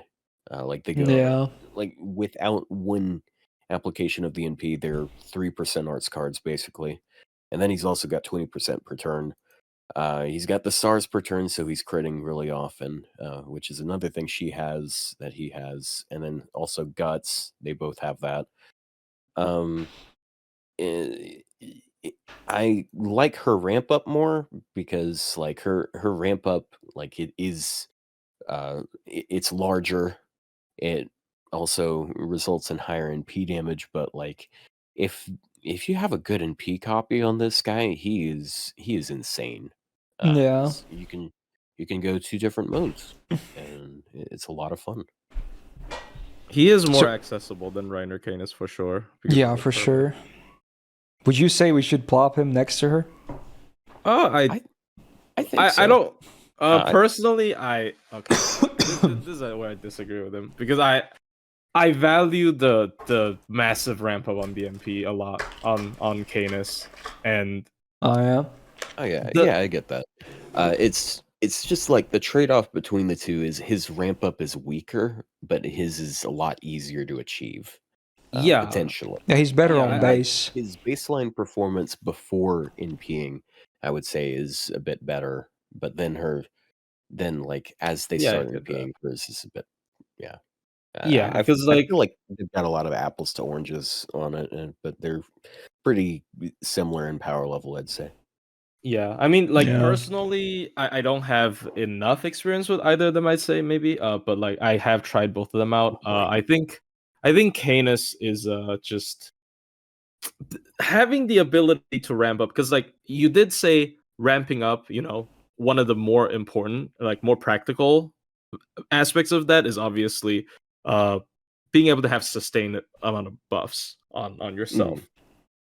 So it is a better buff than his MP, in my opinion, of course, for that. And also she has a better like ceiling after a couple of MPs. Like if you Oh, yeah. force her to ramp up, she just she's like more explosive than he is. So maybe because I like this kind of like extreme performance, I think Canis is a more of a min-max a unit than he is. So I enjoy Canis's playstyle a lot. Could just be her FA. I like Mhm. Yeah, it's I a might- hard contender there. I might slide him into A, honestly. Because I kind of like the potential Canis has more, even if he has a faster start from the gates. To say I think another thing in his favor. I think he pairs with Korean Sky a lot better, because like Oh, the skills are Like, more valuable his skills are stronger than recast. hers. Yeah, It's you're just not his wrong with that. NP Yeah. is weaker. And Yeah. like if you can double cast the skills or have higher uptime on the skills, that can you can have him end up winning on damage. It's just like it keeps going back and forth because that's kind of how Buster runs. Like you have the NP damage, but you also have card damage, and since they're both single target, it's not like it just kind of depends on like How you like to play, right? Yeah. and again, like his consistency is pretty valuable because like really good cards. But then I think they're equal. Personally, I think they're both A plus. Sure. Yeah, sure. That's- All right, fine. Also, when we started this list, I think I said there's 4 or 3 new writers. There's 4. Somehow I missed the final 4-star, but yeah, there's 4 new writers this year. And speaking of which, we're gonna move into the first of the new entries, and in my opinion, quite far the best one. I mean, I love Andromeda, of course, but I mean, you have the best summer servant of all time, so you can't even compete. I'm sorry. Damn. So That's yeah, a bold claim with this. it is. She exists. I say that as well when Okita has multiple summer variants too. I get that, but yeah, I mean. It's perfection on 3 ascensions. You can't beat that. You just can't beat that. I'm sorry. I hate them I hate them so much. You know that 4-star ticket? They did not put any of last year's servants on that 4-star ticket. I just needed one, like one more copy, and then one more bond level, and I could get her to 120. And I'm gonna worry about that on NA instead. So I'm not worried. I got MP3 on JP, and I'm happy with that. NA, I'm gonna like simp to the moon and back. So it's fine. Anyway, we should probably voice what we're talking about. So yeah, Summer Suzuka, the first of the 4 new writers coming to this year's list from last year's summer. Very, very cool. Got an AoE quick DPS. Yeah. She's got 9.3k attack. Pretty good. Definitely above average among 4-star writers. Also, what she also has is that she's the hottest servant of all time. I can't stop saying it. Oh my god. Jesus. Okay. Anyway, double arts, double quick. I kind of have mixed feelings about the deck, though. I maybe would prefer double buster, of course, but It's alright. She's still the hottest, so that's all that matters. I'll be honest, I prefer stage 2 over stage 4 or 3. I love every single ascension. They're all amazing, so I don't care. Pick whatever. I still simp. Actually... Freaking hell. First skill, 5-turn cooldown. The party gets 20% attack for 3 turns, and then summer allies get 20% MP damage for 3 turns as well, and then 15 star bomb. Very good. I mean, for herself, this just works. Compare this to Voyager of the Storm. Like, come on, dude. Like, we saw so many of them. I mean, we'll see more later too, sadly, but yeah, like, just do the comparison. How sad. Like, this is so much better. Sure, it's a niche on the MP damage, but even without that, it would still be better. Okay. Yeah. Anyway, second skill, 6-turn cooldown. She gets 20% quick for 3 turns, 50% crit damage for 3 turns, and then an on-attack buff for 3 turns, and then she gets attack up for 3 turns when critting, which also activates before damage, so the crits are better. Yay. Pretty good. Lots of offense. And then the third skill. 6-turn cooldown, targeted skill, gives the target 30% MP gain for 3 turns, -1 cooldowns, and then she herself always gets the 30% battery. So the battery is not targeted. The first 2 things are. But you're probably going to use it on herself anyway, chances are, if you're going to bring her, because I would not bring her as a support. But honestly, a pretty tight pack for skills. There's obviously a bit of a glaring lack of defense, of course, as a quick servant. But, there's a lot of nice things here, of course. Passives, 10% quick, lovely. 12.5% debuff res, cool. 6% arts, I mean, I guess she has that double arts, so hey, pretty cool as well. Divinity A, no. Anti-Lancer Append, yeah, not that useful. The MP, so hey, before damage, 1 turn of Invul Pierce, yay. And then also before damage, 30% lawful damage mod for 1 turn. Cool. And then you want another damage mod? You got it. Overcharge. The base 150 to 200 range against Earth attribute enemies. Ooh, a very nice one. It's a pretty good MP, actually. I mean, obviously, it's niche as hell, but, you know, you have the Invul Pierce as well. 5 hits on AoE for a quick, so you'll get some stars, too. Rejoice. So, yeah, you can loop with her, too, but it's a bit tough on the refund, though. So that's why I kind of like to see her more as a DPS, especially when the damage mod, or mods, land better. I'm not even sure how much I can talk about her because I'm biased as hell. But I think she's actually pretty good. Hell, I think she is legit though. Yeah, I am biased as hell as well, but I have so much I can say about her. Yeah. So like from the top, like her, I know people give quick art stacks a bit of shit if they're like quick servants. I feel like she is actually an example of that executed well because her arts cards are like really, really good. Yeah. At base they're what 2.2%, and then it's like 2.2 times 2.2 times 1.3, and it's almost 3% arts cards, which are great. I've had situations where I took her in a solo and she did NP art and looped, which is nuts. And she's able to NP, and I know some people might find it a little shocking because her NP refund isn't that great. But since she's able to spam with her cards really well, she ends up spamming in challenge quests really well. So like I kind of prefer her as a challenge quest DPS over Farming. a farmer. Yeah. Yeah, Even like though Miss said. and even then, like with farming, she still is fairly capable. I know people going about how like Black Grail is only possible against 3/3x casters, but like you can also run a 50% CE and she can do basically any node. So you just need to get like 29% refund on 1 or 2. Anyways, so Pierce Invuln and being able to NP back to back to back, just spam like that, and then she's also got some fairly common damage mods on her NP, and she's got like 20 attack, 20 NP damage, and then 20 quick. So she has pretty solid NP damage even at NP 1. It just like she has so much stuff going on, and she can ramp up her damage because she's got the attack buffs. Like I'm down for A plus at least. Like honestly, she's I'm really thinking one of solid. the A's too, but let's hear Plushies talk if you have anything to say. I don't know. I don't have enough experience with her, but like honestly, this obviously looks really solid. It's got all the good stuff, like the MP itself, of course. Anti-trade skilling with overcharge. It isn't as significant as on an arts servant because it's easier to trigger overcharge on arts, but still having the potential to skill anti-trade overcharge is good.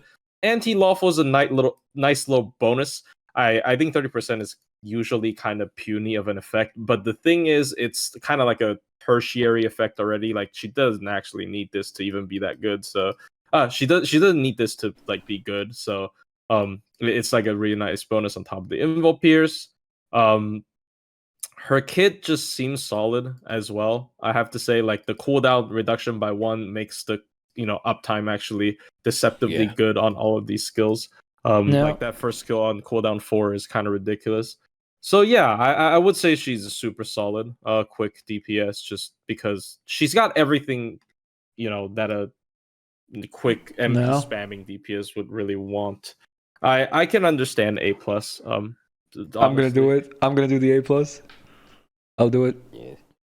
Yeah.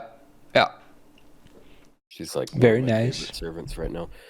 Yeah, she's oh my! Like I was so mad when Santa Gyaru Santa wasn't released to us. It was like people had all their own like gripes about arcade for the longest time, even before like stuff like Draco, Tiamat, etc. I never cared about anything besides Santa Suzuka. It was the only thing I was jealous of arcade. But then last year summer happened and it was like Santa but then some. We got even a better resolution. We freaking won. The Suzuka Sibs freaking won, dude, and I was so happy, and I still am.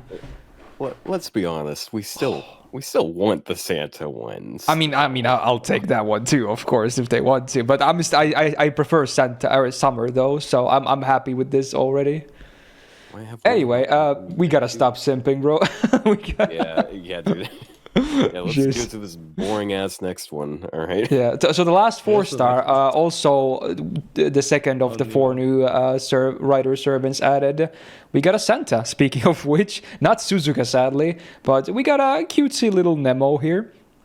So I'll be the first to admit, he left such a small impression on me. I don't even remember him that well. In fact, again, when I did my calculation earlier of how many new servants there, I said 3 because I didn't count Nemo because I forgot about him.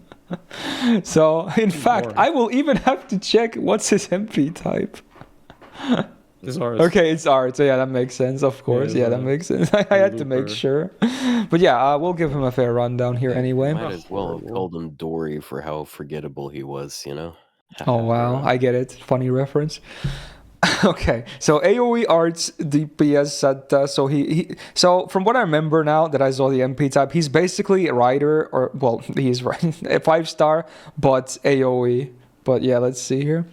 So 8.7k attack, could be higher. Doesn't really start super well, but oh well. He's got the gain stick of double arts, double quick as well. Sure. First skill, again, Voyager of the Storm is back, I guess, to an extent. 6-turn cooldown, the full party gets 20% MP damage, crit damage, and attack for 1 turn. I wish it was 3 turns. And then group servant allies that have that trait get attack 20% for 3 turns. I think does he have it? I forgot. He doesn't, right?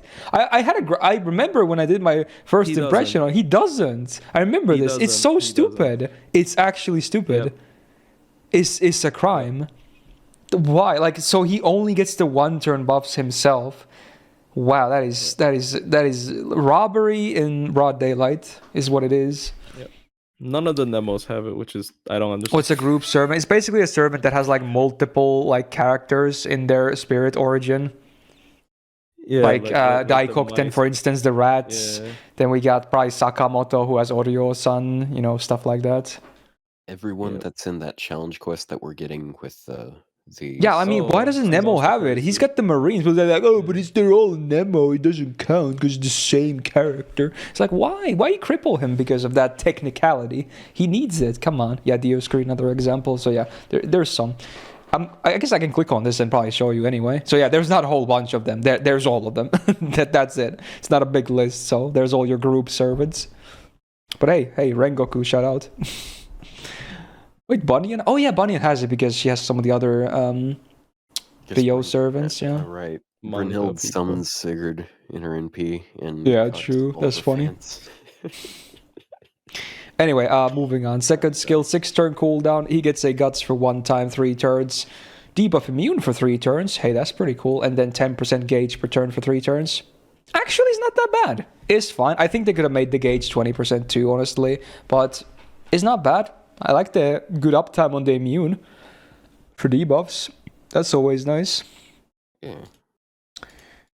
Third skill, 6-turn cooldown. He gets 30% arts for 3 turns. The full party gets a 1-hit, 3-turn evasion, and also a 10% battery. Just like a better Harp of Healing is what it is. Because it has way more useful effects. Wow. Dude, I like the second and the third skills. I don't like the first one. Why? Why doesn't he get the 3-turn attack buff? Why? It doesn't make any sense. Whatever, dude. Anyway, it's not a bad skill set, honestly, overall. It's fine, especially for welfare. It's better than most in the game. Makes sense. He's not the most recent, but he's one of the most recent welfares. All right, 10% quick up for the passive, cool, divinity, yikes. 6% arts crit damage, and then if he's on water side or void, he gets a whopping 300 damage cut. So if you don't know what that means, it's not much. It's like it tickles away from you. At least the arts crit damage is maybe a bit better, and that's not required for the maps. Anti-saber repent, nah.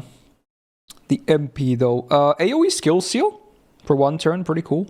And then the power mod on the overcharge is the base 150 to 200 range against evil alignment enemies. Fairly okay, yeah. I mean, alignments are not super bad. You see those quite a bit. I mean, mostly for servants, of course, because most normal enemies, in fact, if not all normal enemies, don't have alignments, but you know, it's not bad. And I don't know how many casters are evil for servants, but I'm sure there's a good chunk of them anyway. Honestly, I mean, he seems fine, you know, right? He's not as void or water dependent as, you know, the 5-star one. Luckily, they learned from that, but he doesn't scream like anything amazing to me. Maybe I'm wrong. Maybe he is actually really good. What do you guys think? Maybe he's just fine. As an arts looper, he's definitely gonna feel a little bit disappointing, but like having anti-evil is always gonna be decently nice, especially it's an art servant. Its skills with overcharge, like it's really easy to trigger the overcharge with art servants with like Castoria as MP. Like you could even do it in farming, for example. And honestly, his skill 2 and like especially skill 3, like debuff immune for 3 turns is like for certain bosses is really scary. Because you know, like it just nullifies their gimmick for 3 turns. It's a full on 3. I love like full on 3 turn debuff immunities, right? Instead of like 1-time 3 turn. And the skill 3 is honestly not horrible as well. 30% art sub is great for his own looping steroid. He has the team wide evade like David and Tristan to protect. And you know it's more party charge with that 3rd skill. So the first skill is really disappointing, I have to say, but the 2nd and 3rd skill is actually pretty nice, and the MP is also nice. No. So I don't have enough time with him, honestly, but I don't think he can be too horrible. I mean, his looping numbers look fine too for both damage and refund, actually. Yeah, like if anything, he might be like a side grade to Habetrot, but that's not necessarily a bad thing. Yeah, I can't really imagine him to be like anything close to bad. So... I think he's way better than I thought he was gonna be, actually. Yeah, because like anti-evil, I think I did a lot of damage in the looping demo because the Kali enemy, not Kali the archer, but the Kali enemies from Lost World 4, they're actually evil, even though they're not servants. So the damage is a little bit skewed there, but still, like, it's nice. I think his kit is actually pretty nice. Apparently, there's 7 evil casters, 16 evil Zerks for the effective damage. I just find them pretty boring. Like he's like sure. Competing, like he's trying to do the exact same thing that like 5-stars in the same variety are doing, and because like for the most part, his kit is basically like a more damage-oriented side grade of Da Vinci Lily. Oh, Da Vinci Lily has damage issues. Yeah, but like they both have the charge per turn, as well as the team 10% charge, the evade, the debuff immune. They have so much stuff in common. It's kind of hilarious. I mean, it makes sense. They work together. They're like co-workers. Oh, and then also, yeah, Bakin has anti-evil as well. So it's. I mean, this is like a testament that he's not bad though. Like, you know, he's got a lot of stuff that the SSRs have. Like, maybe not to the same amount of numbers, but it's really nice. Like when I looked at it, I was like, this is actually pretty nice. The first skill sucks, but the other skills are nice. He's free MP5, so I can see there's like maybe there's a evil. Like even for 90++, if you don't have any other high MP options, he can be pretty nice. No A+, not A+. I don't think. Yeah, I mean he seems really solid. Yeah, maybe we need more time with him. But I definitely like the free MP5 helps him as well, for sure here. Yeah, it's just I don't know. He's fine. Like he's a pretty decent farmer from what I've seen. It's just like like he doesn't really do anything new. He's just boring. He's really I fucking mean, boring. He's just trying to do the same thing other people are doing. It's just like another farming AoE writer, and we've got basically all of the AoE writers are capable of farming to some extent. Like him being slightly better at it is just boring. I mean, the thing is, he also has like debuff immune for 3 turns. I actually like the because That's pretty cool. it's like you like Ryouma and Britomart, right? It's similar. Like it's not always gonna be useful, but like against certain things, it's gonna be really useful. And the skill 3 once again reminds me of Tristan. Now Tristan has the he only has this. It's not like he has the other the buff removal and stuff, but he's doing stuff that other people has already done, but he's doing it for free. So like I think that's something to kind of appreciate at least a little bit. Yeah, it's all fine. Maybe it's just the archetype AoE arts writer that kind of yeah, it is really I guess it's after Habetrot. Like Habetrot's one of the main points of comparison, and it's just like holy shit, like gonna come up disappointing regardless. No. Well, I'm gonna plop him an A for now, and we'll see. But with that, we are done with 4 stars. That was quite long as usual, not shocking, but we definitely are still here for a while because there are, I believe, 18 SSR riders. So that's a good chunk. Jeez. Yeah. So again, definitely hydrate, get some more snacks or whatever. This is not ending anytime soon, even if it looks like it. So yeah, let us move on to the 5 stars. Going back almost to day 1. More pirate action. We got Francis Doreku, AoE Buster, DPS, and Farmer.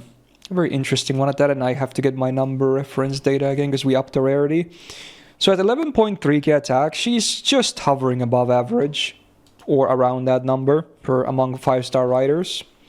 She's got the nice double Buster, double art stick, and I have to say, her quick in particular is very nutty as well.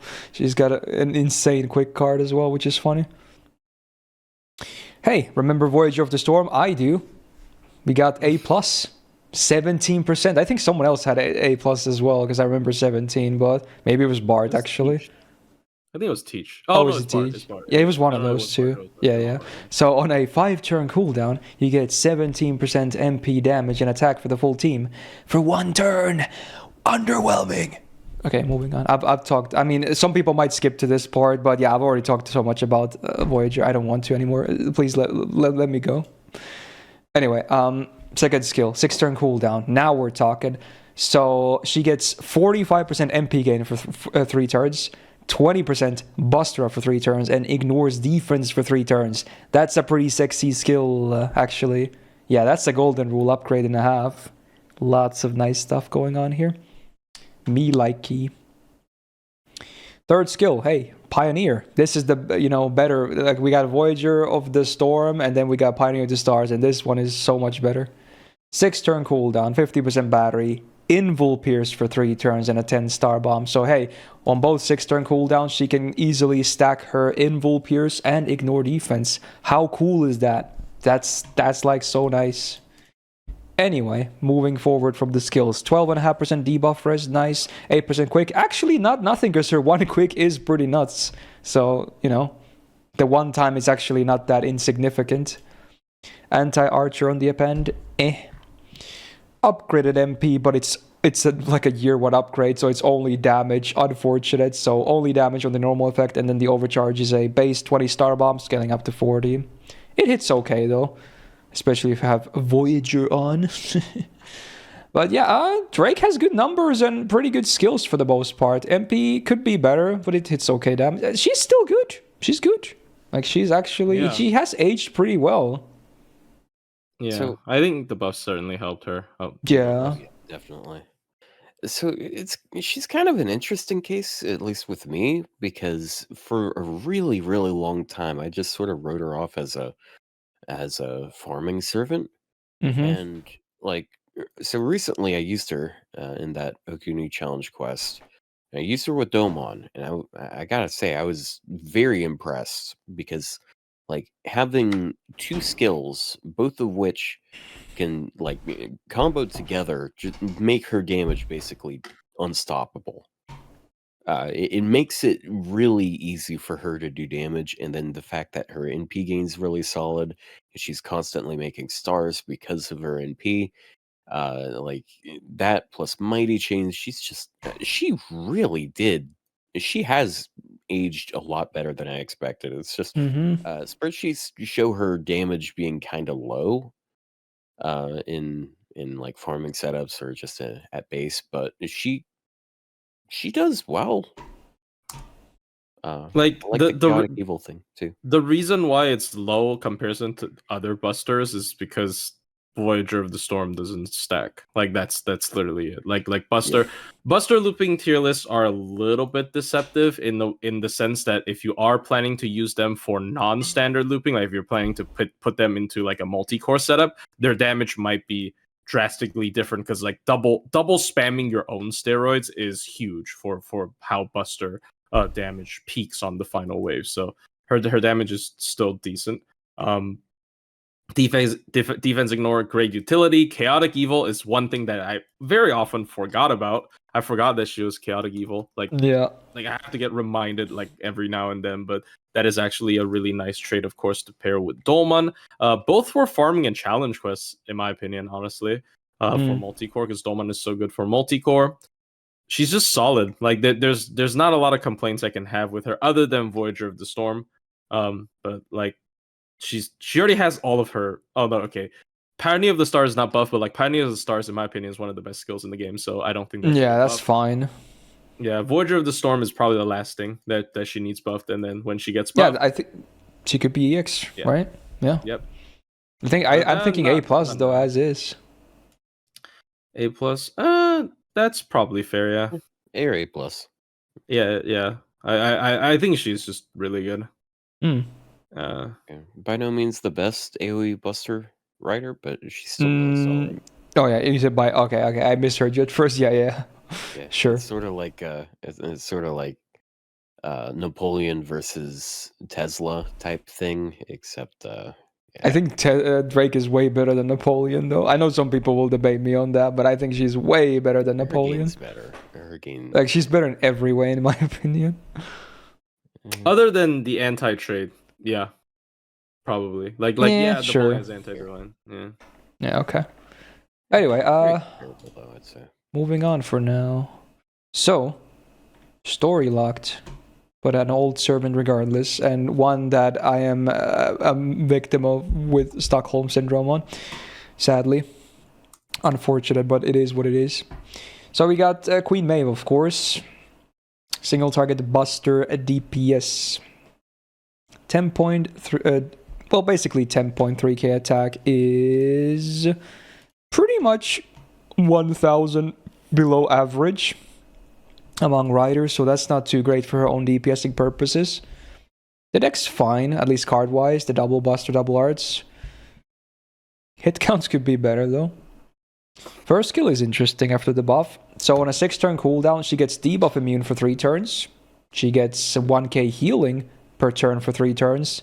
10% gauge per turn for 3 turns, and then all male or Fae allies get 30% battery. Now she doesn't qualify for this at all, sadly, not being male or Fae, but it's quite a lot. I mean, that's 30% for 2 potential allies right there. Interesting. Very interesting. Good uptime on the debuff immune though, again, like Nemo. Alright. Second skill, 5-turn cooldown. Full party gets 20% attack for 3 turns. Male allies get another 20% attack for 3 turns, and then she herself gets a 2k heal. So it's like ever so slightly better than those early buffed charismas, because there's the heal on top. But yeah, there is some cases for her to be a legit male support because of the 40% attack and the 30% battery. But I guess we'll get to that a bit later. Anyway, third skill, 7-turn cooldown, 80% chance on max rank to charm 1 male for 1 turn and then reduce their defense by 30% for 1 turn. That's against anyone, by the way. This is a shitty buff. I hate this buff so much. It's so bad. It's so bad. They just added that defense down and it's only 1 turn. Really? Like, that's so bad. I hate this buff so much. This buff is like not all males are simps for this kind of woman or something. I don't. Yeah, I guess they want to leave it at 80 or something. I don't know. It's stupid. Bad buff. 20% of men have to wait until after the first date. Basically. True. P and P could count as a date. Yeah, true. A pretty wild one, but yeah. Anyway, passive 17.5% debuff rest, cool, 10% quick. Unlike Drake, her one quick isn't as cool, sadly, but you know, whatever. Anti-Lancer on the append, yeah, no. Unless they're male, then maybe, but even then, eh. Alright, upgrade MP, it's a boring one for the upgrade, that is. Nothing on the normal effect besides damage. Overcharge, she's got the standard 150 to 200 range of anti-male power mod, and then also reduces their mental debuff resistance by 20 to 60% for 3 turns. Now again, yeah, that helps with the charm, of course, but it's so annoying that you have to do it the MP first anyway, especially now that it also has the defense down as well, so it's like very backwards. I never understood it. If she was a modern servant, the MP would have just charmed. True. Like, I don't. She would be like Kama 2.0. Yeah, she'd be against like males. Yeah. Like Yeah. it wouldn't even be as good as Kama. I don't understand why not, but sure. Yeah. But yeah, I actually want to raise something. I think she is a decent farmer. So hear me out. That's weird, but Okay. for high-end multi-core stuff, she is actually used pretty commonly because of her ability to chart men as well as Fae. But Fae is a little bit less good because the attack up doesn't apply to Fae. But like, for example, a really common duo I see is her and Tez Kalipolka, because she also has like essentially spread charge. So this is more for high-end stuff, and you know, Maeve kind of has to hit males in order for that to work out, but she doesn't necessarily have to hit casters, you know, like she can hit males because it's an upgraded anti-male MP. So like I see pretty commonly sometimes if you get to hit male on like a mid boss or even on the final wave boss, they do pair them up pretty well together for farming, which is interesting because, you know, her kit really screams DPS, especially with the is it called natural body? I forgot what it's called, like, but I think it's natural body. Yeah, like those skills look very much CQ focused. Or golden rule body. Buffed. Yeah, sorry. Whoops. But I think she actually has a niche in farming, because in CQs, other than anti-male, it's a little bit rough. Like she in CQs, she's specifically anti-male. Obviously, again, if you have a super hyper Maeve, you know, she can pull off a lot of ridiculous stuff against neutral males, but that is once again just reserved for high-end stuff.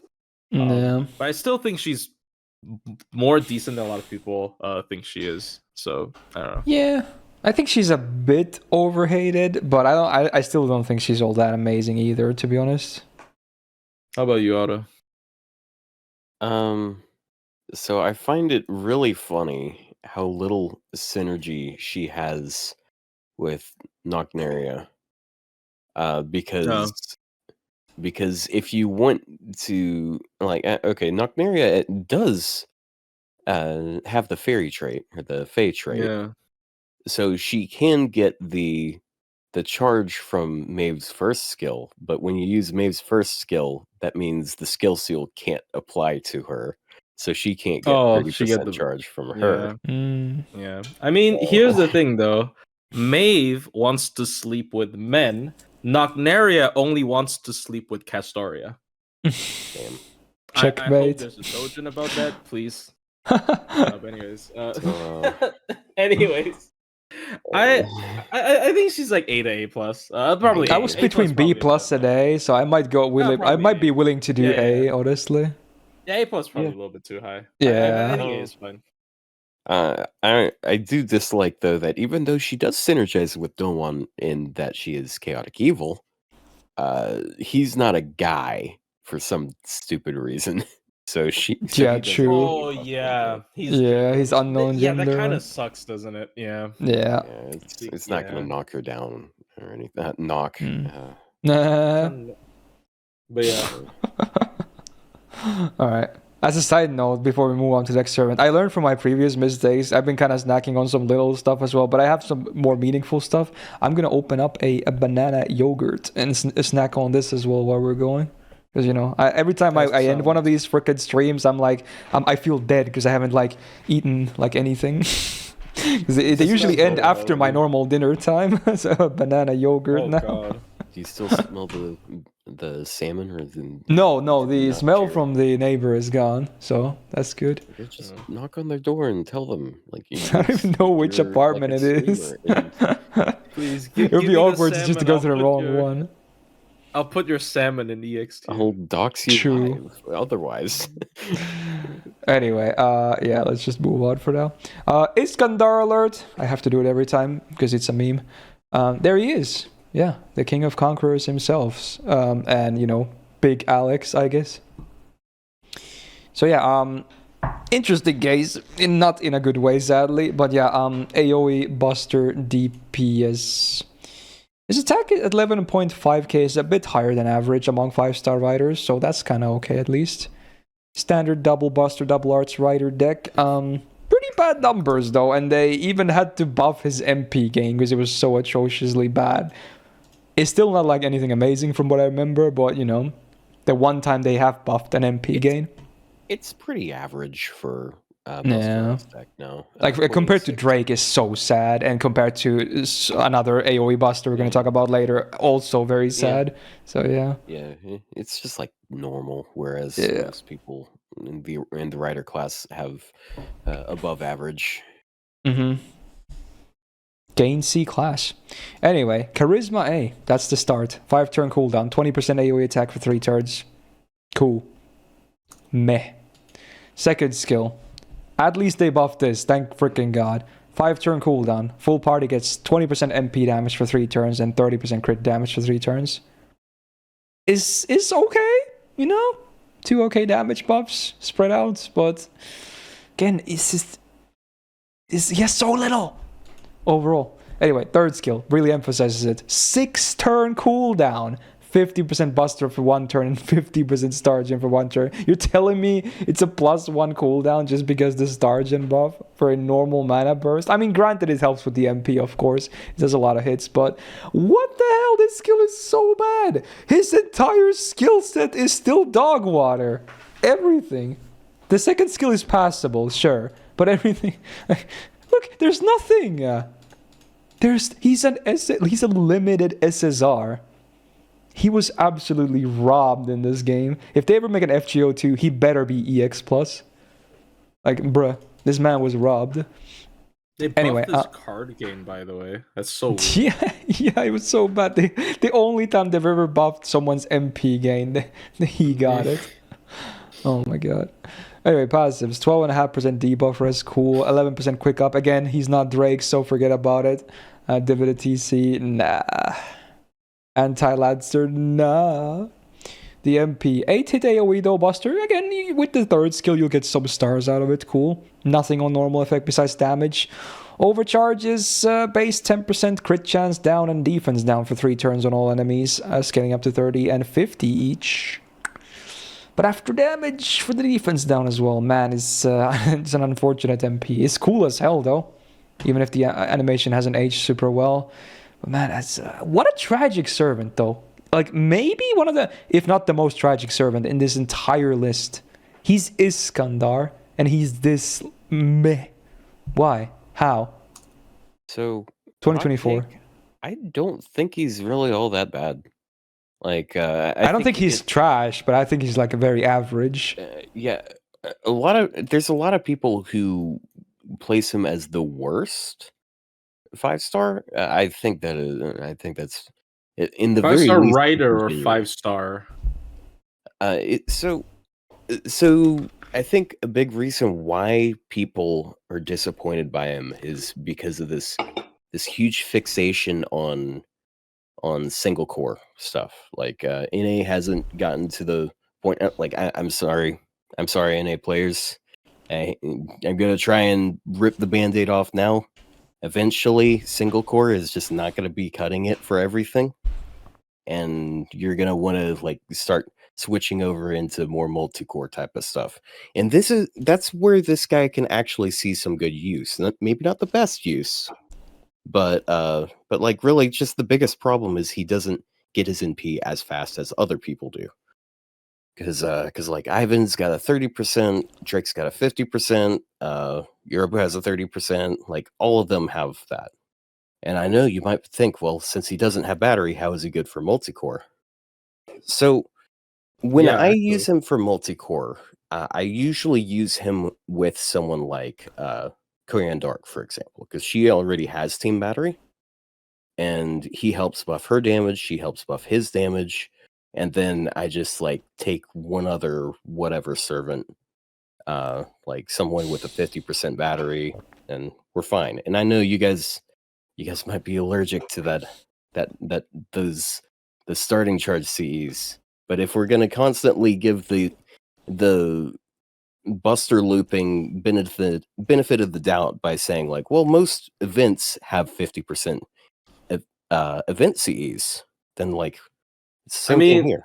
Same thing applies here.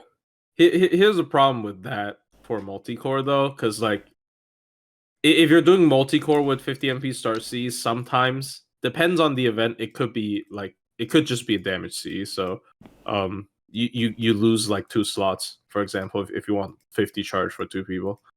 Like that is generally the issue I find with no battery charge. There's also situations where it's like, okay, it's gotcha CEs. So like, what if you don't roll for CEs? Okay, so now you okay, like I'm married to these bond boost CEs. I really want bond boost on these 1 stars that I do not give a fuck about. I mean, yeah, that is the argument. I'm not saying he's a spectacular multi-core servant. It's just those are the situations where he is actually going to be powerful.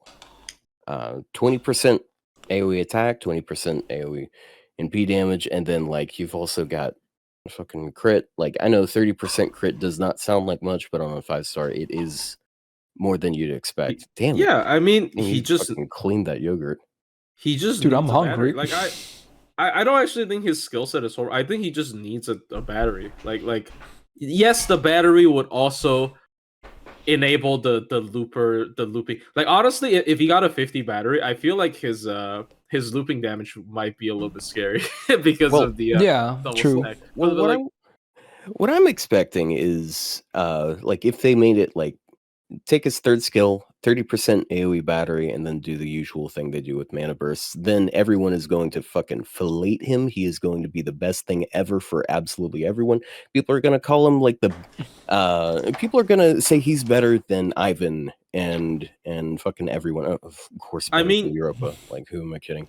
I mean, he would be like the buff probably. The buff you propose is basically you said increase the buster to 3 turns and AoE 30% battery. Yeah. Like that would literally kill Koyan Dark in terms of multi-core farming. Like people use Koyan Dark just because it's... Yeah, sure, but like people only use Koyan Dark because like people were using Koyan Dark just because she has AoE 30 buster and charge. That is enough for people to use her in some multi-core. Yes, she has overcharge. I'm not saying AoE buster, by the way. No. But yeah, if the buster was AoE, that would be fucking ridiculous. Yeah, it's just easy. I mean, still for himself, and then 50, 20, 20. That would be so dumb. Never mind. Yeah, that was a miss. But still, like 20% attack up. It wouldn't kill the Koyan Dark, but it would be like a side grade, I guess. And people don't really. I mean, he'd still be worse than Koyan Dark, but. I mean, okay. Theory aside, where are we looking at him? I think he's mid. Otto's like thingy aside, I still think he's mid. He's not very good in my eyes. Here's the thing. I really think no starting charge is a little bit awkward. Yeah. For use cases, I could be wrong. I do own him, but I don't use him a lot. I don't generally try to fit him in a team. So it really is down to, are you allergic to the idea of doing like -3 bonuses? for farming. Which I mean, honestly, we're I gonna think probably it's fine. tax a lot of this stuff in the future, but regarding that too, especially regarding one meta support that we're not even ever considering, because you know she kind of fucks this setup too. So I feel like we should not really delve too deep into that stuff. I guess. I mean, I'm thinking a C plus as hard as harsh as it sounds. nah, I think he's B. He's fine. You think he's I B? Yeah, he's B. B. You can even push to B plus, but I think B. I think I mean, B's fair. I can't He's probably do whatever. B plus. Yeah, he's a numbers guy. Like his own NP damage is really good. It's like some of the best AoE. That's what he's known for. But is it really good outside of the mana burst turn? Because I feel like Drake just shits on him in every way. I mean, it's not like you're gonna have him NP multiple times in a row. So. Yeah, but why wouldn't I pick someone that will MP multiple times? Because they might not do enough damage. I mean, I still think B is fine. Like, I don't think he's horrible though. Like, I really don't think he's. All right, I'm willing to place him in B, but I'm not gonna go higher than that. They need to buff him more, way more. Yeah. Anyway, oh shit, the next one though. All right, now that I've finished my yogurt, I can read again. Yay. Yeah, we go from King of Conquerors to King of Kings. Oh man, people are gonna be so fucking mad at me for that placement, aren't they? Oh, shit. Probably. I mean, we'll do a shuffle still. We'll see. I can already see the YouTube comments. All right, let's talk about Mr. Ozymandias, Ramses II, etc. Sunboy, one of them, because you know there's multiple in FGO. Yeah, single target buster, DPS, just under 12k attack, which is very high for a 5-star rider. Double buster, double art stack works really well for him. Good stuff. First skill. Unlike Iskandar, he has a buffed charisma. How about that? 5-turn cooldown, full party gets 20% attack. And then if you happen to be on sunlight field, you get 10 stars per turn for 3 turns. And then the full party gets 30% crit damage for 3 turns. Pretty chill, considering how easy it is to activate this, yeah. That's quite of an upgrade. Second skill, good old IP. So 5-turn cooldown, 60% chance to get 40% attack and defense for 3 turns on self, and then a guaranteed 3k heal. Again, I hate this skill, but at least in his case, it's not the worst thing ever, because third skill, 6-turn cooldown, full party gets 20% battery, and then also 40% buff success rate up for 1 turn. Now, it doesn't fully match the cooldown, of course, but, you know, the MP also mitigates it a little bit. At least when you're, you know, close to getting off cooldown anyway. So yeah, obviously with this active, you guarantee the 40% attack and defense for 3 turns. Granted, you use it first. Pretty cool. It's quite a lot of stats. So overall, it's not the most flashy skill set, but it works, and it works even better after you see the MP. Alright, 17.5% debuff res, cool. 11% quick up, cool. His quick is actually pretty good too, from what I remember. It's probably not as good as Drake's, but it should be pretty decent too. Divinity B, whatever. Anti-archer, nah. The buffed MP, still one of the craziest MP buffs ever. Just straight up. Okay, 20% defense down on the target for 3 turns after damage on base OC, scaling up to 60. Usually it's like 40, but yeah, cool.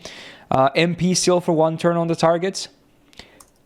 Sunlight field for 5 turns on self.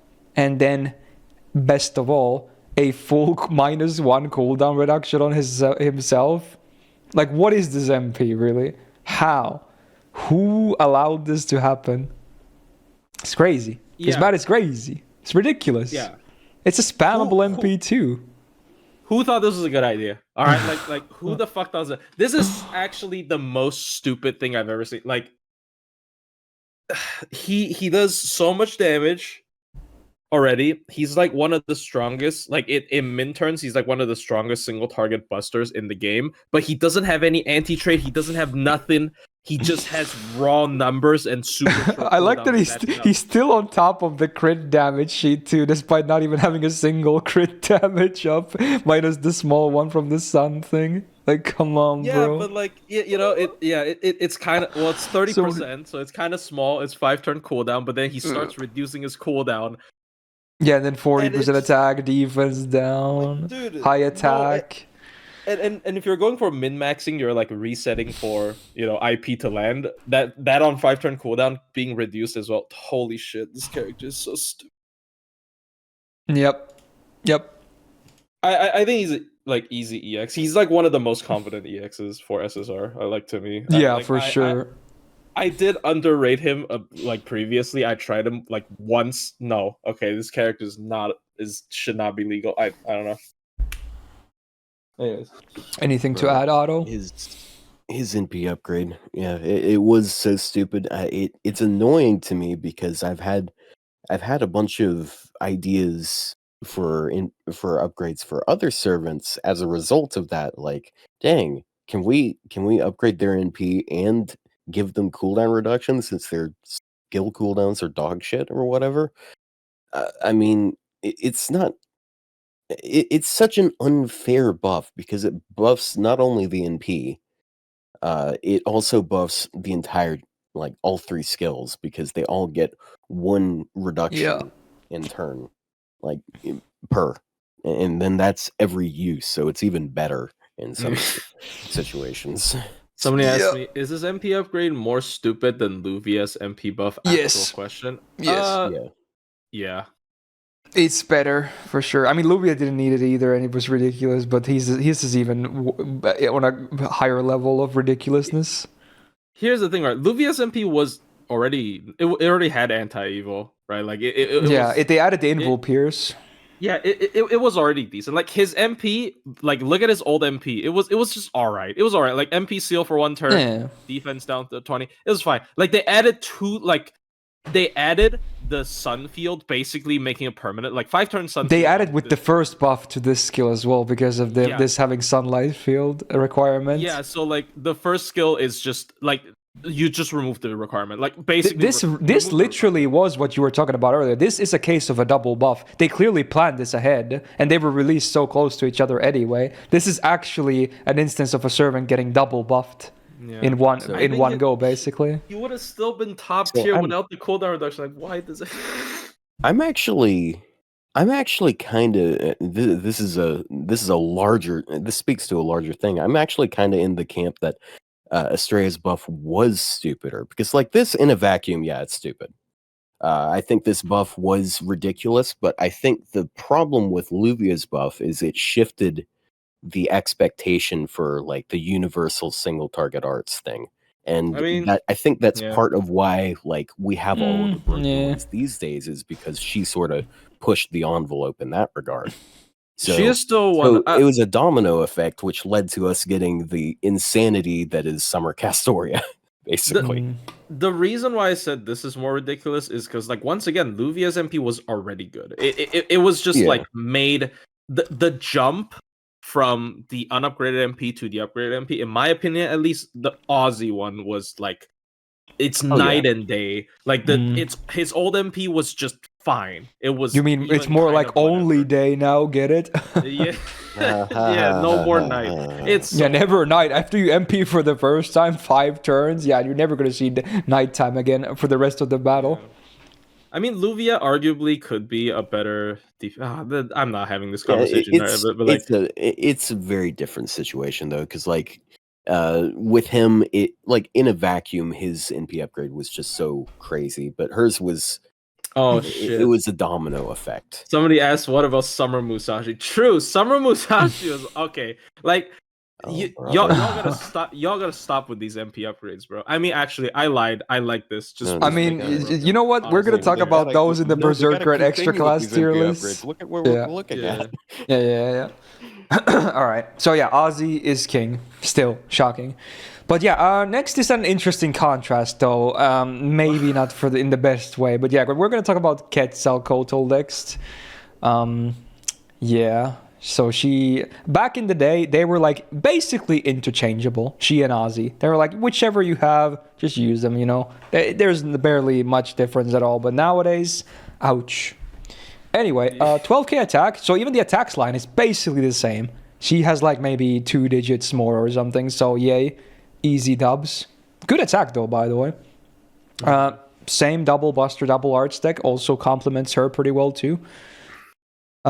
Skills. They buffed her charisma too, not luckily. So on a 5-turn cooldown, full party gets 21% attack for 3 turns and a 25 star bomb. It's not bad. It's just not very like it doesn't have that staying power. But you know, it's a buff is a buff. Yeah. For sure, like star bomb.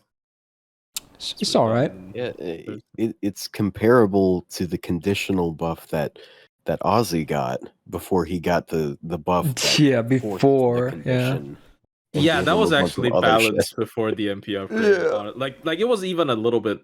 I feel like I don't remember, but like I feel like people even thought it was a bit underwhelming. Like before the Yeah, MP, I probably like, did too. Yeah. Oh, it's like it's conditional. Who cares? Well, just no longer conditional. Have fun. Charisma of the sun, and it's less powerful than his, I guess. Yeah. All right. Yeah. Anyway, our second skill, 7-turn cooldown. Targeted guts for 1 time 3 turns with a 1k revive, and then also gives the target 30% buster after 3 turns. Bad combo, because the buster up suffers so much from that guts upping the cooldown. Bad combo.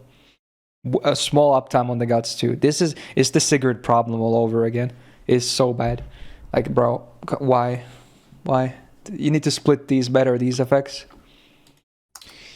Alright, third skill, 6-turn cooldown. She gets 600% absorb for 1 turn, 50% crit damage for 1 turn, and a 30% battery. Again, it's bursty, but man, 6-turn cooldown? Really? For this? It should be at least a 50% battery. Then, like, come on, dude. Really? It just hasn't aged that well. Compare this to Pioneer of the Stars. And that's a year 1 skill too. Ouch. This skill set is not terrible, but it certainly hasn't aged well either. Yeah. Oh well. Passives though. We got the famous 50% debuff res on base. I mean, that's pretty amazing at least. And then 12% quick up. Again, her quick is not really all that impressive compared to Ozzy and Drake. And tap in is against Foreigner. The MP, so much like Ozzy, has an MP seal for 1 turn. We like an MP seal, but then you get a burn on the overcharge, 1k damage for 5 turns, scaling up to 3k per tick. It's a 1-hitter as well. Bro, look, like... It's so sad. Where's the buff? It's been so long. How does Ozzy have the best MP upgrade of all time when they're so interchangeable? And she has this. She has this. Even also, like the funny thing is, Ozzy's MP was better on base anyway, because the defense down ramp up was better than the burn regardless. And then they buffed that one. Now it's night and day. Yeah. Oh my put god. Put a buff on Cool Con. The buff. They screwed up the files and put the second set of skills on Cool Con again. That's why she's like. Nice one. Dude, that's why she got the star bomb. It's so she could enable Cool Con. True. It will allow Cool Con to upgrade hers. Yeah, it's really sad, like, to not see her get any buffs during Lost Belt 7. It's like, I feel like a lot of people are super disappointed with that. The fact that she didn't get any buffs during Lost Belt 7. It was just really sad. And I think she's worse than Iskandar. Really? No. Damn. I think she's at worst the same tier. I would maybe put her a bit higher though, but maybe like a plus higher.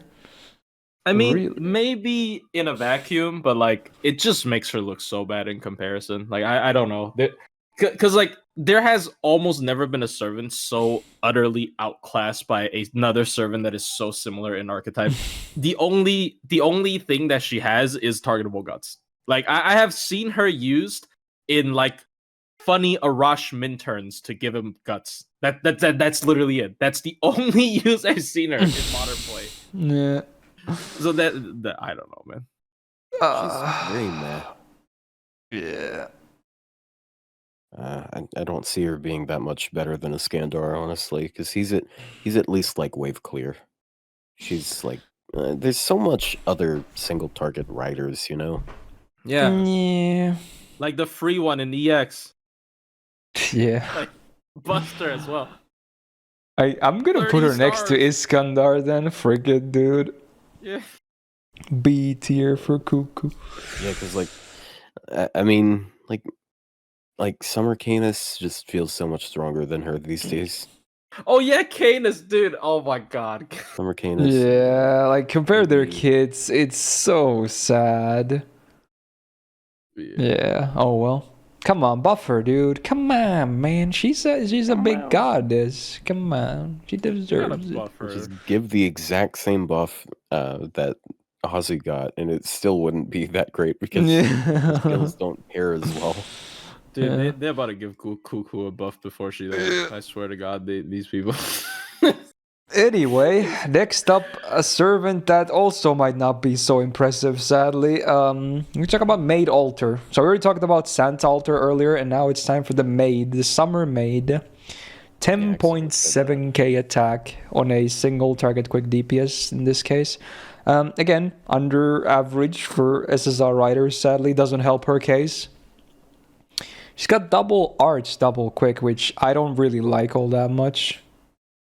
Unfortunate. First skill, 6 turn cooldown. She gets 30% attack for 3 turns, and then the full party gets 20% quick for 3 turns. At least this one, despite being simple, you know, is her main card type. It's an attack up. It works. 50% combined. Pretty cool. Second skill, the buff. 6 turn cooldown. Targeted cooldown reduction by 1. Cool. The target also gets 50% star gen for 3 turns, does 1k damage to them as a demerit, and then the buff, they get this build upper thing, like a delayed buff for 1 turn, and after that 1 turn they get 3k max HP for 5 turns. Oh my god. What is this buff?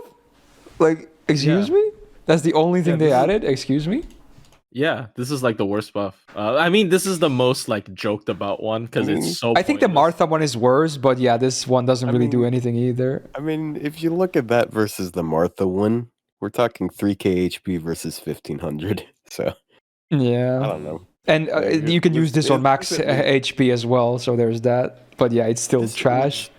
This at least had a direction that made sense, I guess. They were like looking at the demerit and they were like, how What? do we make up for the demerit? Well, you can Yeah, just remove it and add something else. It's again, I was talking about this earlier. Why have a demerit if you're gonna make a band-aid for it anyway on the same servant? And in this case, they didn't even add anything else. They literally just put a band-aid on it, and it's like, yeah, cool. It wasn't even needed. It's slapping someone in the face, then handing them a popsicle. Like, Yeah. Did the cooldown even change? It not didn't. slapping in the face. The cooldown didn't change. Yeah. Basically, they said like FGO designers really like to break your legs and then give you like crutches. It's really stupid. It's like I don't know. It's the same with like MP drain effects on like we've seen in like Archer and Saber tier lists both from like Shiki and whatnot, and then they give a battery so you can counterbalance it instead of just removing the requirement, which is I don't know how I feel about that. I guess that's a whatever. Anyway, the third skill. I like the concept for what it's worth. It just fails on paper. So on a 3-turn cooldown, we get 30% quick up for herself for 1 attack 3 turns. This should be a 1-turn cooldown. That would be so cool. Make it a 1-turn cooldown. That would be awesome. It might not even be even that practical even then, but it would be so cool. No, just make it 3 turns. Or I think they tried to pull off the same kind of flavor with Sugitani a little bit better. It's also it is clearly the same because it's supposed to be a gun reload, right? So yeah. It's like they kind of reworked it now on the 3-star. This is a skill set and a half, though. All right, but which one is better at shooting? The person who is known for missing their target, or the person who is king of Britain but evil on a beach? Yeah, that's hard to say. She shouldn't know how a gun works. Anyway, yeah, this skill set is like whatever. Hasn't aged well. All right, 17.5% debuff resistance, cool. 8% quick, also very cool, and 12% crit. Hey, yeah, honestly, her passives are good. So there's that. Good passives. Anti-Saber Append. Odo. MP, 6 hits, single target. So a few stars at a bit of refund. She gets a 10% battery from the use alone on normal effect. No scaling. So, a bit more refund. The overcharge is 30% crit chance down on the target for 3 turns, scaling up to 70. I like the effects at least. Well, the battery's like whatever, but the crit chance, cool. So the effects-wise is not that bad. But the problem is, her damage is kind of dog. I don't know what it is. On paper, it doesn't look that bad, but... Yeah. I remember back in the day, people comparing it to Kintoki is like, oh, but she has better damage than Kintoki. I didn't see the hit count on it. Sorry. Oh, what did you say? Yeah, her damage. No, I was gonna say, like, I remember when I first just look at her page. Don't worry about it. When I first started playing FGO, people were like, "Oh, but Maid Alter at least does better damage than Kintoki." But I think that requires her to be MP2 or something, which is, yeah, she doesn't actually have that amazing damage, unfortunately. Which that's the thing that balanced her against Ozzy for a while. Like, she actually had like a little bit better damage than Ozzy, and then because of quick scaling does help with the damage for sure on MP. But yeah, unupgraded MP. Maybe they can. I mean, what if she just got an MP upgrade, right? Like there's always chance to turn it around. We never know. But I don't think she's a difficult fix by any stretch of the imagination. Yeah. I think she's easier to fix than Cats, for example. Probably. I guess her damage wasn't as bad as I remembered, honestly. Yeah. Also, like, oh, this is weird to say. Because, like, back in the day, people were like, oh, but there's so many good free single target quick riders. Obviously, they still exist, but I think single target buster riders are just, there's so much more competition nowadays. So, like, maybe it's easier to make her feel relevant again with, like, a MP upgrade to make her, like, good damage.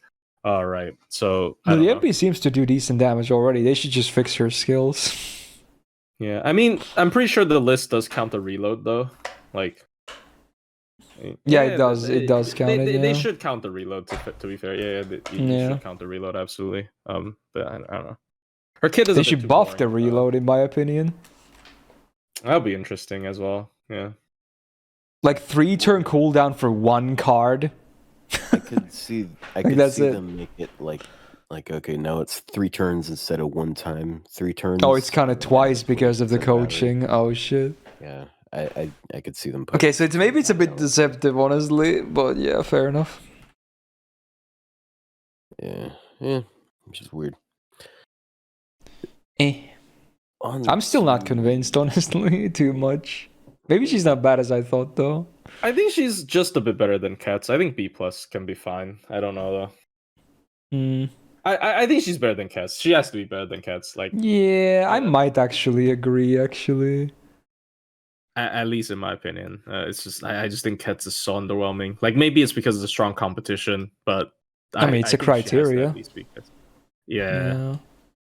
I'll do B+. I'm okay with that, I think. Yeah, frigate dude. Sure. All right. Next one though. Ooh, a big boy, quite literally. Let's talk about Mr. Ivan the Terrible. There he is. One of my favorite writers in the game to this day, and also my personal favorite Lost Belt King. Still. Wow. Hot takes. We got him. So we got AoE Buster, DPS, and Farmer. 11.6k attack. Pretty good. Definitely above average among 5-star riders. Double Buster, double art stack with very nice gains, especially with his skills active. Speaking of which, they buffed the first skill, so on a 5-turn cooldown, he gets 50% MP gain for 3 turns, 30% battery, anti-lawful and chaotic damage mods, 30% each for 3 turns, and then also a full debuff cleanse on self. Yeah, this and Drake are good examples of how you should treat golden rule buffs, because these are some good, solid choices. Wow. 5-turn cooldown. Really, really nice. Second skill, 5-turn cooldown. He gets 10 stars per turn for 3 turns and then 40% buster after 3 turns. I'm still shocked it's 40 and not like 30. But yeah, it's 40. It's a good chunk. Wow.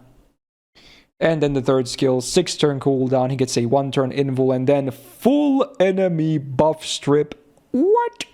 And then also reduce their attack by 20% for 3 turns. So yeah, bosses, huh? Wow, that is a skill and a half. Jesus, it's a nice kit. It's a really nice kit with pretty short cooldowns too overall. Wow. 12.5% debuff res, cool. Riding EX. His quick is okay, but nothing remarkable. Anti-Avenger passive, upgraded MP. Enemies get minus 30% buster resistance down for 3 turns. It is after damage, but man, that is a lot. And you can obviously ramp it up as well. And then before damage, he gets 30% MP damage on base OC for 1 turn, scaling up to 70%. And his numbers are really good too. He's just so nice. So nice after the 2 buffs. It's crazy. Yep. Wow. His farming numbers are obviously not insane, but man, is he a good servant though. Why did he already got 2 buffs? Yeah, I don't know. I guess they wanted Lost Belt Kings to be like more remarkable or something. Yeah, he's one of the strongest AoE for like, at least for CQ purposes. I'd say he's probably I would say he's the strongest. Right? Yeah, he's probably the strongest. Let's be honest. The reason why they buffed him twice is because he was the weakest Lost Belt 1 servant. All right. Wait, no way. You're talking about Salieri though. No, you must have forgotten about him. Yeah, because Salieri got buffed once. Anastasia got buffed once well after he got buffed twice. Yeah. He was already the best Lost Belt 1 servant. But yeah, for sure. But they buffed him twice before they started working on the others. Yeah, for like general CQ, you might as well just be the best one, like in general. Yeah. Yeah, they buffed Anastasia last year, but it wasn't a good buff. Anyway, you'll see it next week. But like, this is So why he is so good in Challenge Quest, it once again goes back to the win conditions thing I was talking about. He has everything. He's got buff removal. He's got his own invuln. He's got reliable ways of getting his NP very easily, as a matter of fact. He's got so many really solid things. It's not on par, maybe not on par with like how many crazy things Musashi has, for example, but still, he for an AoE, like he has so much stuff. I guess he could be EX actually. I don't know. I mean, I'm definitely thinking EX. Like I could not place him under there. Not at least yet. If we got Drake A+, he's EX. Yeah. Because like, even though Drake is really good, like I still think he's better. Yeah. Yeah, like he's the Tesla of the rider class. That's a great comparison. Yeah. They're really the two. Like they're just remarkable servants on their own right.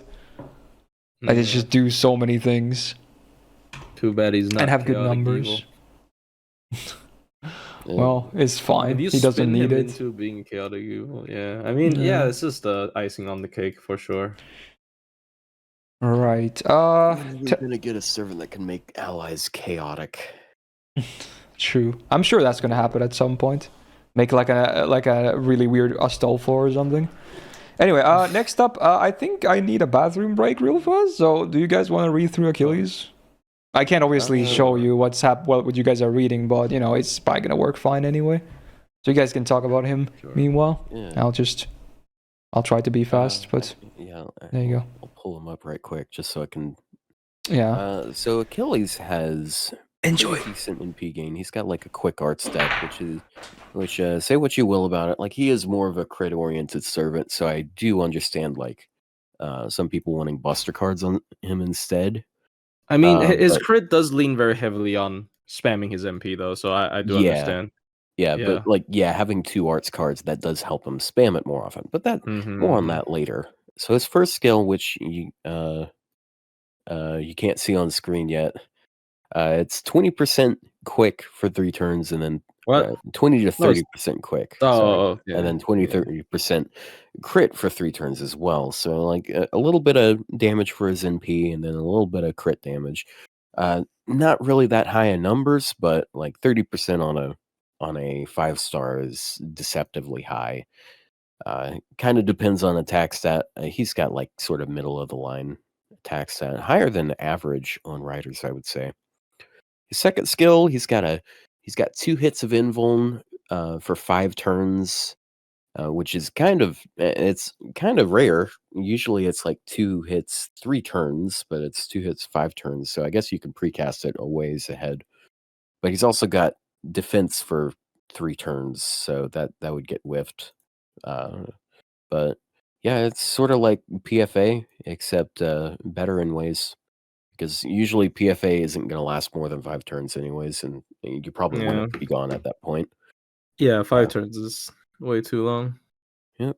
And Not then way it's too long, but like long enough, I should say. yeah. I mean, it's a low cooldown for that type of an effect. Yeah. Because like what comes to mind is Europa or Marie, who have 6-turn cooldowns on their 3-hit invulns. Mm-hmm. It's a bit different. And then you got 500% chance to draw attention of all enemies to self by 300%. So like if you have like buff chance down, it's going to land regardless. So that's how most taunts are, as a matter of fact. But yeah, he has a self taunt, 1 turn of NP generation of 30%, and then 30% battery. So that's a turn. So when you use this, you're doing it because like you almost got your NP, and then bam, you NP, and you're going to get more gains because you got the NP gain buff, and then you've also got the taunt, so you're going to be taking defensive NP gain as well and protecting the team a little bit. A whole nice combo. It is worth noting that the NP rate does not affect defensive NP gain because it expires before the defensive turn for some weird reason. Yeah, they did the same thing with a Faker's taunt, which I really don't like. I don't know why. Like I was so like convinced that it was supposed to be more for defensive MP gain because it's on the taunt, but it just doesn't work like that. So Also, hello, I'm back. What did you guys discuss already? Oh, Talk about we're the just getting to the skills, passives. Yeah, he's Okay. got 15% debuff resist, which is kind of middle there. And then a passive 11% quick, so that means he's sort of passively got 41% between his first skill and his passive, and then divinity for whatever. Archer is whatever. And then lastly, his NP got an upgrade somewhere along the way.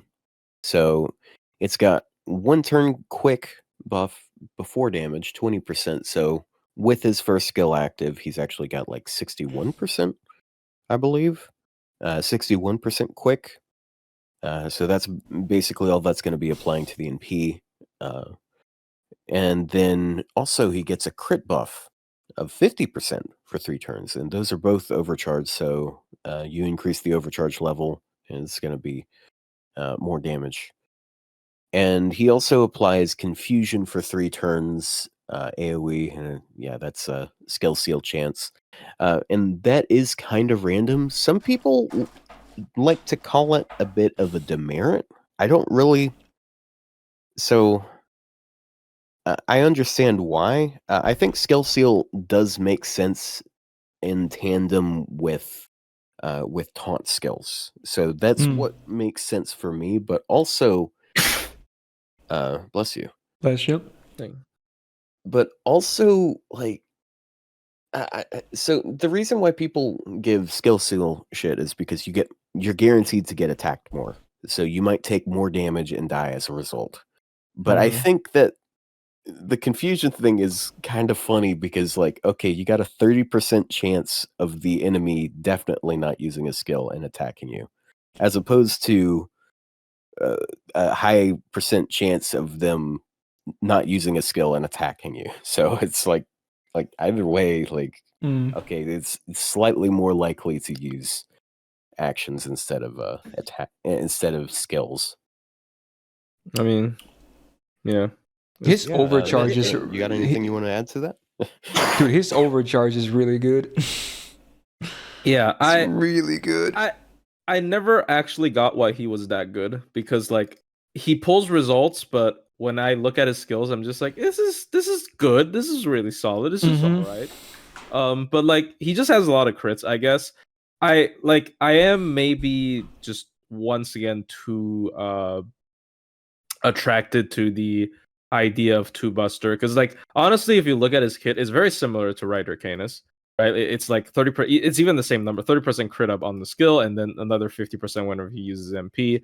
So he can be really explosive with his damage by just using his MP, and it's upgraded as well. So the MP itself also does good damage. The taunt is mainly there just to help him gain MP back, I suppose. So it's not really a protect. Like I feel like the taunt here it serves a very different role than Andromeda. Like people really like to compare them because they're both AoE quick 30 MP charging riders with taunt, but I think the taunt here has a completely different reason to exist than Andromeda. I could be wrong there, but I don't know. He's just like really generally solid. I think maybe he wouldn't be as good if he didn't have an MP upgrade, but he does. So he's Also, man, I assume you talked about it, but it kind of sucks that he doesn't have a double Buster deck, in my opinion. Yeah, but the thing is, like, I think Otto mentioned earlier when we were talking, because like his crit damage very much relies on the fact that he can loop his MP. Yeah, I guess that's true. Yeah. So if you're actually able to use your MP more often, maybe your arts crit can. I mean, depends on your setup, of course. Like if you're using Summer Scotty, obviously, I don't think that's gonna happen.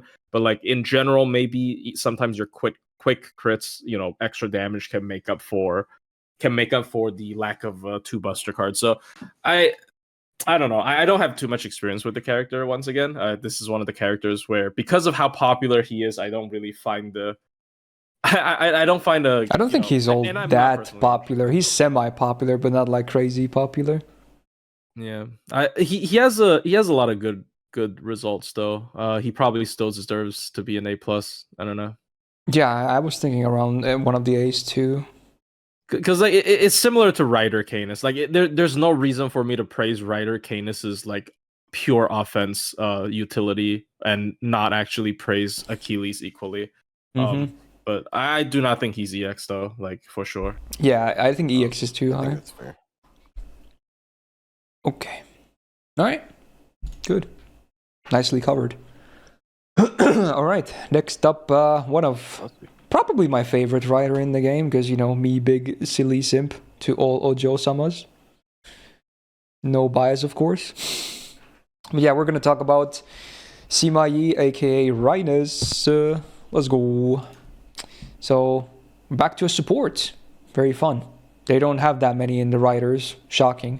So here we got one of them. So she's got 13.5k HP. Honestly, it could be higher because she actually has a decent attack as well. So I feel like they could have nerfed her attack more to get more HP. But, it's a good chunk anyway. She has double arts, double quick. And honestly, despite not even having triple arts, her gains are like the best of all the mainstream supports. You'd be surprised. They're nuts. Like her crits with the arts cards are absolutely disgusting. So yeah, don't be fooled. Even if she doesn't have triple arts, they're really good gains. Alright, first skill, 6-turn cooldown, party 25% defense up for 3 turns, and a 400 damage cut for 3 turns, and 10% battery.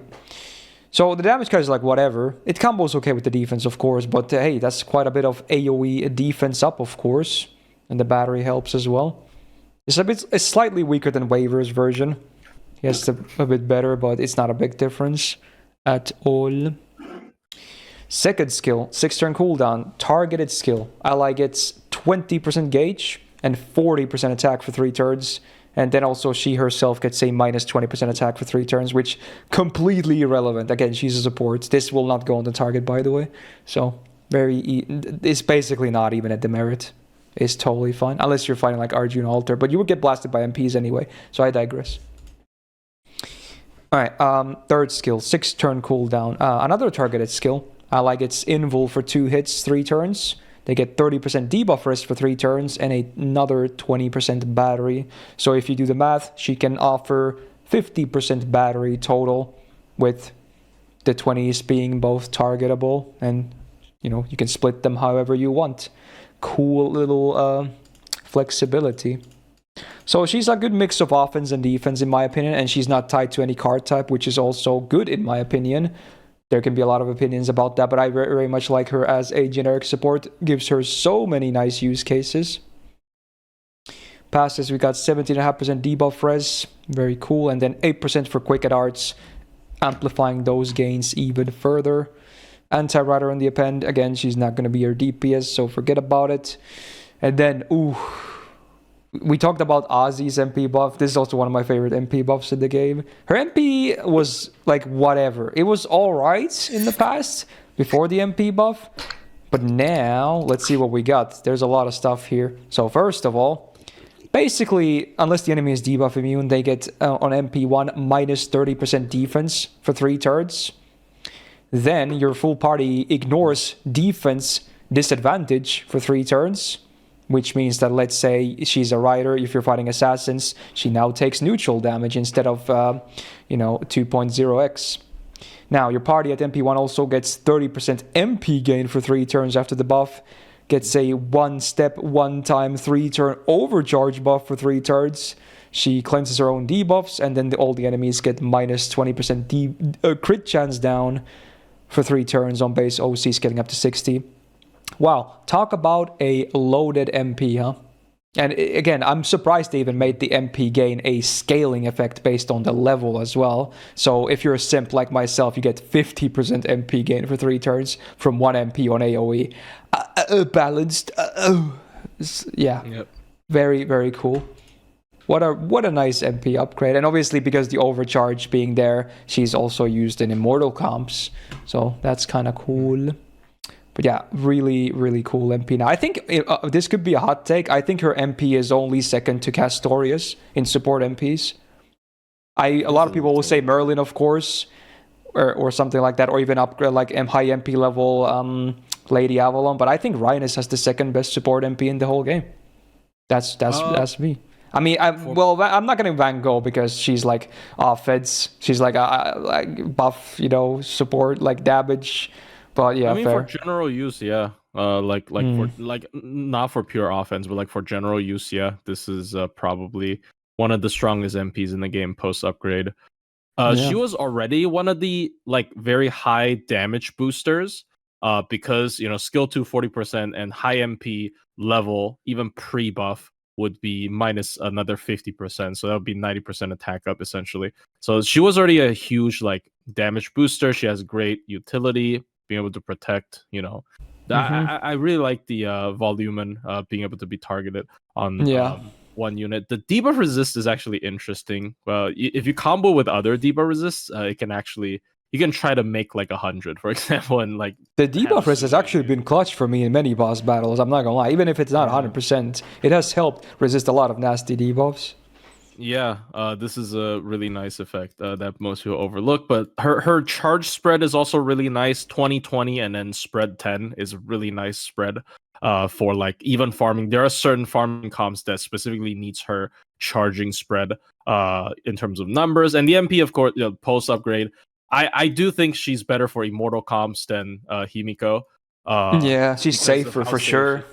Yeah, and like in some ways, if you're running an arts team, like if you're like your normal card damage might be better than Himiko would boost your crit damage, but like your normal card damage, if you're spamming like a 50% defense down on the opponent, and like this also makes the entire team get their MP back way easier because of the MP gain buff, right? Like you use one arts card and your MP's back. So this is like the safest solemn spam team in my opinion, and like just in case you get hit, the crit, the crit chance down as well, you're not gonna get crit. So this is like the ultimate turtle. And of course, the eliminate defensive weakness. This is really strong with berserkers. I highly recommend trying it out with like some of your strong berserker DPSs in normal challenge quests. It very much makes them very bulky. Like some of the berserkers have surprisingly high HP, but like you never feel it. But then with this added into the mix, they can actually tank a couple of hits and become really bulky, and that's really scary. So I think she's one of the strongest supports in the game, period. So either EX or of course, I mean, like Habetrot and her are just like kind of in a league of their own, but I think just put it, one tier is fine, the same tier is fine, but she's for EX. I mean, there could be some arguments for EX plus, but I feel like I'm just gonna leave her at EX for that because again, she's not a must-have, like a complete account changer, but she's just very like she is a top tier support anyway. Yeah, for sure. I would rank her definitely like right behind the meta supports, probably one of them. Yeah, like behind the game changers, you mean? Yeah. Yeah, like the card type ones. Yeah. Anything to add, Otto? Day by day, the 20 to 40% attack buff for one ally on Miss Crane's NP just shittier and shittier. Like, why do all of the other like big supports have 30 to 50% scaling on their stuff? Like, she has 30 to 50% defense down on her NP, and also 30 to 50% NP gauge, and not NP gauge, NP gain. Why does it suck to be Miss Crane? Like, she's not bad. It's just like, I mean, at least she has her uses though. Yeah. If you don't need, like, Crane still has the free switch out. Like, you're kind of forced to use her for a lot of comps, but like damage stacking or of course min turn, like there's some cases where you're forced to use Crane, but yeah, her numbers are a little bit low in comparison to some of the, like, once again, Yui's a new caster as well. She has really good numbers compared to her. So but yeah, I guess more on those two next week. Wow, teasers. Oh, true, next week. Yeah. Well, hopefully next week. Again, we have today, hopefully, but yeah. The plan is Reines is like one of the best supports that you can have for the CERN fight. I tell you what, she's synergized. Like, it's such a clean setup between her and Castoria because you're constantly they love each other. It's such a great combo, dude. Yeah. Oh my, she's like they just ridiculous. Complement each other so freaking well. Yeah. Anyway, yeah, enough Reines simping as much as I, love her. We're going to talk about the next servant, which is Ryder Da Vinci, or Lily Da Vinci, whatever you want to call her. The original, because, Summer we'll talk about in some weeks as well. So, AoE, arts, DPS, and a farmer. One of the many.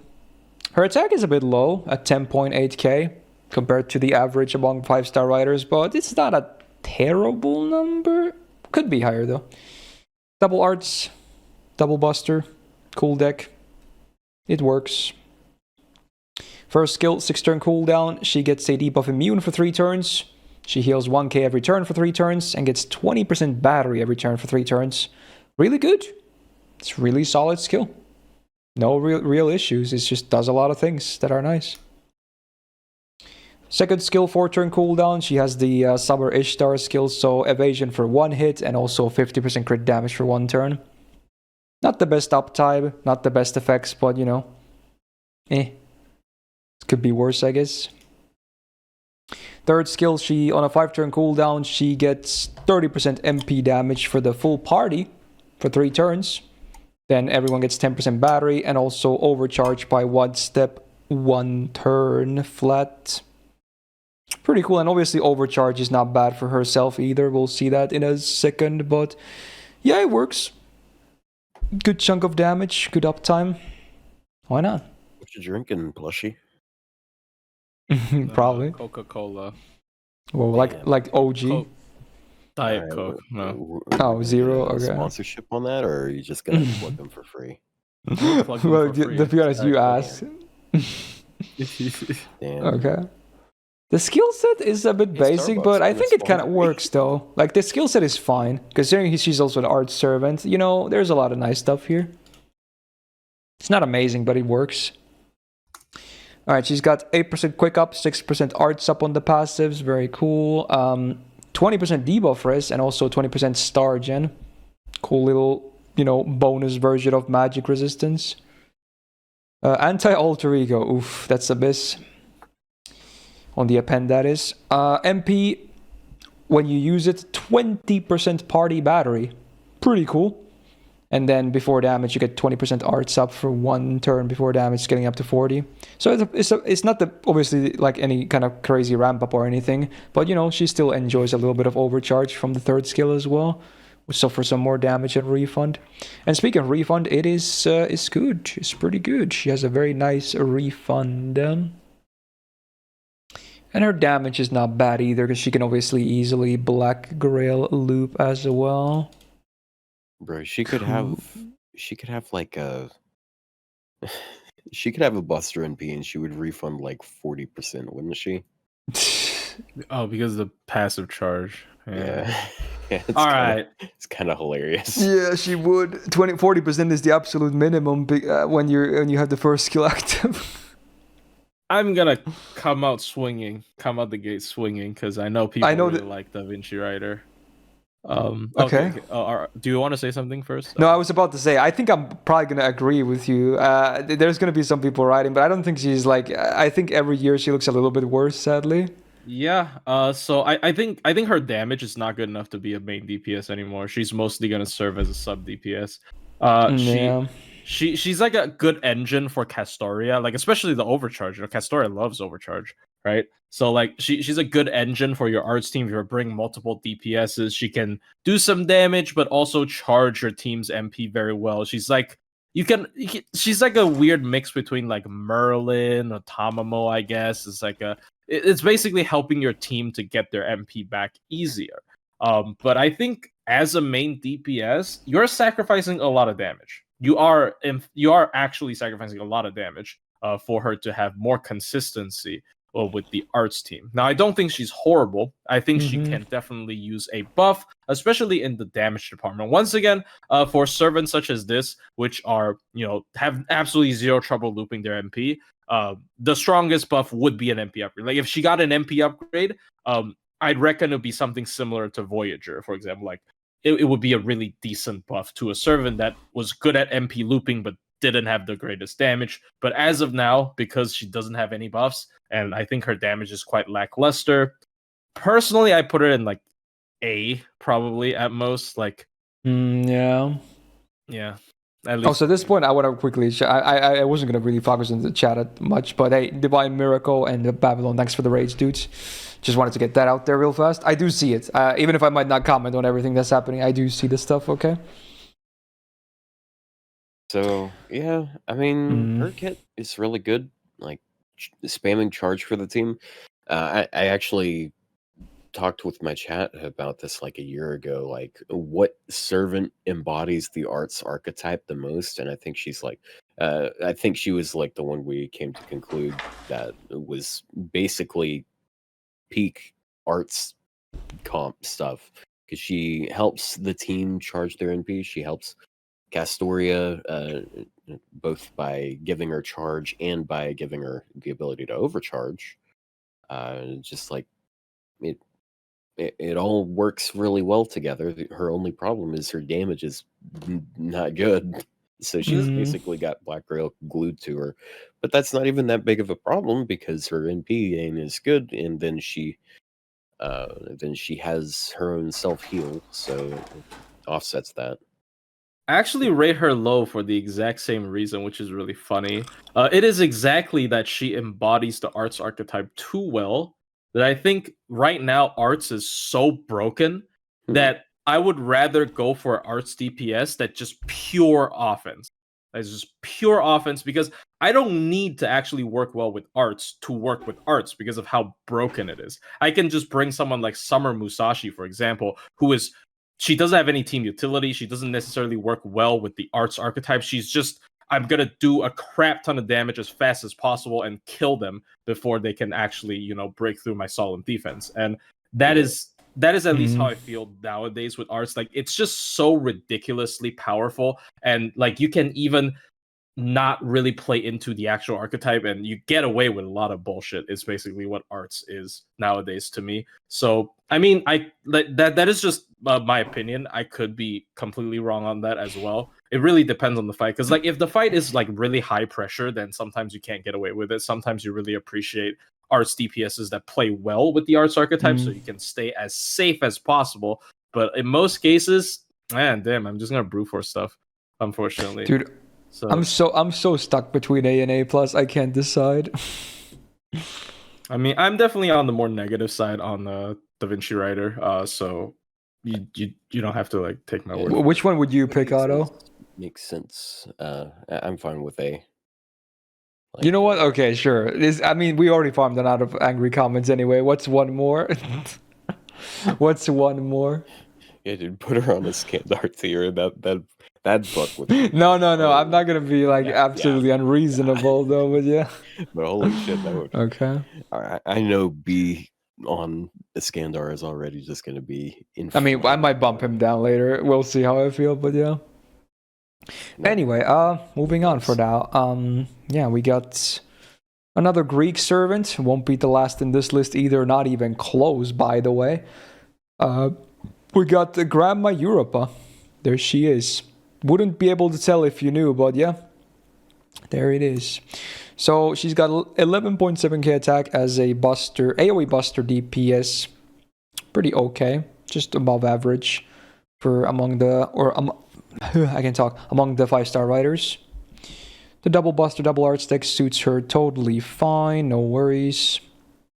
First skill on a 6-turn cooldown, she gets invul for 3 hits and 100% debuff rest for 3 times. Yeah, I mean, it's pretty good. Pretty solid defensive skill. Resist 3 thingies. Resist 3 attacks. Good. Stay safe. Second skill, 6-turn cooldown. She gets 30% arts and buster up for 3 turns and a 30% battery. I mean, it works. It's not amazing, but it works. Third skill, 7-turn cooldown, 60% chance to charm all enemies for 1 turn, and then also reduce their defense by 20% for 3 turns, and 20% crit chance for 3 turns. Now, correct me if I'm wrong, I'm pretty sure this is like just a better version of Shuten's AoE charm, right? Because it has the crit chance down too. I think otherwise it's the same, if I remember correctly. So that's pretty funny how that works. Just straight up power crept her. Okay, the charm is nice when it lands, but when it doesn't, you're going to be feeling sad because it's a 7-turn cooldown otherwise, so you better hope the charm lands. And unlike Marie, she doesn't even have that band-aid of getting, like, you know, debuff success rate up or anything like that. You could run the Love's Curse on her to help with this, but even then, I'm pretty sure it doesn't make this guaranteed. Overall, it's an alright kit, I want to say. It's kind of basic, but, you know, it has a lot of, you know, good building blocks. So I'm not mad about it. It works, kinda. 15% debuff res, cool. 11% quick, maybe not so cool or useful rather in her case. Divinity TC, whatever. Anti-ruler, good joke. On the append that is. The MP is an interesting one. So before damage, she gets 50% defense up for 1 turn. Okay, George. And then she gets 20% buster up for 1 turn before damage. On base OC scaling up to 40%. I don't like the MP, honestly. I don't like it. It's like, I think it makes way more sense for Andromeda, who we'll talk about later, because she at least has a taunt. Europa doesn't. So I don't know why she has this big defense up here. I think it should have been a more offensive effect instead. So, and it's not even buffed, so the MP is like, ooh, I don't know. She's basically a 5-star Marie. That's how I've always seen her. The defense up sometimes does feel kind of wasted with the invul up, because like you kind of want to, like, you're either tanking the MP with the you're either tanking damage with the MP or with the invul, but like sometimes they overlap. And the defense up doesn't last. I would have liked it more if it is like a lower number but lasts multiple turns, so you can like or even another idea is potentially it's like a one-time defense up at 50% instead of 1 turn, but then she can stack it when she's hiding it under the invul. Maybe that could be interesting. I don't know. There's a lot of interesting things they could have done with Europa, but they didn't. So I mean, I don't think Yeah. she's horrible, but So her only problem right now is everyone she's competing with has an NP upgrade. Like if you look at AoE writers, like absolutely everyone does have an NP upgrade. Every single AoE buster writer, even Blackbeard, has an NP upgrade, and she does not. And because she has that lower NP multiplier, even though she has a pretty nice spread of buffs for herself, it Yeah. just ends up not being that much damage. That being said, I have found that her card, like you can actually run her as a crit DPS fairly well, and I know that sounds kind of weird because she doesn't. No, have I any believe crit you buffs. looking at the skills. Yeah, but like she has so many things that affect her cards between her third skill and then her second skill and her NP. You can run her as a crit DPS. I like how survivable she is. You don't really need any support whatsoever keeping her alive. I just think her only problem is her damage just isn't that great. I think I'm not sure if I want to put her in B plus, but it's going to be her versus Iskandar in that regard. And I like her more than Iskandar personally, but you guys might disagree. No, I Sure, do like MP does her. less damage, but yeah, otherwise I like her more in every single way. Yeah, she's a lot more of like a challenge quest type DPS, whereas he is more farming focused for sure. Yeah. Shout out to how many people in chat or in the comments have her grailed. It's me. I'm the only person probably. Hello. I don't actually know anyone that does, so point proven, I guess. I found like 2 people on Ray Shift on JP that have her 120. I think they're the same person. So Nice. they both have Summer Hokusai grailed. Wow.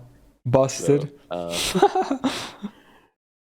yeah, it's Also, funny you should mention. You said like, yeah, it's true. Like she's competing against anyone with an MP upgrade. Because I actually thought she had an MP upgrade. I forgot she doesn't.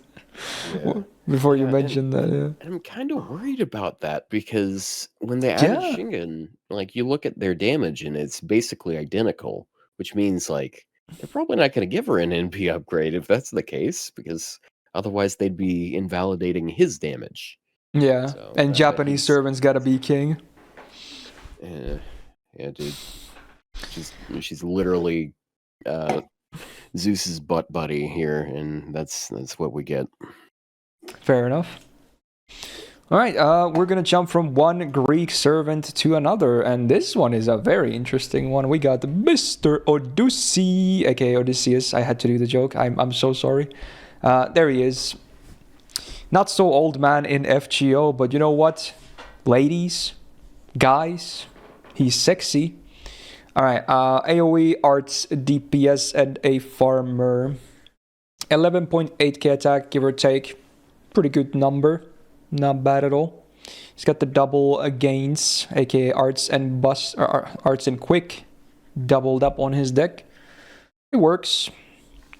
First skill, 6 turn cooldown. You choose one ally. They don't get taunt. The other 2 do for 3 turns. Cool. I always like this mechanic.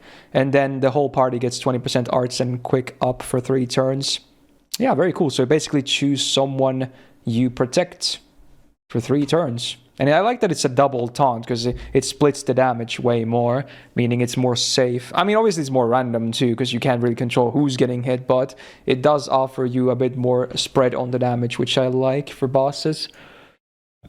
Second skill, 5 turn cooldown. He gets a 30% battery, 1k absorb for 1 turn, and also charm immune for 5 turns. So he basically has 100% uptime on charm immune when you think about it. If that ever is a problem, then there's one option, I guess.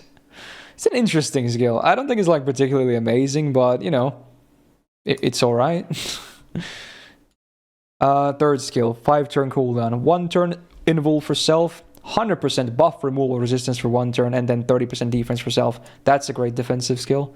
Not only is it the 1 turn invul on the better 5 turn cooldown instead of the 6, it comes with 2 very nice synergistic effects.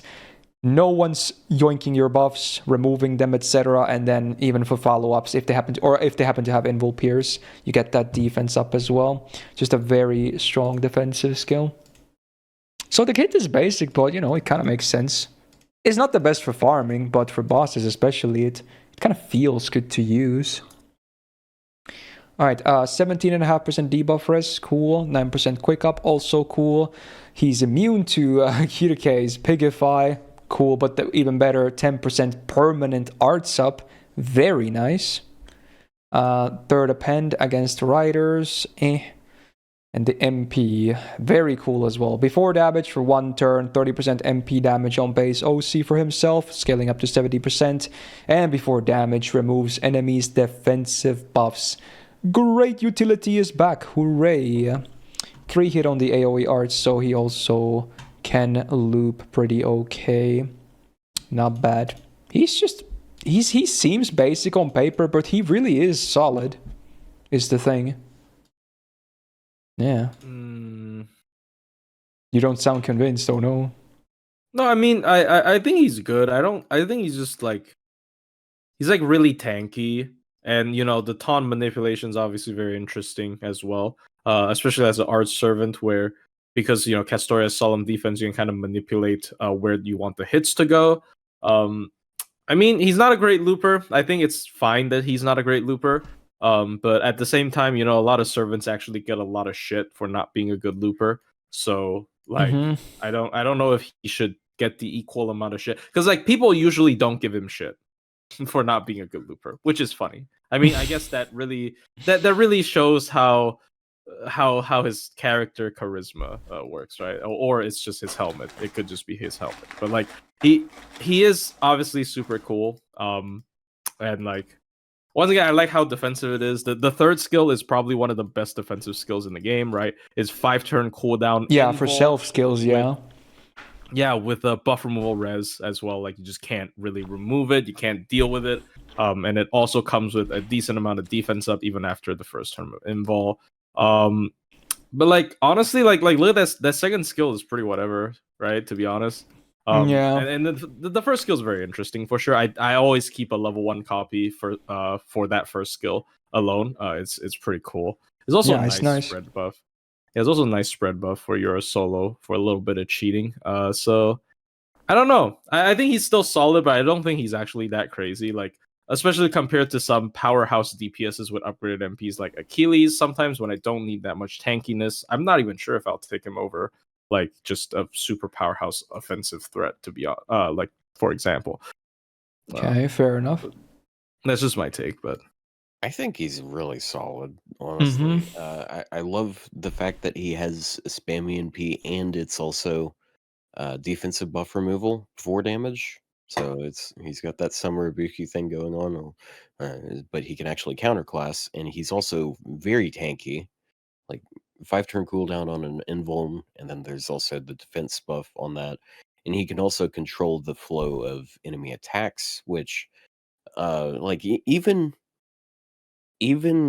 though we have Castoria that helps deal with that type of thing, you can control who loses their stacks of invul and whatnot. Yeah.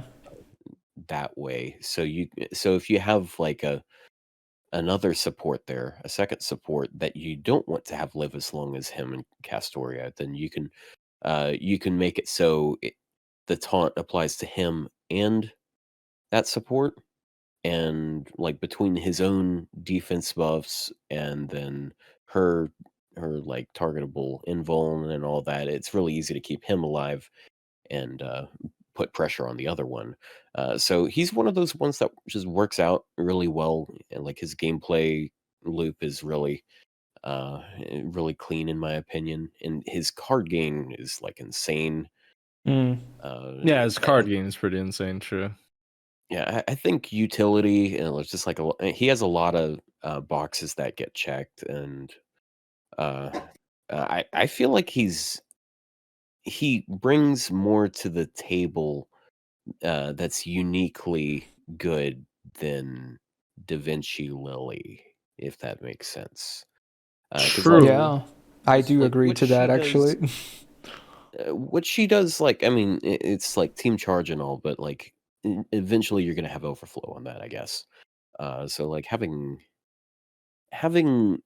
that type of like, I mean, I guess if you're gonna be borrowing a Summer Ibuki, there's not much of a reason to be bringing him instead. But like, still, I think like he demolishes casters really good, you know.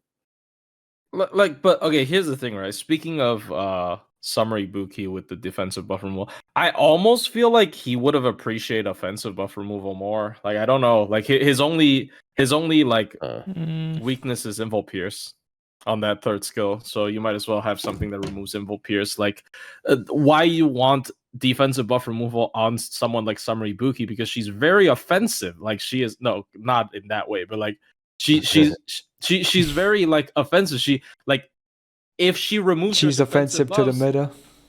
You're dead, right? You're dead, right? That MP is slam. You're dead. But like Odysseus, obviously, against casters, he's still doing good damage. But like he's not like a super offensive powerhouse. So I really think a slower servant like this doesn't necessarily care that much about the ability to actually remove defensive buffs rather than offensive buffs. I think he would actually fit better if he had a offensive buff removal. That's just me though. And like once again in arts, it's the same reason why I don't like Da Vinci Rider that much. I would personally put him in A, but like really high A. But I think personally, I think I like the defensive buff removal more because arts is such a safe card type anyway. You don't really need like that much more defense. Like you said, you prefer the arts DPS to go more, in on offense than defense. And in his case, I definitely agree actually as well. I think he already has enough of defense anyway.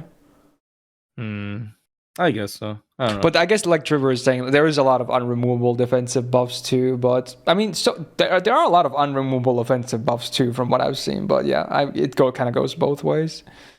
Yeah. But I was thinking A+. I think he's really good. Yeah. I mean, I can understand. It's like either A+ or A for me.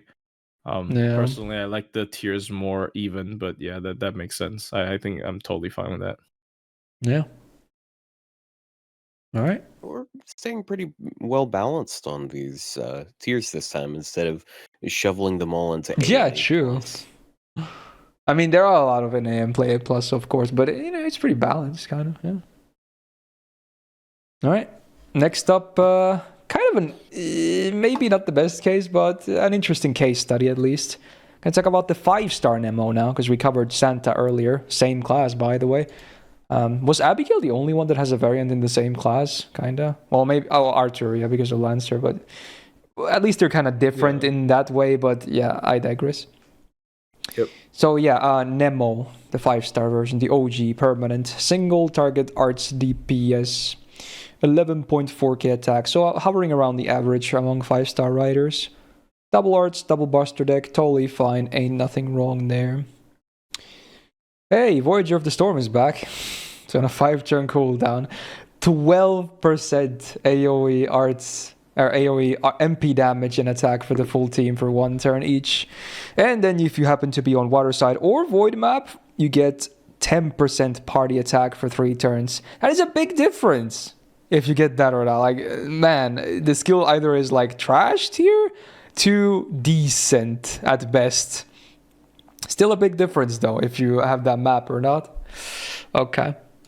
Second skill, 7-turn cooldown. He gets a guts for 1 time 5 turns, 30% battery, and then an on guts activate buff for 1 time 5 turns, which matches the guts duration. Very cool.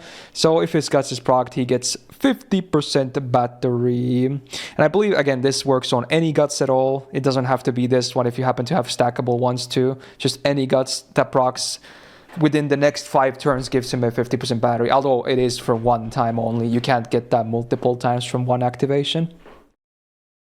Pretty okay though. Third skill, 5-turn cooldown. Full party gets 20% arts for 3 turns, and then again, if you happen to be on water side or void, you get another 20% arts for 3 turns, and then a 15-star bomb. Again, fairly big difference. Either 20 or 40% arts. Literally doubling the number. So yeah, unlike Santa, there's already big differences in how the map affects the servants. Like the skills already, like if you don't have the map, they're like whatever. They're very much meh. But if you have the map, they're like, okay, definitely above average. Not god tier or anything, but pretty good. Alright, passives. 11% quick. Not that useful for him. Divinity A, yeah, no thanks. 10% arts crit damage, cool. And then again, map, if it's those two or one of those two, you get 500 damage cut. Oh, that one is the most insignificant one so far. Anti-archer on the append, MP, oof. So overcharge, 10% MP damage on base for 1 turn before damage for himself, scales up to 30%. And then also normal effect, 150% super large enemy damage mod. Flat, cool.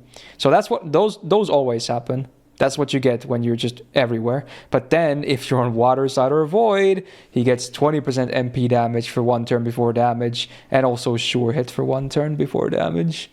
So yeah, he really is quite different depending on if you meet that map condition or not, sadly. And I'll be the first to say that I think without the map, he's mediocre. Very, very mediocre if you don't have the map ticked. Yeah, it's for sure. He's at half of his effects, like almost half of his effects, at least the really relevant ones, I feel, just tied to the water side. So like a lot of his damage is tied to water side. Yeah. It really sucks, honestly. He just has it's just damage. Like it's mainly damage. Like most of the things that tie to water side for me, it's just damage. Like I don't know. Like he can still, how do I put this? He can still do some stuff if he hits anti-trait. Like super large can potentially work. Yeah. It doesn't even scale with overcharge. I really hate how it doesn't scale with overcharge, to be honest. Like especially since he's an arch servant. It's really easy to trigger his overcharge with Castor as MP. I really dislike how it doesn't scale. The overcharge is horrendous, in my opinion. Like, yeah, it's weak. What this is, like, it's so bad. This is like Saber Medusa's overcharge. Like, I really don't like this kind of stuff. I don't know. I think he's mid. I think he's really mid. Because there's no consistent way to give, void space. You can get water side from the old man caster, though, I guess, but is it worth it at that point? Who knows? He's not even guaranteed, isn't he? 80%. Unless you bring the Bonsi, but yeah. I must point out, if you bring the other Nemo, you are guaranteed this effect. Oh, true. I guess that's supposed to be the combo. I think he was designed as the buff for this character. It's but he's not multi-servant. Yeah. So it's dumb. I don't know. I think it's like I get the flavor, but damn, like he basically what he needs is the Aussie MP buff. Right? Like the set water field for 5 turns whenever he MPs. Then yeah, he'd be cooking. But obviously it's not gonna happen. I don't think that's gonna happen, by the way. Like if it does happen, it's not that crazy because you would have to delay your skills for the first MP anyway. True, that would be a little bit annoying. Yeah, I mean, I don't know, man. He's kind of just like an arts beat stick. Like he doesn't have much anything unique, I would say, in most situations, but like he can do stuff, I guess. Like you can throw 2 Castorias on him, he's gonna do a decent amount of damage. He's just saved by his card type again. I don't know. Yeah. I'm fine with B, honestly, because like if you peel away like all the niches, he's not too much different from Cats if you think about it. Yeah. It's just carried by the card type again, and like it's like they both got the guts and the 30% charge and like team wide damage buff, and that's basically it. Like at best B plus, but yeah, I can understand. Yeah, I think I'm gonna go B. Did I say Star Bomb? Because they both have a Star Bomb too. Yeah, you didn't, but yeah, that is true. Also, honestly, I think I would just use Sakamoto post buff way more than him. At least he's always gonna work, and his MP hits pretty hard. That makes Yeah. sense. Oh Out of well. curiosity, if Nemo was always on water side, what tier would he be? I think A or A plus. He'd be probably A plus, right? I mean, let me Yeah. look at the numbers again. Yeah. I wouldn't even put him in EX if it was always water side, Yeah, honestly. yeah. I don't He's think not so, even yeah. that good, even on that map. Yep. Yeah, So, for the most part, it's numbers boosting. yeah, it's just Yeah. damage. Team-wide. Yeah, you I get mean, I he guess does hit Arthur hard doesn't there, but have yeah, it. but still, like, he wouldn't be top tier even on water side. and you would get sure hit as well. And Yeah. I don't think there's that many. Now that I think of it, there's not a lot of Riders with sure hit or invul riders pierce. that have like, Yeah. sure hit or pierce invuln. Lancers were filled with them. I learned that last week. They were filled Ignore with them. defense is everywhere with lancers. And Yeah, and sure hit is and invul everywhere. pierce too, especially sure hit. And same with archers. It's crazy. Anyway, let's just put him on flat B for now. All right, let's talk about. I think this is the latest one on NA. Yes, sir. Yep. We got Mr. Taikobo, aka Tai Gong Wang. I can't pronounce Chinese names, sadly, but you get the memo. There he is. He's an interesting case. AoE, quick DPS, and farmer, and a support of sorts. He's kind of a jack of all trades as well, in kind of a good way, actually. He excels in many different things, even if he, has a lot of use cases. So, 11.6k attack, not bad. Could be higher, but certainly above average among his peers. Double arts, double quick deck is fine, I think. Sure. Yeah. Then the skills, which are very interesting. 7-turn cooldown though. First skill. Full party gets 15% quick attack MP damage, all for 3 turns. Yeah, that's a lot in one. It's literally the 3 damage types as well. Very cool. Second skill, 6-turn cooldown. All enemies are skill sealed for 1 turn.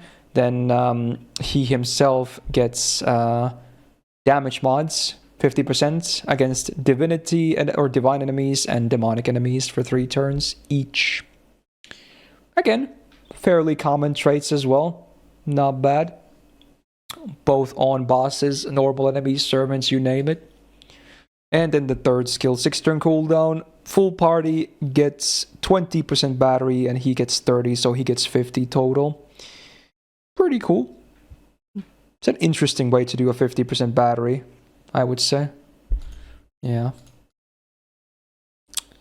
So yeah, he's an interesting case. Very I always like to kind of compare him to Dome in a weird way because he's like AoE quick that does a lot for the team as well. Anyway, passive, the only one he has is Riding A+, so 11% permanent quick. I mean, main card type, so can't really be mad about that. And he has fairly nice modern numbers, so that's good. Anti-foreigner in the append, The MP, flat 150% anti-divine damage mod. There it is. And then the overcharge is AoE quick resistance down for 3 turns, base 20% scaling up to 40 after damage though, sadly. But yeah, also a 6-hitter, so decent stars and gains. Yeah, he's a man of many uses. Good for multi-core as well. He's unfortunately not listed more accurately on there because I think there's think only with, that super scope comp. Yeah, I think there are setups you can do with them that have like Black Grail. Like for example, Probably. with Ushigozen. I think he has better MP refund than Ushigozen, but Ushigozen, like if she can Black Grail if you use Bride and double or Scotty. So I'd assume he can do the same. I mean, on casters he can BG. I think I just did it last time, but yeah, that would make sense. Yeah, on caster he can BG. So I think he's amazing. I'm tempted to put him in EX. Like Ushigozen's actually a very interesting comparison, not because of the refund, at least for me, but like because they have the exact same like anti-trade spreads. It's 250% on power mod on a skill for 3 turns, and it's a 150% special effect damage on the MP. His doesn't scale with overcharge, but once again, I think it's a little bit harder to trigger overcharge with quick. He's like Ushi Gozen, but a little bit less. He's not as strong on the crit side, but he is more on the he is more supportive. His battery obviously is a very nice spread. Self 50, spread 20 is very nice. It's not as good as spread 30. If it was spread 30, he'd just be like Tez quick or something like that, right? But it's still really good. Skill seal. Sometimes people use it with Bazette. I think it's a bit. I think it's mostly a meme though. But yeah, it is doable, I guess. Yeah, it's just good. I don't know. He's just a good utility. I've used him in a lot of cases for like multi-core farming. If the opponent is divine, it's just over. Like it's so much extra damage against divine. He does so much damage when he hits divine trait. Less so on demonic, but like if on the off chance where you actually get to hit divine plus demonic, his MP damage is insane. Absolutely. Yeah. So yeah, this character, I think just because of how versatile he is for like multi-core farming, and because he has a super strong niche, and even in single core boss battles, because of how strong his MP damage is, if you hit enough traits, you can even use him as the sole DPS. I would like to put him in EX, but I know some people disagree, so that is. He really feels like Dolman in that way. I mean, Dolman's a better support though. Like the numbers are so big. 100% crit up, 40% attack up, 30%. And like if you count his Bonsi, it's another 30% MP damage up, which is ridiculous. But yeah, I think he's really solid. I don't know about EX, but I definitely would rank him high, especially like for a farming perspective. Like when there is a wave with a divine enemy, he just demolishes them. He was my my Valentine buddy because he just like in P1 he was demolishing that first the final node on NA's Valentine's event, and there was the first wave was like one of those slime god things from Gouda Gouda, and it's divine. Oh, that thing is divine. And it had like 200k HP, and he just wipes it. So I was doing double Taikobo, and it was working great. Why does no one use him? I'm actually very frustrated by this because not enough people put him up in support. When I was farming for the Christmas Lotto last year, there was a node where it's like divine casters, and I could just double Taikobo and plus I think Oberon or something, some random crap, and I could farm it. But like not enough people put him up on the support, so I actually had to like fish for it. It's kind of annoying. If you have MP2 Taikobo, you should absolutely max his skills, bro. You should have already done it. Yeah, at least max the battery, probably. Yeah, at least do 9910, I say. Yeah, dude, there's so few lures these days. Like, I think I might honestly EX him, actually. I might actually do it. Because even at MP1, again, it's not even that hard to hit those traits. And this is an MP1 grade tier. Like, he can do crazy damage even at MP1. And that's not even all he does, of course, so... It sounds like he only works if it's divine. I mean, yeah, but it works so super well, and like his spread charge is still good for support. Like the thing with modern farming is like you have to take advantage of hitting traits. Like if you're someone who is more used to looking at single core loop farming damage, I can understand why it looks underwhelming. It's like, oh, what if he doesn't hit trait, right? But, hitting trait is kind of the name of the game here, especially if you have a very strong anti-trait, right? If you have a very strong anti-trait, you're able to not have a bunch of support being added, You don't have to dedicate a lot of damage to that one DPS in order to still achieve the same amount of damage. Like anti-trait is worth a lot more than it used to, at least in my opinion. But I don't know. I did it, by the way. I made an S tier and put him there. You definitely need to hit traits in multi-core 90. That's most things though. Like that is most things for 90 plus multi-core. Like otherwise you need like a 120. Then obviously we're not talking about the same thing here. Oof, excuse me. EX tier is not anti-trade reliant. Yes, but the EX tier, a lot of them is mostly CQs not farming. Like which one in EX tier is like good at farming? Is like better at farming than he is. Like actually, maybe Habetrot. Reines. Maybe Habetrot. Reines don't count. Right? Like You made me laugh so hard, I got a hiccup. Dude, Taikobo might be used more than Reines for farming. I'll be real. Like recently, like. Okay, Draco's not fair because Draco's anti-trait is like, if you're a servant, get fucked. But like, if you're a servant of 7 class, get fucked. But like, I genuinely think he's one of the stronger farming units. Period in EX. Like, he's like the second strongest one if you don't want to count Habetrot. If you do count Habetrot, right? So I don't know. All right, let's move on for now, though. We'll again do the shuffle later and whatnot. It's fine. So, I guess this is gonna be, the next new SSR on NA. We got Mr. Michael Jackson himself, aka Constantine, the Byzantine Emperor himself. Ooh. So, very unique case. He's like a tank and a DPS at the same time, and a damage mitigator. Again, kind of a jack of all trades, but we'll see how well he fares. So, 10.9k attack is, honestly, is not that high, considering he actually does kind of want to DPS as well, but it's not a terrible number either, of course. We've seen some lower already. And it's not even the worst thing that he has a lower attack and a bit more HP, because again, he does have that tanking side to him as well, so, you just want more of both of the stats, I guess. Oh my god, I have to skip this song. Fuck you, whoever requested this. I'm sorry, I can't. Jesus Christ, I can't even think listening to that. Alright. Deck, we got double Buster, double Arts. Pretty well. Or works pretty well for him, I would say. Alright, then the skills. 6 turn cooldown. He gets 50% MP gain for 1 turn. He gets a taunt for 1 turn. And then a 20 star bomb. So, glaringly, that's a lot of downtime, obviously. It's a lot of cool effects, though. But certainly a lot of downtime.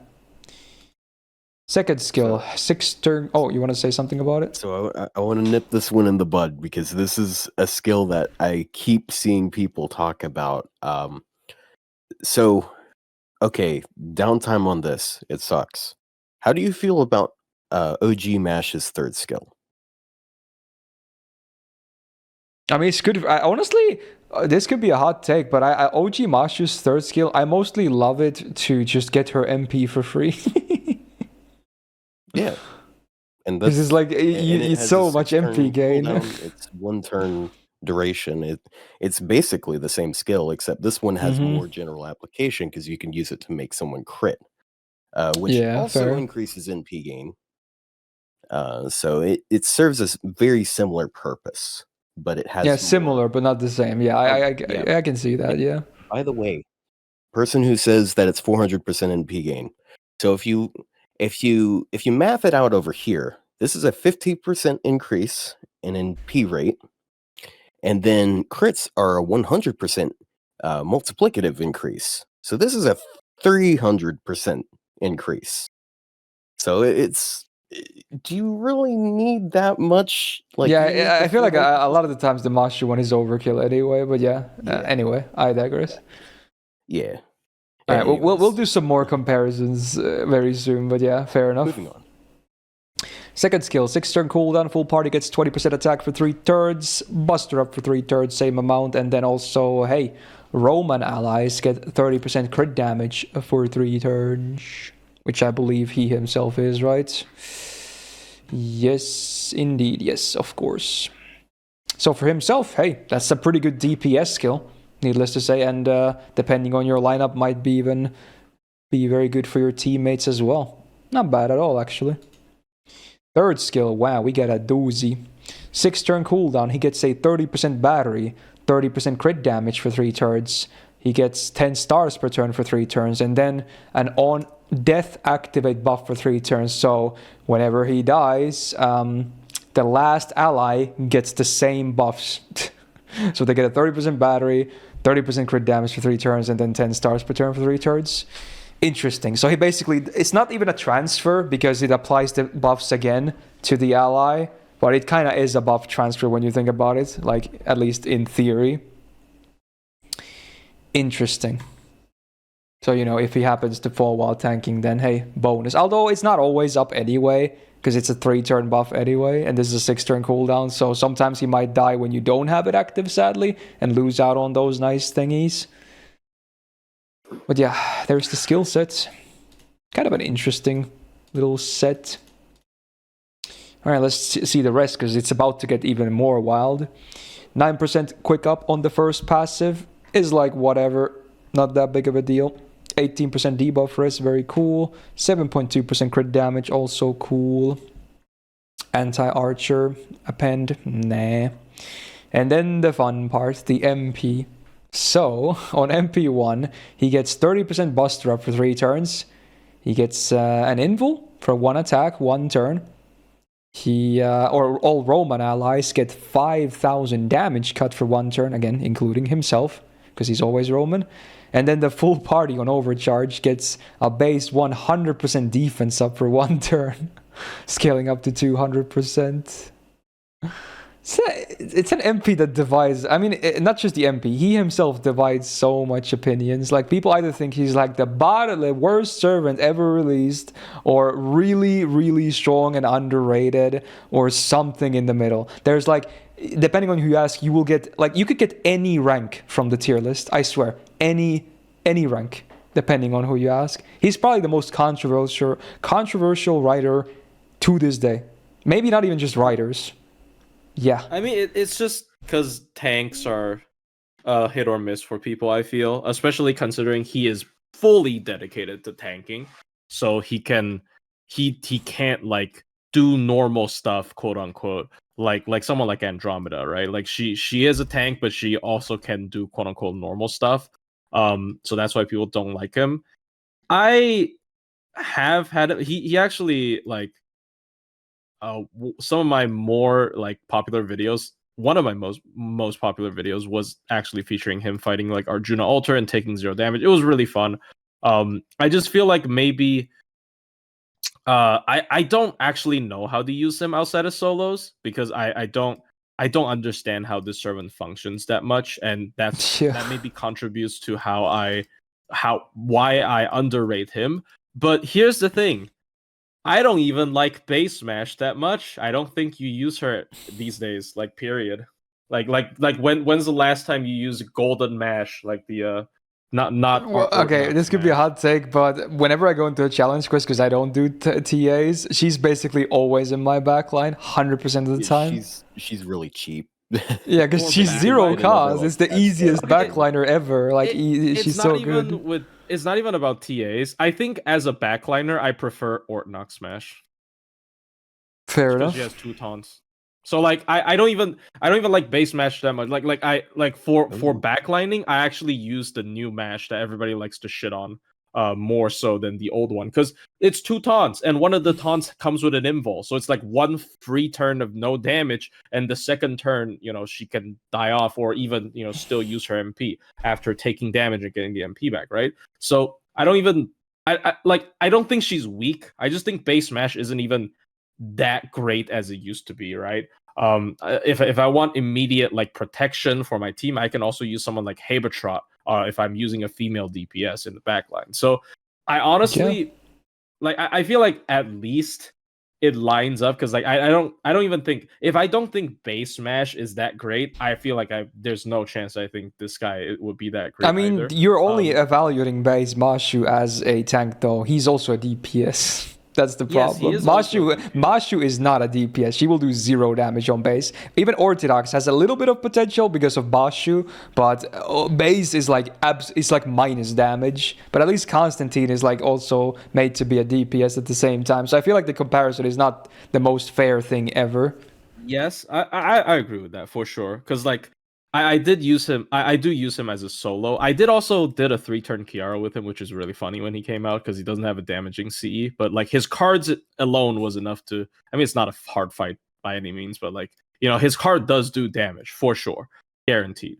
But The thing is, I don't know. I just don't know how to build him as a pure DPS because I feel like I always want more damage from him, like, and then I try to like bring him as a sub DPS, but then he kind of like takes the stars and he wants to be the main DPS, and I don't know. I don't know what to do with him. I just feel like there's not a lot of combos that I tried out at least that works with him. So I think I'm just not using him right. Once again, I've only used him in solos. His solos are really funny because his solo is literally if I get to MP every turn, I win. Right? Like, Yeah. Yeah, you can't kill him. Until It's ignore 5,000 defense happens. It's 5,000 damage cut even. So it's Yeah, that not handles face necessarily cards gonna kill alone, him. true. Yeah, it's not necessarily gonna kill him either. So like it's just you need to like invo pierce, defense ignore, and then use an MP to finally maybe break him on his MP turn. So he's pretty fun. But like I don't know how to use him. And his MP rate, I think, is slightly nerfed because they don't want, at least for solos, Yeah. they don't want him to be able to loop his MP that well. But it doesn't look nerfed though. I don't know why I have trouble getting his MP back.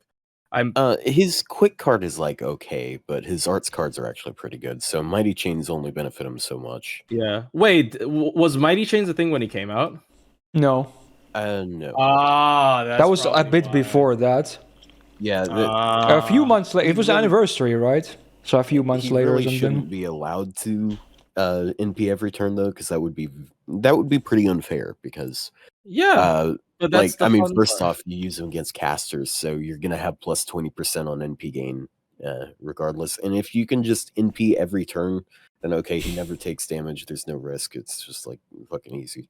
Yeah, easy like I was trying to do that with Gatia because it was funny. Like, oh, 0 damage. It's funny. It's funny when you take 0 damage, right? But like, I don't know. It's like, I don't know how to use him in the team. Like, someone asked me, what about Ryouma, Boudica? I just feel like maybe I'm not that good at building defensive teams. Like, I either go full. Honestly, personally, I wouldn't even run like Rome supports with him. I would just he doesn't need them because he gets the Roman stuff from his own kit anyway. So I feel like you just bring kind of standard supports. Yeah, I don't think you need to force Romans to work with him.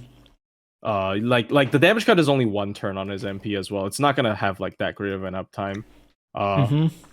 So I think it's actually fine. It's like he has like 3 layers of insurance to not actually take damage, which is really funny. But it's only 1 turn uptime. So it really depends on how often you can spam his MP, I guess. Okay. I don't know. So I have a good bit to say here too. So sorry, this is going to be a bit of a okay. So something I've mentioned a few times, like one of the strengths of Buster is you can use your cards in place of NP damage, and like just stronger crits being able to replace NP damage at times. So he's like a weird experiment they did where they still committed to the Buster crit aspect, but decided to try replacing the offensive NP with a defensive NP, and that just like prevents people from taking damage for a turn. So I think one fair way of looking at this is it's sort of like looking at it like the Skaha's NP stun, sort of, because it's just a turn where you're not taking damage, except you're not doing damage with the NP on that turn. However, he has a lot better crits because of that, and I know he's just a really complex one to understand, because like also we gotta think like how much do we actually need to win? Like, do we need to have NP damage to win? And because like there's a lot of times with because you solemn spam, you don't need MP damage to win. Well, there's a lot of times with Buster teams where we're going to heavily rely on card damage anyways. So yeah, but his his card damage actually that good? Seems to be decent. I think so. I mean, like Is he's got 60% crit after 1 NP. He has 50% Buster and 20% attack. He's really high on the crit sheet too, behind like really buffed other servants that are notorious for good crits anyway. Yeah, I think people do focus a lot also on the gimmick of his third skill, which I think it just doesn't really matter most of the time. I think it's just a bonus if you happen to get it. You shouldn't focus on trying to get him killed. Yeah. It's kind of stupid. Because you don't want him to die. He's not one of those tanks you want to die. You want him to be alive. It's just a bonus if it happens. Yeah, I don't know. I have not used him enough. I'm thinking like a flat A, honestly. I'd be fine with an A. I just think he's one of those servants that, since he plays so differently from everything else, a lot of people just don't know how to react to it. And then also, even when people try him out, they're not sure what to do with him, so he just ends up not doing what everyone else does. QSH done wrong. I actually disagree with that, because like QSH can't block AoE MPs. What are you gonna do about it, right? Like, but he can block AoE MPs. Like True. It's defensive 100%, unless it's a defense ignore MP blocks AoE MPs, right? So like, I don't know. Like, it's the same. Like, people don't even highly rate Qin Huang anymore. Qin Huang's another like. There's like that's another can of worms for later. Yeah, 50% people say he's washed. 50% people say he's insane. Still, like it's like they're in a similar situation, to be honest. Yeah. All right. Well, I'll plop him there for now, and we'll move on. Shuffle in after 3 more servants. Yeah, I'm just glad he's not getting like C or. I don't think he needs to be trashed. I don't think he's a top tier, but I think people overhate him, honestly. I'm gonna do a lot more experiments when I get him on NA as well, where I have like all my main nice servants and whatnot to combo with. I'm gonna experiment a lot with him for sure, because he seems really fun. I never used him on JP so much, I'll be the first to admit. But yeah, I'll correct that on NA. Yeah. Anyway, one of my other grailed servants.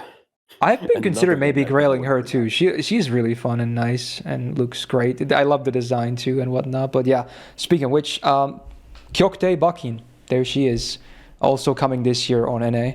Not that long after Constantine, actually. There's not that big of a gap. So we got an AoE arts rider again, one of those. She's a looper and a DPS. 10.7k attack, again, could be higher, but you know, it is what it is. She's got the gain stick of double arts, double quick, sure, why not? Skills are pretty interesting though. 6-turn cooldown, gets a 30% battery for self. The full party gets, the other 2 members get 10%, she doesn't get this sadly, and then a 15 star bomb. Pretty standard stuff on the first skill, but then the fun second skill happens and boom. You want to see an interesting targeted skill? Well, here it is. So on a 6-turn cooldown, what do you get for the target? You get a 20% rainbow for 3 turns. You get 20% crit damage, 20% MP damage, 1k heal, 1 hit 3-turn evasion, and 1-time 3-turn debuff immune. And these all go to the target. Everything. Like, it's such a fun skill to just use and then like do the skill skips like you just see like crazy amount of buffs just fly by. It's a very satisfying skill to use. So in my opinion, it's basically the better version of Kairon's 3rd skill, which already is not that bad of a skill anyway. So that's kind of cool. Pretty good skill, honestly. Mostly DPS focused, but has some utility as well. 3rd skill, 6-turn cooldown. She herself gets 30% arts up for 3 turns, and then an attack buff for 3 turns. And then whenever she attacks with arts cards, the party gets 5% attack for 3 turns. And this includes her MP, by the way, because it's any arts card of hers. Now you might say 5% is not a lot. It's not that much anyway, but you know, you get this effect for 3 turns. There's no limit, and you know, at least in one cycle, you can proc that 3 turns or 3 times minimum per, you know, per the buff being active. So that's not too bad. It's a nice little bonus. It's like Hawk size 3rd skill, but instead of defense down, it's a buff instead. They could have made this 10% in my opinion, for sure. But oh well. Playing it safe, I see. Interesting kit though. Love the 2nd skill though. It's my favorite for sure. Is it before or after damage? I believe this is after damage, sadly, which another reason I think they could have made it 10%. So sadly, not before. It doesn't help her MP immediately. Okay. So her second skill, I wish they amped up the numbers and made it not targetable, because like I've never really Yeah. wanted to True. target it on someone else. Like the only time I actually went into a quest intending to do that was one time when a chat member of mine made me use her as a support for Hozuin Inshin, No. and I fucking hated it. Fair enough. Anyways. They probably can't couldn't increase the numbers a lot because there's so much, but maybe like 25%ers for the most part. It doesn't like 30% wouldn't be that crazy for most of those. Yeah. It's like 1k heal, like 1 time of aid, or why not 2 time of aid, 2 time debuff immune. I feel like on a 6-turn cooldown, if you improved everything like that, that would be quite too much. But yeah, I don't hate the idea though, because whenever I use her, I always use it on herself too, for sure. But anyway, now that I think of it, that would be pretty funny if you had that on a 6-turn cooldown versus Durga's like yeah, rainbow. yeah. Let's not go there. Yeah. All right. Passives next. 8% quick up, cool. 17.5% debuffers, cool. Divinity C, not so cool. Anti-foreigner, man, these writers hate foreigners though. But yeah, not very useful, sadly. MP, 30% anti-demonic damage buff for 1 turn before damage for herself. She gets 8 stars because, you know, she's all about the number 8, if you know the lore. Hakkenden and all that. And then the MP has a standard 150 to 200% damage mod against evil enemies, not just servants, but yeah, but basically mostly just servants because, you know, mostly other enemies don't have alignments. Cool. It's a 4-hitter, so it loops okay too, with decent damaging numbers for sure. Double trade again with the 30 and the SC combo. I feel like we've seen this already. Yeah, you might be right. Yeah. Is it anti-lawful on someone? Suzuka, yeah. Yeah, that was she what had it was. anti-earth and then anti-lawful, which is generally a better combo, honestly. I mean, the attributes tend to be better than alignments for sure because they're way more widespread. But yeah. I mean, the good thing is, didn't Yvonne have, what was his ones again? Was it lawful as well? His on skills, right? Chaotic. Yeah, his was on skills only. Oh, you meant skills specifically. Okay, I thought you were just talking about lawful in general. They also did something similar with Durga, but that was a couple weeks ago. Where she has anti-demonic and anti-sky. Yeah, demonic is 50 though, I think. Oh, sky. Sorry, sky was 50, I think. Well, sky is more rare, I'd say. So yeah. I don't like her low card gain. For some reason, she has like her card gain at base is worse than it should be, and she has like 50% arts, and that's like all well and good. But the thing is, like, okay, you stack on other buffs on top of it, it's still going. Even if 50% gets it to normal numbers, that means as you add other arts buffs, it's not going to scale like if it was on Odysseus, for example, because he's got over 2% arts cards. So 50% arts on him would be so much more than on her. But however, I know 8 stars doesn't look like much. It actually is a bit more impactful than you'd realize. As from my experience, she actually does crit quite often if you're looping. However, I think part of that is because her extra attack has like 6 hits, which is more than normal, so she makes more stars, and then also maybe class score. I don't know.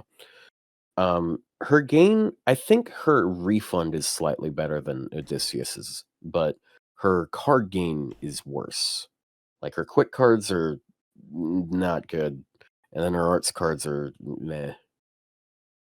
And like if you're going to be in a challenge quest, that matters more. But if you're talking from a farming perspective, I'm pretty sure she outclasses Odysseus because they have the same battery levels, and if she has a little bit better refund, she also has some anti-traits which can help her for wave 3 or whatever.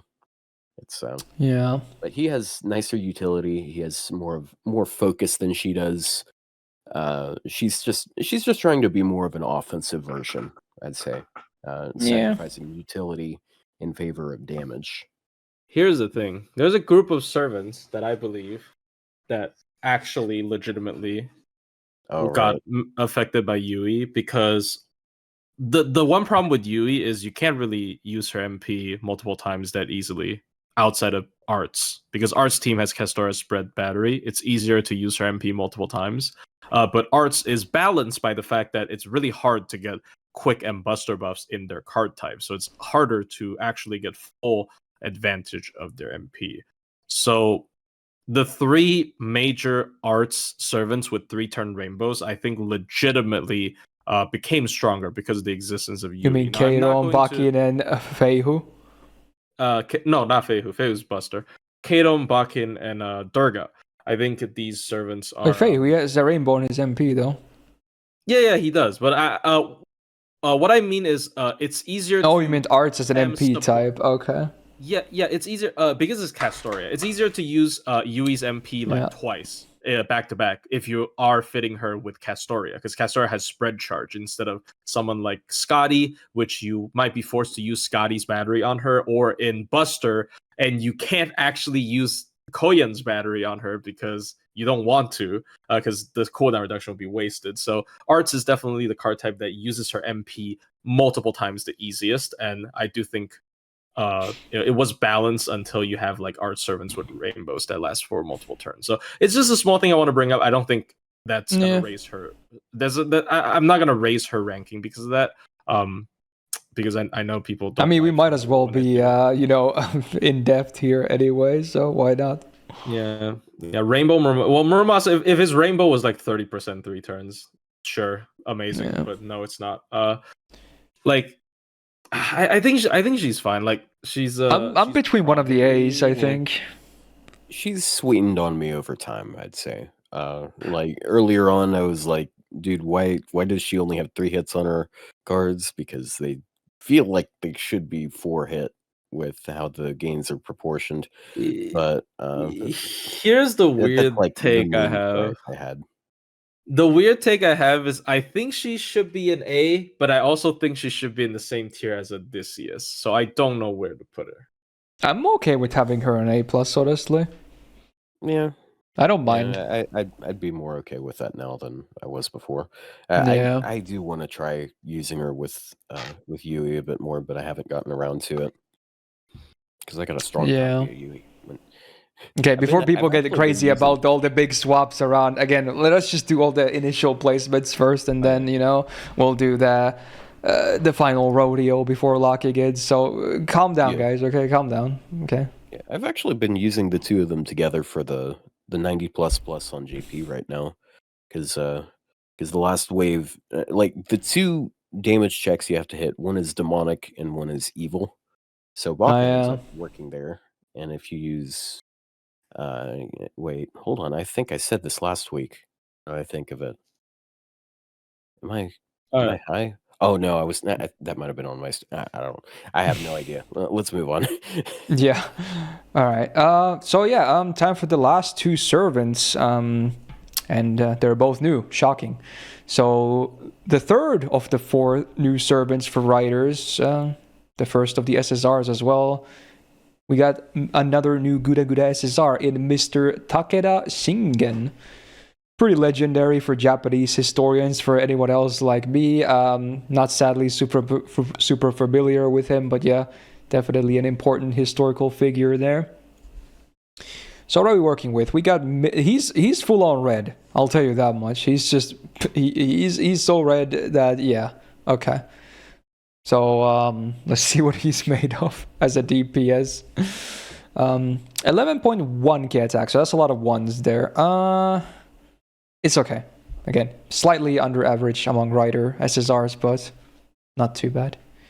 Full gorilla deck, there it is. Like I said, I think I just realized he is actually the only rider with a gorilla deck. I didn't realize there wasn't one before. Wow. Yep. Yeah. Wow. Okay, well, Cool. sure. Yeah. I mean, honestly, every class should have every variant because it's fun. It's still waiting on that arts deck though. Wait, for who? For riders, we don't have. We got that. Martha. Martha. Oh shit, you're right. Yeah. Damn, Martha. I was Yeah. the person who forgot about art. Damn. Happens. You can't remember all of these, but yeah. Hey, you should edit this out. Yeah, sure, totally.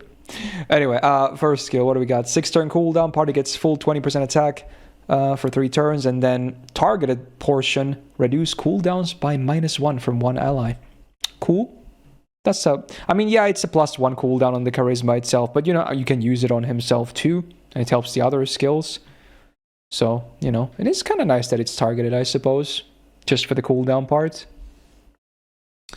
Second skill, 6-turn cooldown. He gets 30% buster up for 3 turns, 50% battery, and a 20-star bomb.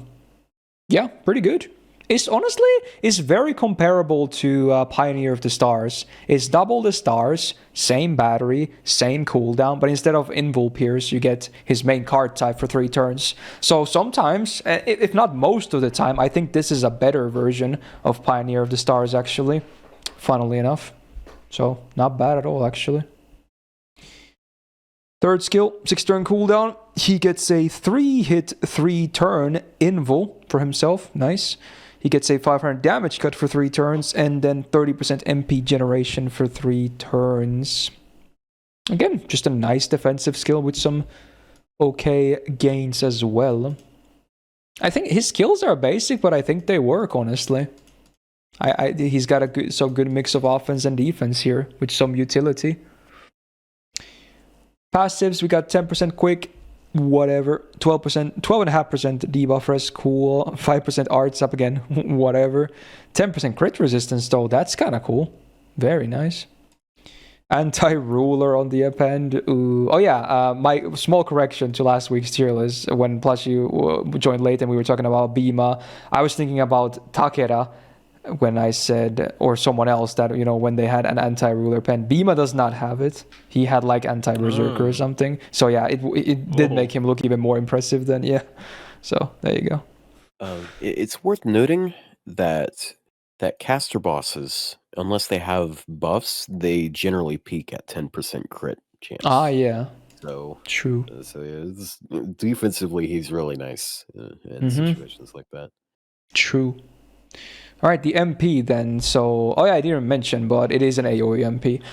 So before damage, MP seals all enemies for 1 turn. Cool. And then also before damage, AoE rainbow resistance down for 1 turn. Base 20% effectiveness scaling up to 40. That's a nice OC, man. Even though, yeah, it's not a ramp up one, of course. It's cool, because it guarantees all your cards are just better for that turn when you MP that are hitting the enemies. Very, very cool. And I love the MP seal as well, which is 100% on base. 8 hits on an AoE buster also will generate a good chunk of stars. Not too shabby. Like, he's just a guy that looks basic, but he's actually kind of good, right? Yeah. Yeah, like, if you look at it the way, like, all of his skills are cooldown 5, he's actually pretty interesting. He's also a unique case where he gets to loop like a Saber Artoria, where you can do where you can do like you can do K scope with not Atlas. I know nobody loops like that, but that's just interesting because like any 50 charger with 5-turn cooldown can do that. But I mean, I like his gorilla deck. I think that does push his damage, and it also allows his like quick and arts cards to be pretty decent in terms of gain. His kit is very simple, but it's it's decent. This third skill is like nice survival.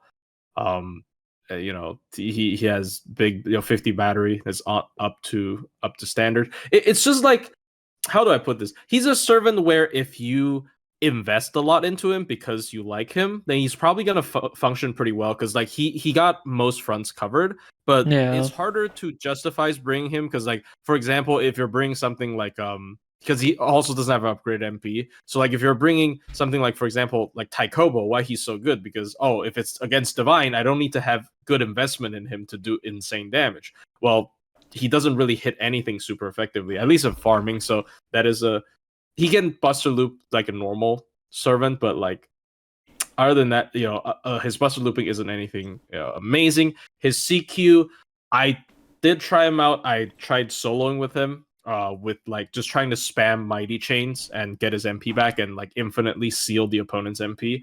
That is more fun than practical, but it is kind of testament to how good his gains are on his cards. I don't know. He's really solid. I really don't. I don't think he's like super mid. I just think his design is kind of boring, and the only highlight of his entire kit is the triple buster deck. Maybe he needs a little bit more, but in terms of power level in a vacuum, definitely pretty decent as a servant in my opinion. I probably put him in. I'm actually fully expecting him to get an MP buff at some point, even before Kets. Even though that sounds brutal, I think he will get an MP buff before her. Yeah, at least not before Europa. Yeah, true, her too. You said around A tier? I might agree with an A tier, honestly. Dude, I really like the Buster deck because, especially in this day and age where the main Buster supports, like the main top Buster crit supports is Star Absorb Buster. Yeah, specifically to your Buster. That can be a bit annoying in some situations, like if you're trying to crit on more cards and then like okay your arts card has no stars on it because but like it for a writer I wouldn't think it's as much of a problem, but for someone with lower absorb like a caster could be a problem, I guess. Yo, where's a caster with the Buster deck? True. That shit sounds really based. Some buffed up homunculus or something. Maybe. Well, anyway, Takeda he's fine. He's good. My stripper named Buffed Up Homunculus. You heard it here first. Look up all the clubs in his area. He'll be performing. I don't know where the nearest strip club is, honestly. Probably Atlanta or some shit. So plot twist, he lives in one. Yeah, dude. Yeah, I literally live in the GTA 5 strip club because that's the only one I've ever been to. Wow. I mean, I would be lying if I said I've ever been to one as well, so yeah, fair enough. All right, are we ready to talk about the final servant and also the latest servant of FGO as of recording this in the 3rd of March 2024? Wow, we got the brand new servant. So yeah, Andromeda. If Suzuka didn't exist on this list and Reines, she'd be like the hottest for sure. But too bad for her. There's two better waifus in there. But we'll give her a nice rundown anyway. So what is she? She's AoE quick, DPS, and also a tank. So, you know, I guess, I mean, I don't want to really compare her too much to Constantine because they are very different overall. Because, you know, at least she has a damaging MP and, you know, her taunt uptime is better and etc. But yeah, she's an interesting case. So again, as a tank and a DPS, you kind of would like both of her stats to be as high as possible. 15k HP is definitely good, but 10k attack, I think is the lowest among all the 5-star riders. I just realized that. So it is, yes. It is unfortunate. HP, lowest attack. Makes sense with that split, yeah. So it's either good or bad, depending on how you use her. We'll say that much. So double arts, double quick deck for them gains. Easier to spam that MP, which is not the worst thing ever for her, in her case. First skill, 6-turn cooldown. She gets a 15 star bomb, and then also 15 stars per turn for 3 turns. Then she gets a 1k damage cut for 3 turns, and a 30% battery. I like this skill. I think everything in it looks nice, and for a 6-turn cooldown, it's not bad at all. I do like this skill. Second skill, I guess, depending on the use case, the bread and butter. So 6-turn cooldown, she gets a 3-turn taunt. She gets a guts for 1 time 3 turns with a 3k revive. And then an on defense buff for 3 turns. So whenever she gets hit, she gets 10% battery for the next 3 turns. And then also increases crit damage by 10% for 3 turns. Also on taking hits. Interesting. 3rd skill, 6-turn cooldown. She gets 30% arts and quick up for 3 turns, and also 30% MP damage for 3 turns. So there's her damage, I guess. You'll get some crit damage from the 2nd skill too, but really it's all about the 3rd skill for the raw damage numbers for everything. Passives, 11% quick up, cool. 15% debuff risk, cool. Again, for a tank, it's a little bit nicer to have debuff risk because single target debuffs land on those taunts. She gets an on guts activate buff as well, which is an interesting thing for a passive. I remember when I saw this in my first impression, I was like, wow, that's the first on a passive. So yeah, whenever a guts is activated on her, she gets 10% attack for 3 turns. It sounds cooler than what it is, sadly, but it's a cool passive. And then also, if she's on water side field, like Nemo wants to be, she gets 5% MP per turn. Pretty good, actually. It's like a pre-Merlin passive. Anti-append is against berserkers. Very, very cool. And then the MP. So AoE quick, 6 hits, decent stars. Skill seals all the enemies for 1 turn. And then much like Europa, she gets the 50% defense up for 1 turn, which for her makes way more sense because of the 3-turn taunt. And then also before damage, all enemies get a minus 20% defense down for 3 turns, scaling up to 40%. Very nice that it's before damage. Very cool OC. Now her damaging numbers, they're not bad, but her refund is not like super good, right? Yeah. I mean, okay. So my memory is still fresh. I just made a hot take video on her about a week ago. So this servant is for farming. It's pretty underwhelming. The looping is very similar to Summer Suzuka, so not the best in terms of refund. She also doesn't have any anti-trait, but her entire kit actually works very well together. Her entire kit makes sense. So her whole game plan is basically, she has her taunt up, she uses her MP, she gets the defense up, she skill seals all the opponents, so all the enemies will attack. True, I forgot to mention that, yeah.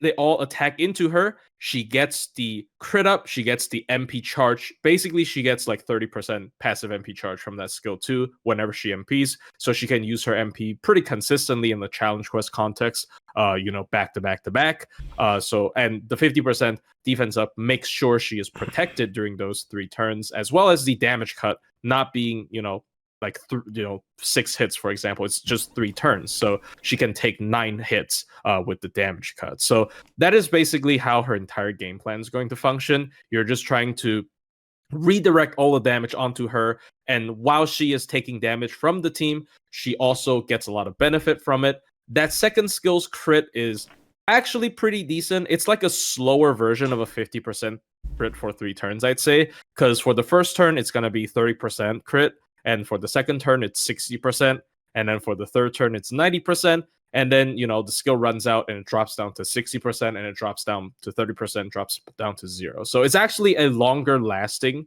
crit buff than a 3-turn 50% crit up, but it's like distributed less evenly.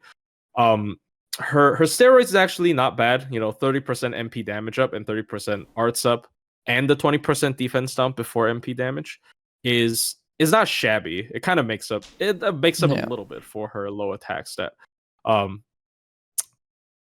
But all that being said, like, she's really fun, and I actually appreciate her card type being quick, because like protecting your Scotties is more valuable than protecting your Castorias with a taunt, in my opinion, because like you don't need to protect Castoria at all.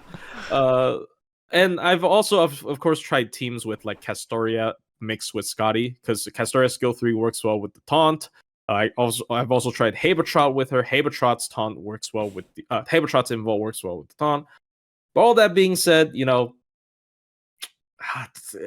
taunt playstyle is just this is more mean, and this is kind of a reductive argument, as Otto put it earlier. It's like, if you're just comparing everything to the best option ever, then nothing is gonna seem impressive at all. That is basically what Andromeda is, in my opinion. Like, tankiness right now in the metagame is just it doesn't, like, I feel like she needs to get more out of just taking damage from the opponents. Yes, she does get a lot of crit buffs from it, but like, both of her passives don't actually work that well. Like, I think her third passive is trash. Like, Guts, 3 turns, 10% attack up. Whenever Guts trigger on this tank servant that doesn't even want Guts to actually trigger. She has a Guts on her second skill. She doesn't want to actually have it trigger. And also, it's taunted Guts again. It's like Rasputin. She can still die. She can still die on the same turn the Guts trigger, right? So, like, it's just, it's like, she doesn't get enough out of it. Maybe it will be too broken if she gets like 20% crit whenever she gets hit, then that may be a little bit too broken, but like, it's hard to balance her numbers, I'd say, because of how she's like designed. Maybe they could have given her better passive. I don't know. I don't feel like she's undertuned or anything. I feel like she's okay. She just has a different playstyle She's than okay. everyone else. Yeah, she's okay. I definitely think she, at the very least, fits an A. But like, she would need a little bit more to push to A plus. At least that's my rating with her. I guess I really want her to be not overpowered, but like above average in power, because her playstyle is so unique, and I really want someone like this to be strong, and for people to like, actually try to appreciate this interesting gameplay, because like, her entire kit works so well together. It makes sense. The skill seal, the taunt, the defense up on MP, the damage cut, it all works in tandem very well. But the power level is just average, which people are not going to use. How about healing? Is that an issue ever? Because Quick is not very healing focused, and she doesn't have healing either. I'm gonna be honest. Like, generally, the teams that she shines in are the ones that prevent her from taking damage at all. Yeah. Like she, like, between the damage cut and using her NP really often, like, she doesn't take much damage at all. Especially if you're up against casters, they do no damage to her. Yeah, for sure. If you're against casters, she's just taking 0 damage for 3 turns, which is really nice. And as for healing, like, there's 2 routes you can go. If you think the fight is gonna be long, of course you can use like someone like Habetrot to patch it up. Habetrot is like the ultimate answer to these like sustained issues, right? But like, she's honestly, like, the reason why I like her as a tank unit is because she's doing the tanking, but the tanking also helps her do damage, right? The tanking helps her refund her MP, but it also boosts her crit damage. So she's dishing out like respectable damage while she's tanking. So after she's done tanking, the opponents are like half dead. So she doesn't really need to like last on the field for like 50 turns, for example. Right. So I do like this kind of logic behind a tank servant, where they're not just tanking, they're actually also doing damage while they're tanking. But maybe I don't know. I did experiment a lot with her, but maybe not enough time. She is very new after all. So yeah, I mean, this is pretty fresh still, all things considered. Like I said, she is the latest servant, not just in this list, but the whole game. She's the latest servant to be added, to be playable. So yeah, the reference data is still, not the oldest. We need some more cooking time probably.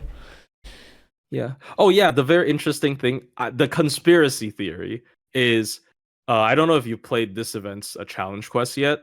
I don't think I did, actually. Andromeda in the challenge quest basically has a permanent guts, like, it's infinite until you deal with the other like lackeys, I guess, that she summons. Yeah. So if you're using an AoE MP, you will accidentally break her bar, and then she gets the 10% attack up from her passive. So like the passive literally is designed more for the CQ than the actual playable version. It's so weird. Like that is my conspiracy theory. I don't think it was designed for that. They probably made the CQ in mind after having designed it. True. There's no way, but yeah, I can see why you would think that. Yeah, okay. Yeah, because it just doesn't work well on her, man. It just doesn't work well on her at all. It's one of those things where it's better on the enemy side, sadly, than the playable side. Yeah, imagine that passive on like Herc or like Tyra, like gut spamming units, right? That would be a lot more useful than someone like Andromeda. At least it's I did yap a lot about Andromeda, my bad. Yeah, it's okay. But yeah, I guess with that, we are now done with the initial placements. So now we could, do the grand shuffle, whatever you want to call it, where, we're probably going to move some stuff around. Maybe not too much, though, because, again, I still want to keep this pretty casual. So most of them will stay on their initial placements. But, now would be the time to do a little bit of discussion between you guys, myself, and chat, of course. So, yeah. Let's see. Chat starts to wake up as well. Ivan lower to S. I disagree. He's EX. He's one of the more firmer EXs. Yeah, I don't want to budge on him either. Yeah, I actually kind of agree. I think we can remove S. I don't think I want to move anything into S. It kind of complicates things, doesn't it? It does. Yeah. But where should we move Tycho, Bill? In my opinion, EX. Yeah. In my opinion, at least. But I might do it. Fuck it, dude. Constantine's 2 at Andromeda is better. I do like Andromeda's gameplay loop better than Constantine because it's easier to understand. Like she's got the synergies built into her already. So Otto, are you okay with Constantine on B+? I mean, I don't know. Yeah. I'm not that committed to the guy. I'm not maybe. Yeah, I'm gonna move into B+.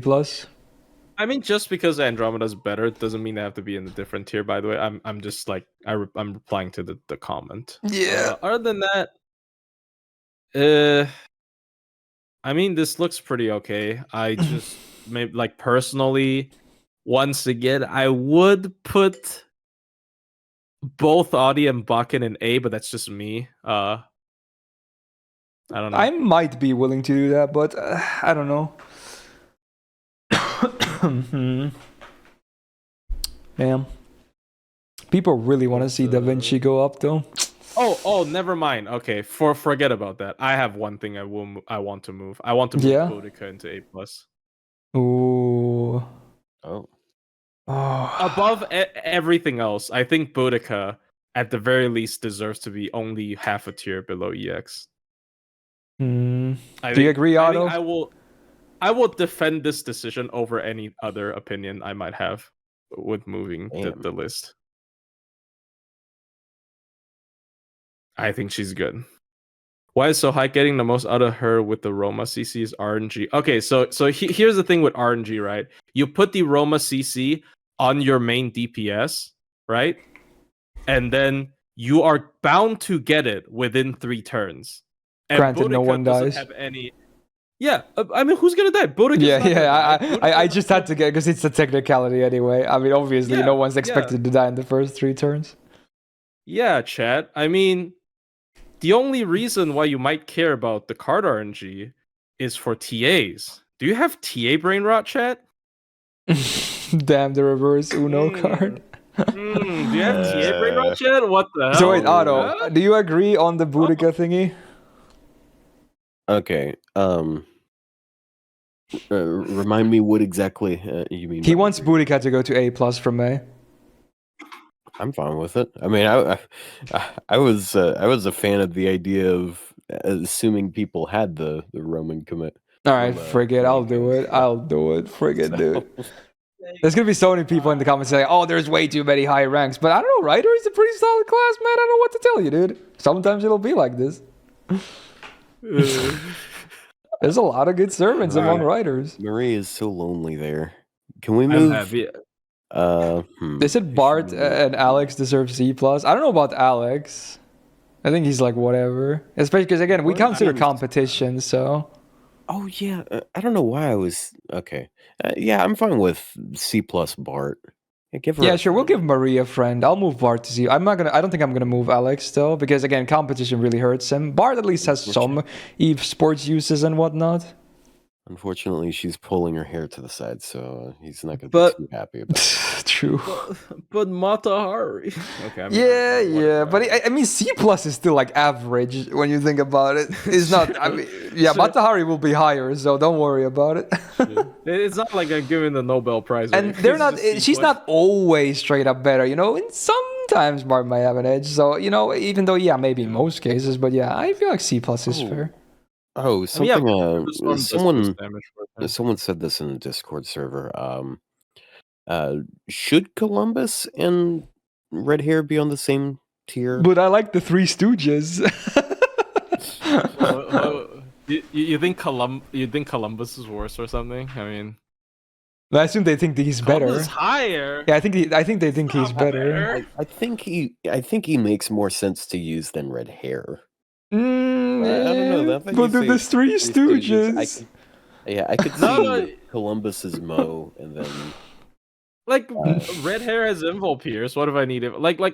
I just think they're all like whatever, and especially considering I think ranking them in the same tier also makes a lot of sense because they're both story locked. Like that is a big issue for 3 stars, and they're not extraordinary even without the story locked.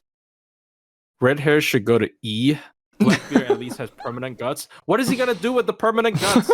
He's gonna stay alive for a while longer and do like minimal damage. like what is he gonna do with the infinite guts, instead of permanent guts, can he have permanent 5-star stats? Red Hair symbol pierce RNG. True, you're right. Actually, yeah, it is, but it is. He doesn't even get that guaranteed. Also, I heard. Okay, this is completely a joke, but like Ozzy's multi-core potential is hampered by Tez because you can't put them in the same team. Tez turns off the sun. Oh no! Anyway, that's it. Never mind. Okay. Yeah. People are really like talking about like the Da Vinci, Odysseus, and Bakin triangle. Yeah, I mean, there's a lot of talk it really about depends that. on what you like. I feel because like Da Vinci Rider is like the comfort pick. I feel like you feel very comfortable. You're never gonna run out of Team MP and whatnot. Do I just bump them all to A or bump them those 2 down? Should I just put them all into A? I'm more towards bumping them to A just because they don't have a. I might do it actually, but I mean I don't know that. I'm gonna do it. I think. I mean, how about Otto? I don't know. How do you feel? Oh, I'm sure Otto wants to see them in A+, but yeah. I don't know. These days, I still feel like Odysseus is better than those 2. Yeah. Because Odysseus has like they're all 3 farmers, and even though he's like in between the other 2 as far as farming goes, I would say, he has like better utility in survival, but then again, like survival only matters so much. But he has a question, right? Is he better than Andromeda? Is he better? I don't know. I feel like they can kind of be on the same tier, honestly. I think this kind of makes sense. I mean, sure, I might agree that I think Odysseus might be it maybe even slightly better than Da Vinci, but I'm not sure if I'm gonna move him up or anything like that. I think they can be on the same tier overall. Chatter brings up a good point. What about putting Suzuka in EX? No, okay. I'm sorry. If this was a waifu list, she would be EX plus. I don't think she's EX. Yeah, when we did a real tier list of the characters one time on the podcast, and she was like, "Oh yeah." Here. I'm not Where sure. Would I put Iskandar with the battery? Not sure she even agreed with that one. It was like, okay. Does she have the pounds factor? Oh, she's got everything, dude. She's not a dinosaur, if that's what you're looking for. Also, someone asked, where would I put Iskandar with a battery? A minimum for sure, because his MP would hit very hard and he could loop. But Yeah, depends on what they do with it though. If it's we'll have to see. Hopefully they do something. Iskandar with a 30 MP battery. Oh yeah, Iskandar with a 50 MP battery. Ooh. Yeah, Iskandar with an 80 yeah. battery. Someone I should don't know make a why they're meme about that. Iskandar with a 98.5% battery. Amazing. But it kind of works with the append though. So Yeah, okay. true. So something I kind of I didn't really mention much when I was like defending him hardcore. So part of the reason why I like him in multi-core is because he hits so hard that you can use him at neutral very reliably. He doesn't need a trait or anything. If you're at neutral, like without a CE, NP1 is 37,000 damage. So with the CE, you're going up like probably 45,000. And then you got other servants that are going to be buffing. So him hitting 50k at neutral is, I feel like that's really valuable, even though he doesn't have his own battery. It's worth it. I feel like the multi-core argument. I kind of agree with Chad that it's a lot of copium though. But yeah, fair. Honestly, I'm still thinking whether I'm gonna bump him down to C plus instead. No, I don't think he needs to be C plus. Okay, okay. I really don't think he needs to. All right, sure. Okay. Using Rider for neutral? What's wrong with using Rider for neutral? It's just what? Well, it depends on the no. Yeah, it definitely sounds like a meme, and I think for the most part, the Iskandar multi-core thing is copium. But at least that example was, not the worst. Okay, I think I'm locking it soon. Anything else before we do that though? Let's see. Mordred to C plus maybe. Do you guys think that's fine? What? I mean, honestly, even though the MP drain is RNG, but if it lands, you're gonna have a nice time against bosses at least. Really? Wait, I'm sorry. Who are we talking about now? I was reading. Surfmo. Would you? Oh, Surfmo. Like, I mean, drain's not that. It's not that valuable anymore. It depends on depends on what their MP is. I mean, she's arts, so in arts, yeah, true. It's an arts team. You're just gonna tank it anyways. You might as well tank it. I just don't see like NPing every turn that valuable, I guess, these days, because like so many servants can do it. Like all of the other AoE arts writers, you can easily get them to NP every turn now.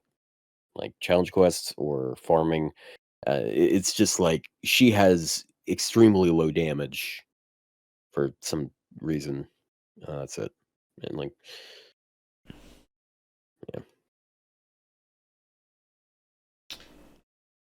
Yeah. Hi. I was just. I mean, it's alright. I'm okay with this. Yeah, I think I'm pretty happy, honestly. I mean, yeah. I think this is good. He's way too high. Nah, dude, he's got very legit DPSing, and his farming is not that terrible either. The NP upgrade helped him a ton. That was a big key.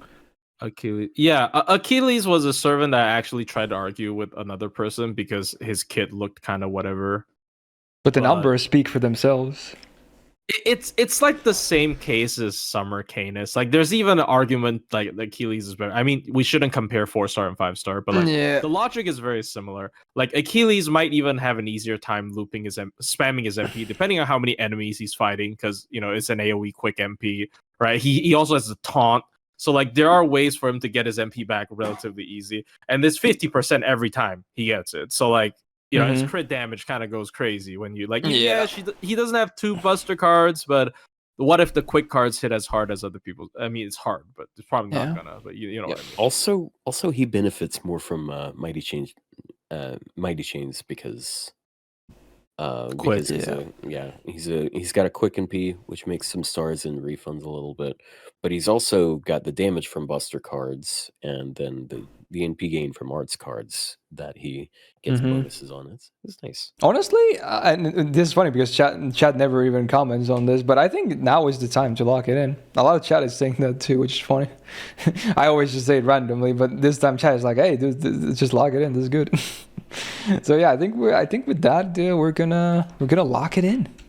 Gonna zoom out a little bit so you can see all the tiers, even if there's nothing on E this time, for once.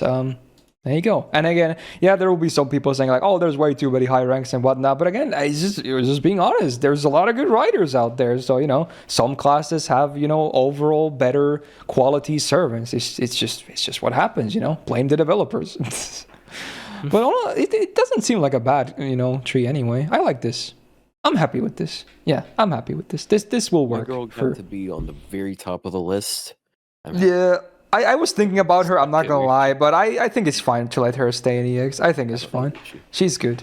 The MP buff is the reason why, really. If there wasn't that, then one of the A's for sure, but yeah, okay. I'm not gonna lie, Ushi's probably my favorite Avenger right now. Wait, Wakamoto? What do you mean? Huh? Yeah. Jokes. Yeah. Anyway. I mean, yeah, Tira's really good. Wow. Wait a second. That's not the Ushi Avenger I was talking about. Okay, yeah, I'm fine with this list. Yeah.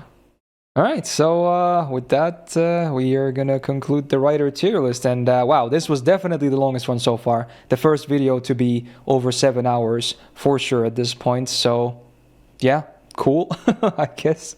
But at least you can't. I hopefully let the plushie and Otto talk their piece this time. So do let me know in the comments whether you think I'm still interrupting too much or not. Please do be honest. I try to improve. I think that was a lot better than before. So yeah. Wow, thank you. I think we've improved. However, I mean, it takes some time, right? We gotta get more comfortable. I mean, you guys are probably already very more comfortable because of this mobcast, but I'm easing into it. Do you want this Three Stooges anime? Yeah, that would be funny. But yeah, okay, with that, if you're watching this on YouTube, I mean, chances are you probably didn't watch this full thing, but if you somehow did, and even if you didn't, if you can at least just, press the thumbs up button on the video, because it really helps out. Even, again, if you disagree with some of the placements, understandable, not everyone is going to have an identical list, that's impossible, but, if you can just at least respect the effort that went into this, because, yeah, that's a lot of time talking non-stop and discussing servants. And on that note, do subscribe not to miss out on future videos as well. Hopefully next week, the caster tier list, continuing the cavalry, and also, very importantly, do check out my lovely co-hosts, Otto and Plushie. Their channels will be linked in the description. They are awesome, and they make awesome content and podcasts and everything, so give them some love as well. Tune in next week to see where we put Castoria. You guys will never guess where we put her, though. Yeah, shocking. But yeah, with that, I hope you guys have a great rest of your day, wherever it is, or wherever this comes out. And do hope to see you in the next video. Take care, and peace out. Bye-bye.